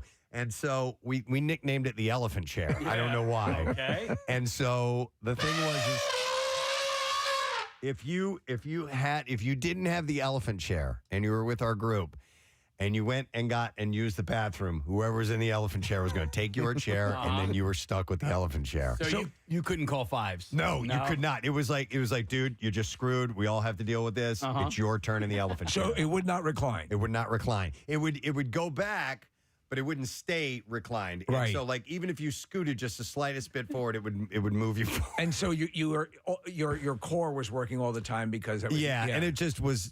We need to lay back a little bit. I mean, it was like a 15, 16-hour bus ride or something stupid like that. So, but the Goober chair, maybe. I love it. Maybe think of the elephant chair. It's the Goober chair. Oh my God. All right, let's give away our final $50 gift card to Lorenzo's Pizza. Lorenzo's and Sons Pizza. We'll take caller number 20 at 215-263-WMMR. And, as we had Acme by earlier this morning to talk about the campaign at the Pin Pad. Yes. You can, starting on Sunday when you go to Acme, you can make a donation to Camp Out for Hunger. Lorenzo's is also a proud sponsor of the Camp Out for Hunger again this year. So we appreciate all our sponsors starting to get ready. They're amazing. For the event, which will be here before you know it in November. So we'll take call number 18, 215-263-WMMR. And, of course, you can see them on High Street in Westchester in Xfinity Live and Live Casino and Hotel Philadelphia. I said Wells Fargo Center earlier. They're not in Wells Fargo Center anymore. So I just wanted to mention the correct locations. All right. Right, yeah. We're going to take a break. We'll come back in a moment, and we'll get the lesson question. Who knows what it might be? It could be a lot of things this morning. And we'll get to trash and music news, too. Stay put. We'll be right back. All right, Olympic skipping. All right. You want me to go first? So, okay. Olympic skipping. Do we need a video crew for this? Hold on. Okay. All right. All right. There's your starting point. All right. Skippers, take your mark. Set. Go. And she's off. She's skipping down the hall, and she looks happy while doing it. So now she's coming back. Here we go. No. Push Whoa. it. Push it. Go. Time. All right. Wow. You going to try it or no? I was going to use Wizard of Oz method, but... Hey, it's just like diving. Whatever your approach is, man. Yeah. All right. All right. Watch out down the hall. All right. There's people cheering for us. All right. Here he goes. He's warming up. Yep, he's doing. Get limber. All right. Do your Michelle Jenneke dance. All right. Skippers, take your marks. set, go. All right, and he's off. He's off. Oh my God, he's doing this double skip. Now he skips like Steve. Oh my God, does he look insanely? He looks way too happy while doing that. He should be coming around the corner any second now, around through the kitchen, and here he comes. He's doing the double skip. All right, I think he's not going to beat your time, Kathy. And time. Wow. Double footing it. Oh, yeah. double footer. You crushed it. I got the gold. All right, let's do one more because Nick wanted to take you on, and we'll see if he can beat the. Oh, Nick's wearing sneakers. Kathy was going barefoot. Yeah. That's a different approach, too. Okay, all right. Yeah, I was double skipping and I screwed it up. Nick's loosening up. Okay. And Skipper, take your mark. Set. Go! And he's off. And he is skipping furiously. He's a terrible skipper. He might actually get injured. Yeah, you're right. He's going to be our injury for sure. Yes. Let me know what. All right, here he comes around the corner. Wait a second, he might win. About to cross the finish line and across. Time. Close. 16.67 seconds. What? Kathy retains the gold. Thank you. Damn it! Oh my God! Okay. Wow, I thought he had you. Olympic skipping. I'd say that's definitely an event down the road. Try doing that. Try doing it Wizard of Oz style. I might go with that was it. pretty I awesome. might start training. I think I can beat you. Can you beat my time? Well, are you doing it Wizard of Oz or straight No, ahead? I'm doing straight ahead skipping. Clearly, Wizard of Oz is not the way to go. But funnier. Was it funnier? Yes. It did look good, Steve. All right, watch out, Marilyn. What's up, Marilyn? All right, here we go. Come on, we're competing. Skippers, take your mark. Set, go. All right, Preston's off, and he is. Well, he is. No, wait a second. He looks like a charging gorilla. Is he just running? He's just running. He's no. No, he was What? skipping. What is that? Are you kidding? Oh my God, dude. You look like a charging gorilla. Wow. We have set so many world records in the past couple of weeks. You shattered the world record, Preston. What? With a time of 13.6. All right. Do me again with my new method of skipping. Okay. Oh, man. I think I hurt my ankle. You're the injury? Yeah. My new method of skipping. Okay. Steve, you want your tags on? Olympic skipping. Okay, all right. Ow. Okay. All right, Skipper, take your mark. Set and go. He's off. Oh, he's running. He's absolutely running. And here he comes. And Yes! Wow. That was my new method of skipping. New world record. Hey! no, he broke his gait. He got DQ'd. He got DQ'd. I was skipping. What do you mean? I will say the turns were a little difficult. Yes. Yeah, they were, right? Yeah. I seriously, I pulled something down there. My left ankle, it was already bothering me. I don't know why I did that. That was Why stupid. did you? That was the funniest hardcore skipping. Woo! I know. I think I had a look of intensity on my face. You did. I stumbled across this. It might have been late last week, and I didn't get a chance to bring it up to you guys. But Panda Express has come out with a new tool. I wish Bobby Lee was still here. A new tool that could forever change how we eat Chinese food, eat Asian food in general, because the chain may soon be introducing a chork, or a chopsticks fork hybrid in its restaurants. All right, how good are you at chopsticks? I'm real good at chopsticks. I'm pretty good. I don't eat a lot of Asian food. My whole family is good. We just started in, just for fun, because I think it's just a thing that culturally it's kind of neat to see how, once you got it, you got it. those. Yeah, and once you get it, it takes a little practice. The only one, my daughter, she still uses the little kid chopsticks that they make with the rubber band and the little thing. Has a little spring action. Yeah. Here's the deal. You want to get good at chopsticks? Get a bowl of peas and just start. Yeah. Try to pick those out. That's how you get good. I'm good at it. I'm pretty decent at it to where I can eat rice, noodles, stuff like that. No, rice is a bitch. It's tough to scoop it under and get it all to stay in one bit on your rice. It is. You can do it. Besides, if you see hardcore, Asian restaurants and people who are Chinese restaurants, there's a scooping process. There's a little bit, for sure, yeah. But they want to do this chork thing. I don't like it. I don't like it either. It's for Americans. Yeah, I know. That's weak sauce. I have a chadle, which is a ladle and a chork. A chork and a ladle? Yeah. Okay. What do you use that for? Conversation. All right. I have no idea how to use chopsticks. No kidding. No idea. Can't. It frustrates me. I don't eat a lot of Chinese food, I will say, but still, I mean, I've tried and I just can't do it. This is Jace is better than me. You will think I am being weird with this, but it involves male genitals to practice. I don't see the correlation. All right. I'm just suggesting. Why don't you show her off here? Yeah. Kathy, you should practice with it. And I've tried. Well, I probably should. You've done the Kathy version of try. Do you know what happens though? Ooh, this is gross. I'm stopping. Well, it's not gross. To I you, just don't know how to do it. A lot of times, I don't like it. I can't do it. Ew, this is like the hand. I don't get it.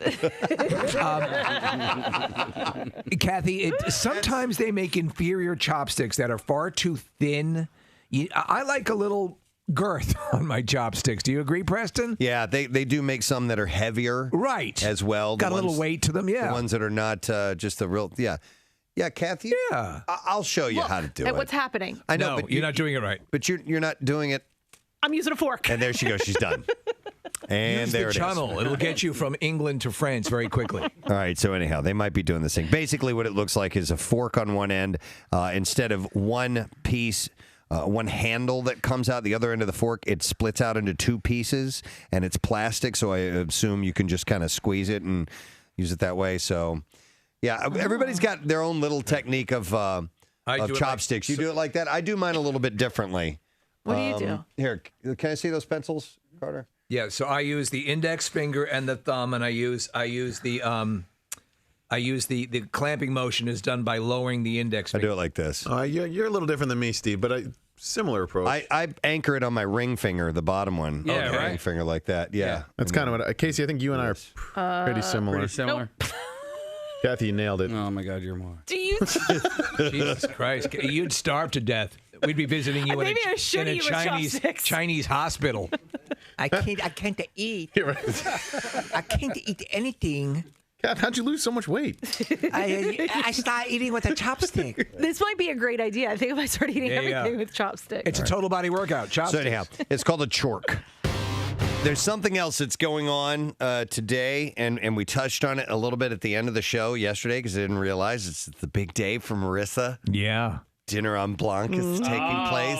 Yeah. Do you follow Marissa on Instagram? Yes, I do. She's been posting all sorts of dinner on Blanc shots. I want to know, how do you get invited to this? Oh, God, Somebody will come up to you. Just stand out there. You are coming to a dinner on Blanc. There's your envelope. There will be a DNA reader outside the subway station. A DNA reader. You. What is your name? You're a little girl. Marissa? I like you. You amuse me. We'll see you tonight at dinner on Blanc. Bring one chair, one table with a tablecloth. Of course, all Blanc. You do know what Blanc means, don't you?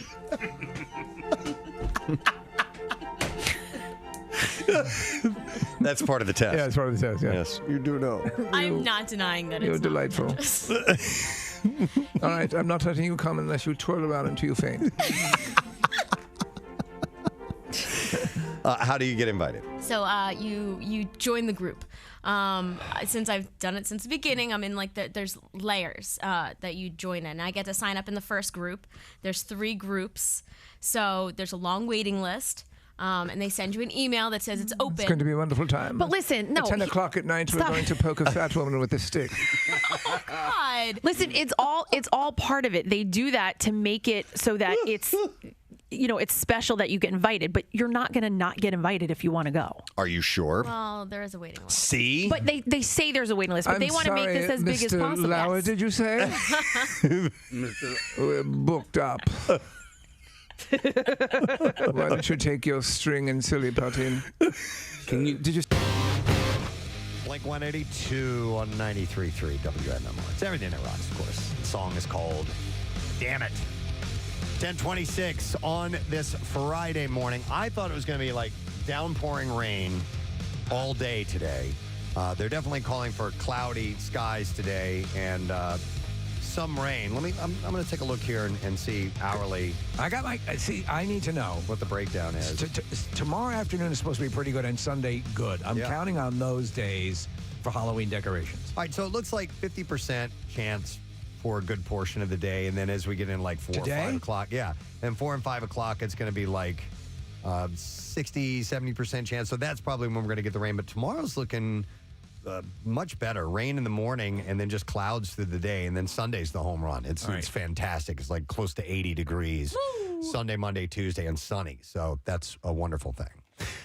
So a heads up, rain off and on today, probably a little bit later though. Lesson question time. Sorry, I didn't look at these yet, but we're going to give away a 4-pack of Hershey Park tickets if you can answer a question correctly. Let me see what we're going to go to. Yeah, why not? I mean, sometimes like yesterday, we went back to the 6:15. Right. We're going to do something that was like 15 minutes ago. Okay. What kind of prank chair is actually hilarious? 215-263 WMMR. It was just a few minutes ago. Let's see if you were listening. What kind of prank chair is actually hilarious? 215-263 WMMR. Call right now. The trash business is a gold mine. 93.3 WMMR with Preston and Steve's Hollywood Trash. All right, it's brought to you by Bates Motel. Half-price tickets for a very limited time at WMMR.com. Use the keyword deal. What's going on this morning, Steve? Well, Bruce Springsteen is what I'm attempting to say. His representative suggesting the postponing of his 2023 concert dates could extend into the first half of 2024 as he deals with a peptic ulcer. Bruce assured his fans he is Jersey tough, which means he can take on anything except pumping his own gas. Police apparently responded to a call on Wednesday out of concern for Britney Spears after she posted a video of her dancing with knives and then posted one with her wearing bandages. According to the police report, quote, Spears seemed physically fine and lucid and was in the middle of eating a bowl of marbles. And finally, annoying kid rapper Lil Tay. Do you remember her? She was seen in public for the first time in 5 years as she arrived at Los Angeles airport with her mother and brother. Lil Tay says she has really matured over the past few years and credits potty training. That's your Hollywood Trash. All right, we're going to go to the phone, see if someone knows what kind of prank chair is actually hilarious. We will try out Andrew to see if he has the answer. Hi, Andrew. Good morning. Good morning, Gadzooks, everybody. Yeah, Dukes, buddy. All right, so what kind of prank chair is actually hilarious? The goober chair. The goober chair. Yep. Hang on, bud. All right, we're going to give you a 4-pack, count them, a 4-pack of Hershey Park tickets. And Hershey Park Halloween is now open Friday through Sunday. You can buy your tickets now at HersheyPark.com and visit this weekend as well. Now, Preston and Steve's Music News on 93.3 WMMR. Good boy. Brought to you by Bad Fish and a tribute to Sublime this Saturday at the TLA. Doors open at 7 and all tickets are free while the supplies last. 21 and over. That's Bad Fish at TLA this Saturday, presented by Nova Farms. So it's a huge day for U2 fans. And the Irish Quartet has opened its U2 UV Achtung Baby Live at the Sphere for the residency. It starts in Vegas tonight, performing its Achtung Baby album in its entirety, along with selected other material. In conjunction with that, the group is also releasing Atomic Baby, the new single that they played for a music video on Fremont Street in Vegas. We played it earlier this morning. Atomic Baby or Atomic? I'm sorry. Atomic City. That was me. Yeah, okay. Saying, yeah, it says Atomic Baby, the new single, but the song is called Atomic City. You know why? I think actually because Preston, they're doing Achtung Baby at Right. the Sphere. Yeah, okay. Yeah, that's probably what they did. I do Noctune City.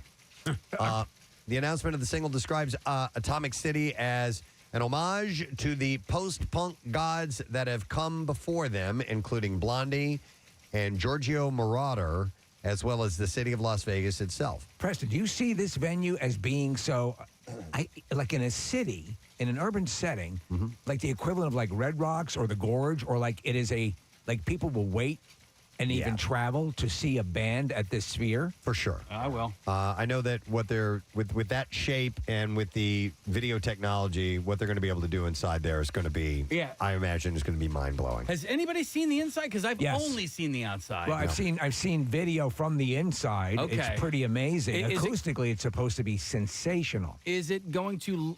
Because the outside is amazing, and I saw it with my own two eyes when I was in Vegas in July. And they had just lit it up like that day. Right. So it was brand new. Is the inside going to have any of that visual stuff? Yes. Yeah. Okay. From what I understand, Casey, yes. So keep in mind, like you remember when the Wells Fargo Center first put in that that ring that goes all the way around the inside, and they could light that up and do different animation around that. How you went, wow, that's really visually stunning.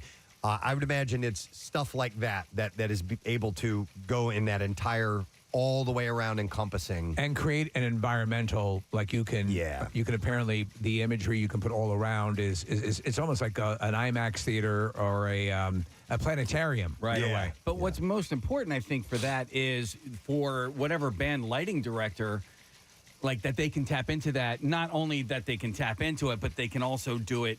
Like, I'm just thinking, like, with Fish, their lighting director, this guy, Chris Carota, like, if he can tap into that and use that to his advantage for a light show during the actual concert. You know what I'm thinking of? Laser Skinnerd, Preston. Oh! Dude, laser light shows were so cool back in the day. Yeah, they were. Laser Skinnerd.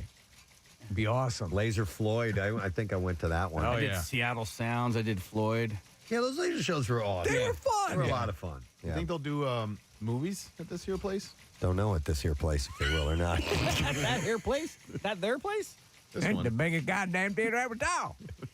And the thing is round. It's Never ridiculous. seen nothing like this here place. I mean, we're looking It's at a spaferi. Their Instagram handle is Sphere Vegas, Casey. That's what I brought up. And like there are some photos from inside. I have not seen any of the video from inside yet, but it's really ridiculous looking. That last video is an actual video. Yes. That's not an animation, correct? Correct. Oh my god. Yeah, it's insane. Yeah, the imagery that they can project, I guess, for lack of a better term, on the outside of that thing is unbelievable. So anyhow, during the video shoot, Bono described the song as rock and roll 45 in the tradition of 70s post-punk Blondie, The Clash, and some 70s punk. You'd mentioned, Nick, that it sounded a little bit like Call Me from Blondie, and he name checks Blondie right there. So there you go. they're straight up, he says, they're straight up ripping it off. U2 currently has 25 shows booked at the Sphere through December 16th, and they'll be the band's first without drummer Larry Mullen Jr., who is taking this year off to treat and recuperate from various injuries he's accumulated over the years. Bram Vandenberg from the Dutch band Kriezip, will be filling the void, though Mullen did take part in the video shoot. The Sphere is a joint project between Madison Square Garden Company and Las Vegas Sands Corporation and part of the Venetian Resort, located just east of the facility on the Vegas Strip. The outside of the venue is a 160,000 square foot LED screen with 16K resolution, while the Sphere also boasts state-of-the-art sound, lights, and multi-sensory effects inside. Think about this, too. Think about the punishing sun and heat in Las Vegas. How that thing has to be constructed to withstand all that. Yeah. Yep. So it's exciting stuff. And if you haven't heard, it's very exciting. Atomic City yet, we played it. So maybe Pierre will give you a little. The greatest moments of our lives when the Preston and Steve show played our new song. Wow. So maybe Pierre will give you a little sample of that later on today. Marilyn Manson settled a rape lawsuit filed by a woman 2 years ago, avoiding a trial that was set for next week. The woman accused Manson, whose real name is Brian Warner, raping her in 2011. She said, "I never cared about money and only ever wanted justice, but if we had gone to trial, I could have lost my right to anonymity and been victim blamed on a large and public scale. Most importantly, I could have risked losing the freedom to tell my story, and that is worth more than anything in the world." The details of the settlement have not been made public, but it is expected to cost Manson less than proceeding to trial. So that trial would have been, obviously, that's a civil trial, right? I believe so. In this case. So it would have been a different animal. Yeah, were so it they a were- criminal trial. Correct. So they were able to settle. You don't get damages in a criminal trial. Or do you? Yes, you can. Right? Well, you would end up having to pay your lawyers Yeah, quite a yeah, bit. yeah. So I think maybe that's what they're alluding to. Mark Tremonti of Creed and Alter Bridge. But yes, sometimes you do pay restitution.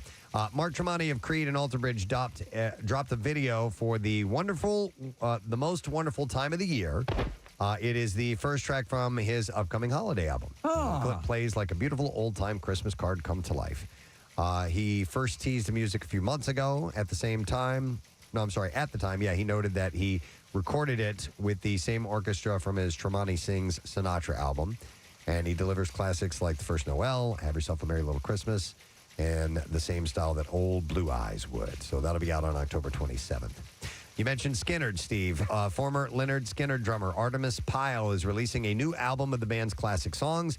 It will feature 12 different artists joining him, such as Sammy Hagar on Simple Man and Dolly Parton on Freebird. Oh, cool. Billy Ray Cyrus, Ronnie Dunn of Brooks and Dunn, and several other country artists will contribute as well. I bet you Dolly could do a solid job with Freebird. Yeah.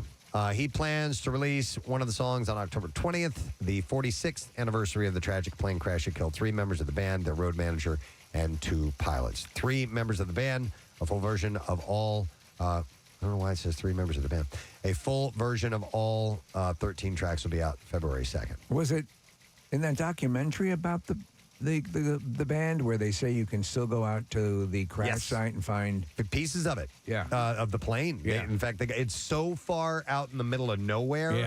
That the guy who was... I don't know if he was informed. It's been a while since I've seen that doc. I'm not sure if it was one of the band members or somebody who lives in that area. Walked out and he's like, "Yeah," he goes right here. And he pulls up and you can see him pull this thing just barely sticking out of the ground. He pulls it up. It's bigger. It was covered over by mud. And Isn't that wild? A piece of the airplane. Yeah. Which is that is crazy. The police now have a TikTok page, and unlike a lot of others, they actually participate. Stuart Copeland serves as host for several clips, along with Sting and Annie Summers. They share original content, go deep into the archive, tell stories, and show never-before-seen footage. This year, the police celebrate the 40th anniversary of their groundbreaking album, Synchronicity. 40 years. I remember when that album came out. It's like, oh, my God. And, of course, you got songs like King of Pain, Every Breath You Take, and Wrapped Around Your Finger that came out of that amazing album. Are they on good terms nowadays? I know they reunited and everything. Okay. Yeah, they are. They don't hate each other, and they don't... They're just... None of them has any interest in getting back together and doing that again. Right. They did it. They loved it. And they have moved on, and they all do their own things in their lives. But they don't dislike each other per se. But if they hung out long enough, they would. They'd probably start hating each other again. Yeah, probably. Yep. All right, and there you go. That is what I have in music news for you. We have one final break to take. We're going to do it. Come back. We're going to give away our Word of the Week prize when we return. So stay with us. Is that a place? Is that an amusement facility?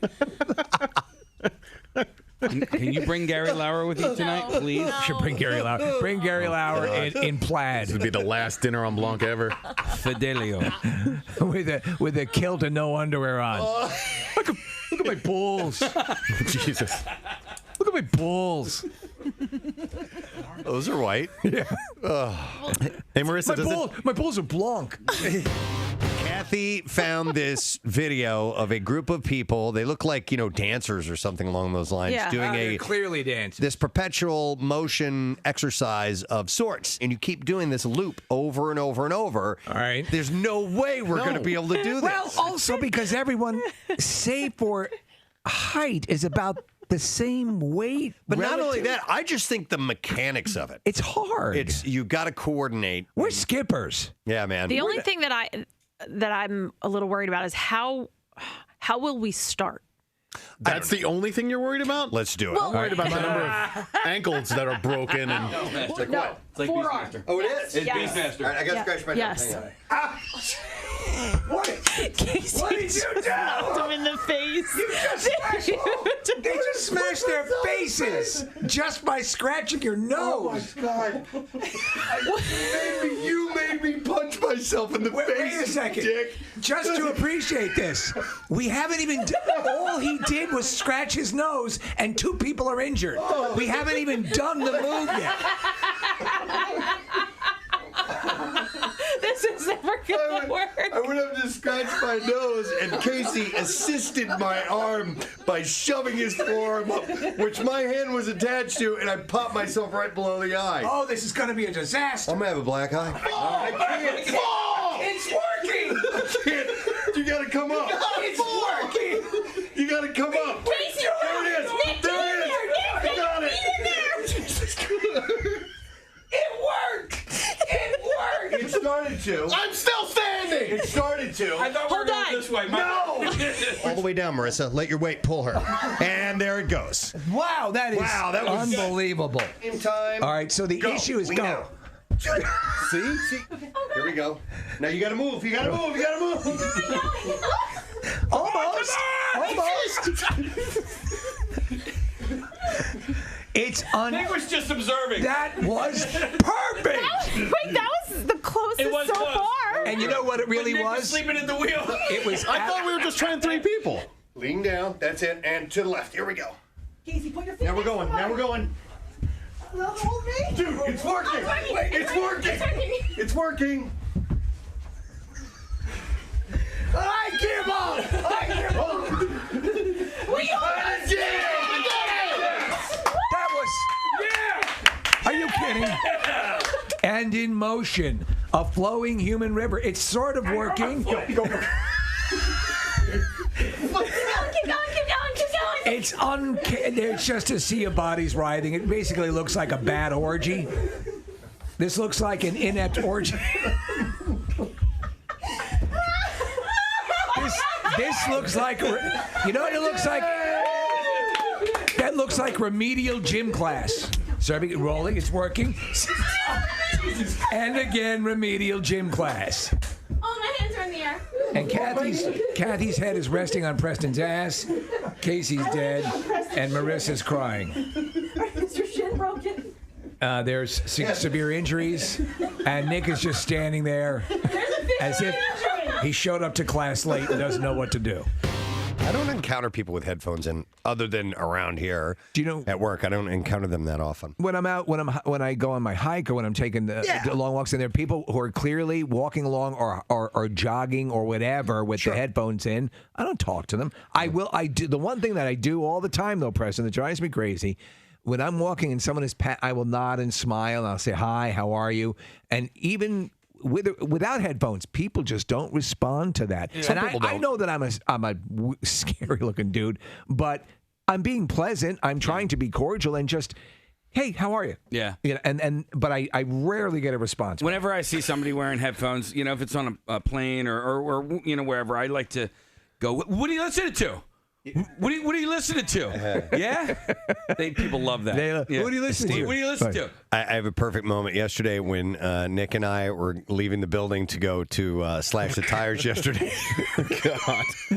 We took the stairs. Forgot to tell you guys this. We took the stairs down. Yeah. And there was a guy coming up the other way, a flight up, and we were on the way down. We passed him on the stairs. Nick was wearing a purple shirt. I mean, like a bright purple shirt. And the other guy was wearing a bright purple shirt. And Nick goes, hey, it's Purple Shirt Day. And crickets, nothing out of this guy at all. And we started cracking up immediately. He just was not going to acknowledge Nick whatsoever. And I think he looked him in the eye and said it. And he just, nothing. Isn't that weird, though? You look and say, how are you? Right. Yeah, I mean, I was just being friendly. You know? Yeah. Hi. Or just looking for a smile. Hey, yes, I guess so. Even I would respond. And, I would, yes, sure. Not everybody is as gregarious and gregarious. Gregorian monks. Gregorian. Yeah. Nobody chants quite like you do, Steve. Today is Purple Shirt Day.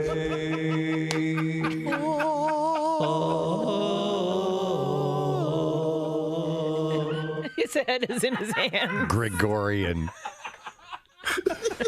Nobody's quite as gregarious as you. Today is Purple Shirt Day. Oh, God.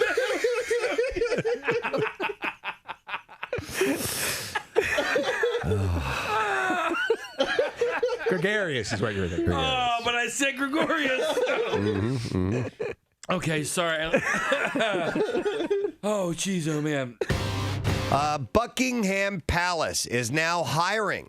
The Royal Household website has several job openings, including one for a full-time live-in housekeeping assistant. Oh, there's a role for Anne Hathaway. The listing reads, this is no standard housekeeping role. You'll work and live in stunning historic settings, ensuring that they're presented to their best for colleagues, guests, and, of course, the royal family. Aiming for the highest standards, you'll clean and care for interiors and items from carpets and furniture to historic vases and irreplaceable paintings. All while constantly being reminded that you're lower-class filth. You'll take care of guests and support special events, too. You are, for all intents and purposes, a donkey. And in an environment where development and training is commonplace, you'll be able to... no longer a human being, you are a piece of mobile furniture. You'll be able to grow your skills far beyond your immediate role. So the job pays about $22,000 a year. It's prestigious, though, because once you leave that position, you are in demand. But what's cool, too, is meals and housing is covered. So you live there and you get fed there as well. So whatever the queen does not finish will go into a small tray, and you may pick at that. They give you the scraps. Yeah. Anything that falls upon the floor is yours as well. I'm perfect for this job. And once the royal corgis have finished with their calcan, you can go and eat that as well. Royal corgis. You're second to the dogs. Position will include occasional whippings. The candidate will also get 33 vacation days. Well, that's not too bad. Well, that's Europe for you. Yeah, pension and access to recreational facilities. So you're only getting $22,000 a year, which you would think for that position it would probably be more. But housing, meals, 33 vacation days, pension, access to the recreational facilities. That ain't too bad. That's not too bad. That's You'll pretty good. occasionally be called upon to provide sexual favors for the Queen Mama.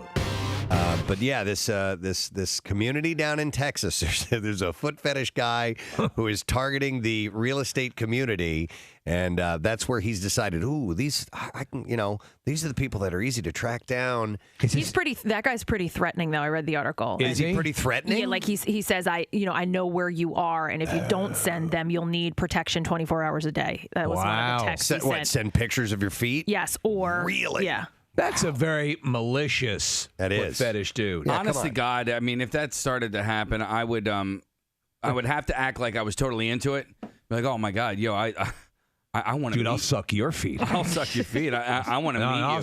I'll suck your feet harder. 93.3 WMMR Bush and Machine Head.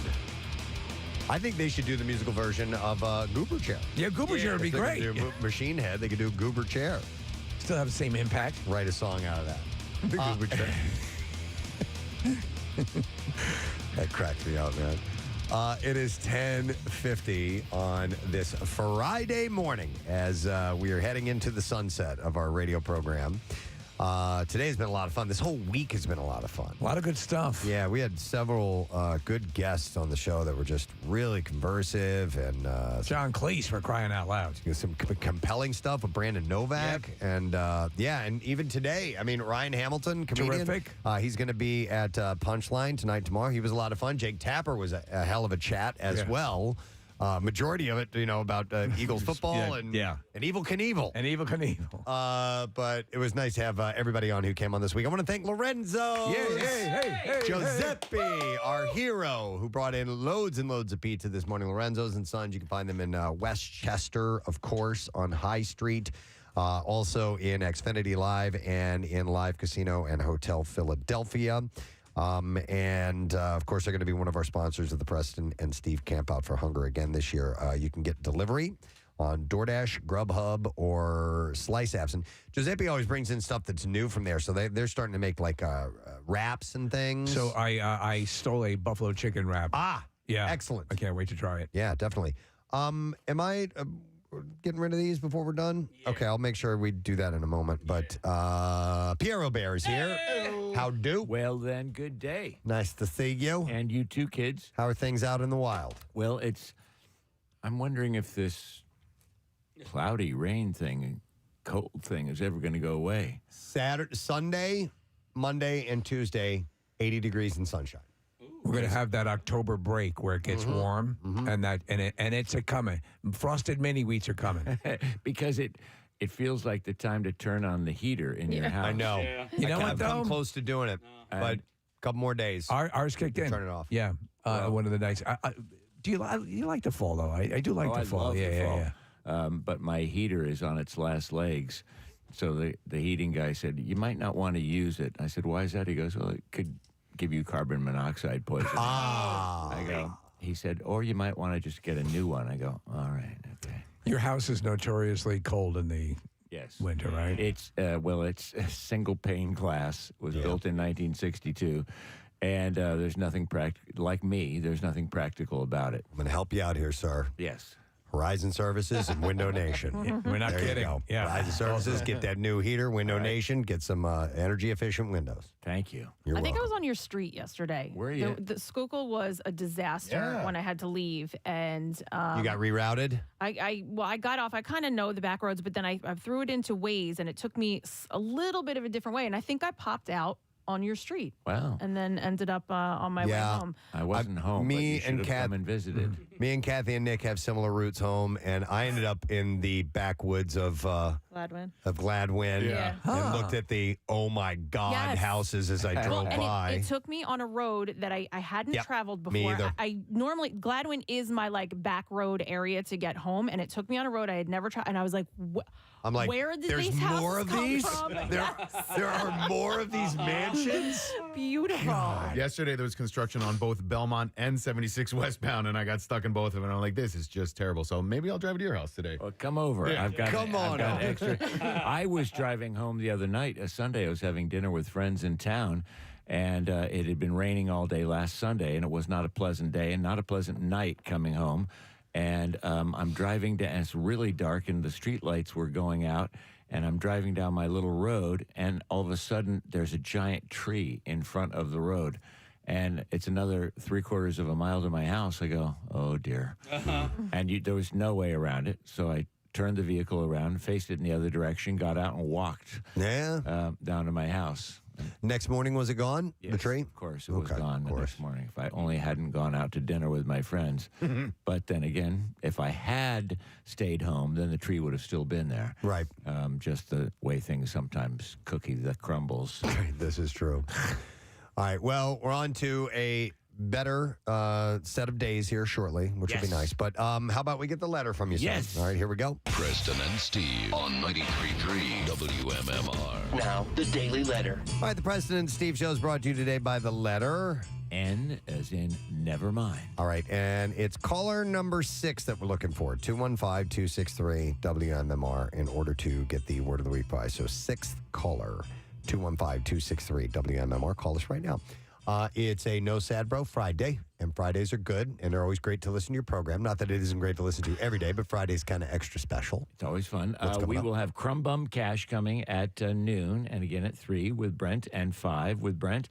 Also, we'll get into a block of U2, and you had mentioned I might give Atomic City another spin. We'll do a block of U2 and put that new song in there. We've got Royal Blood there at the Fillmore tomorrow. I think their first American appearance was on your program, wasn't it? Yes, correct. Yeah. Yep. Those two guys that sound like 20 guys, amazingly.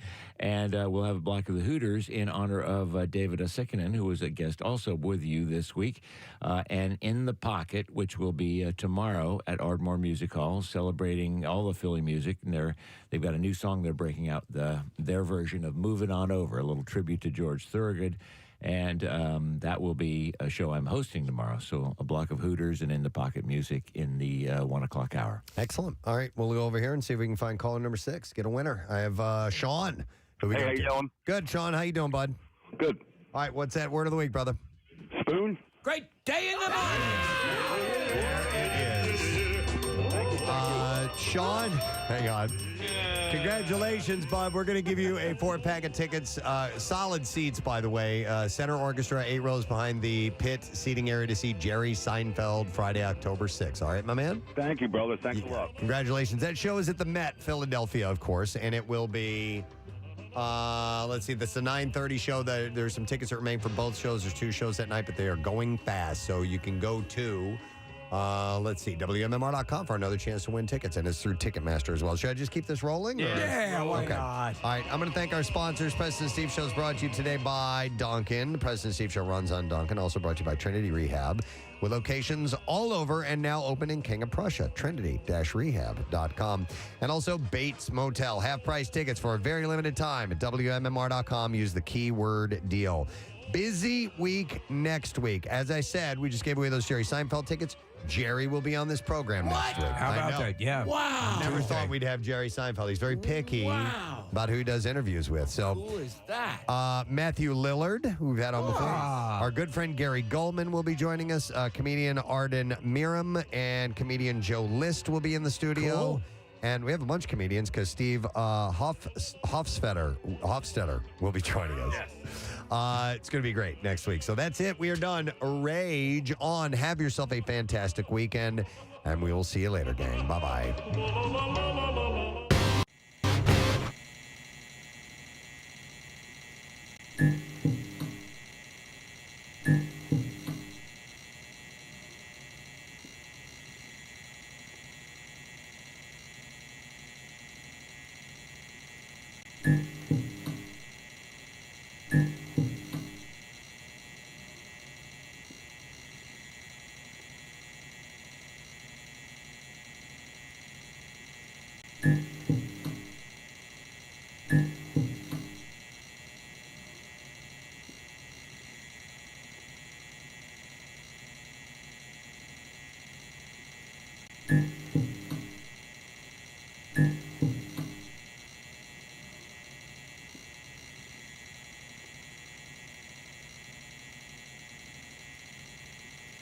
Mm-hmm.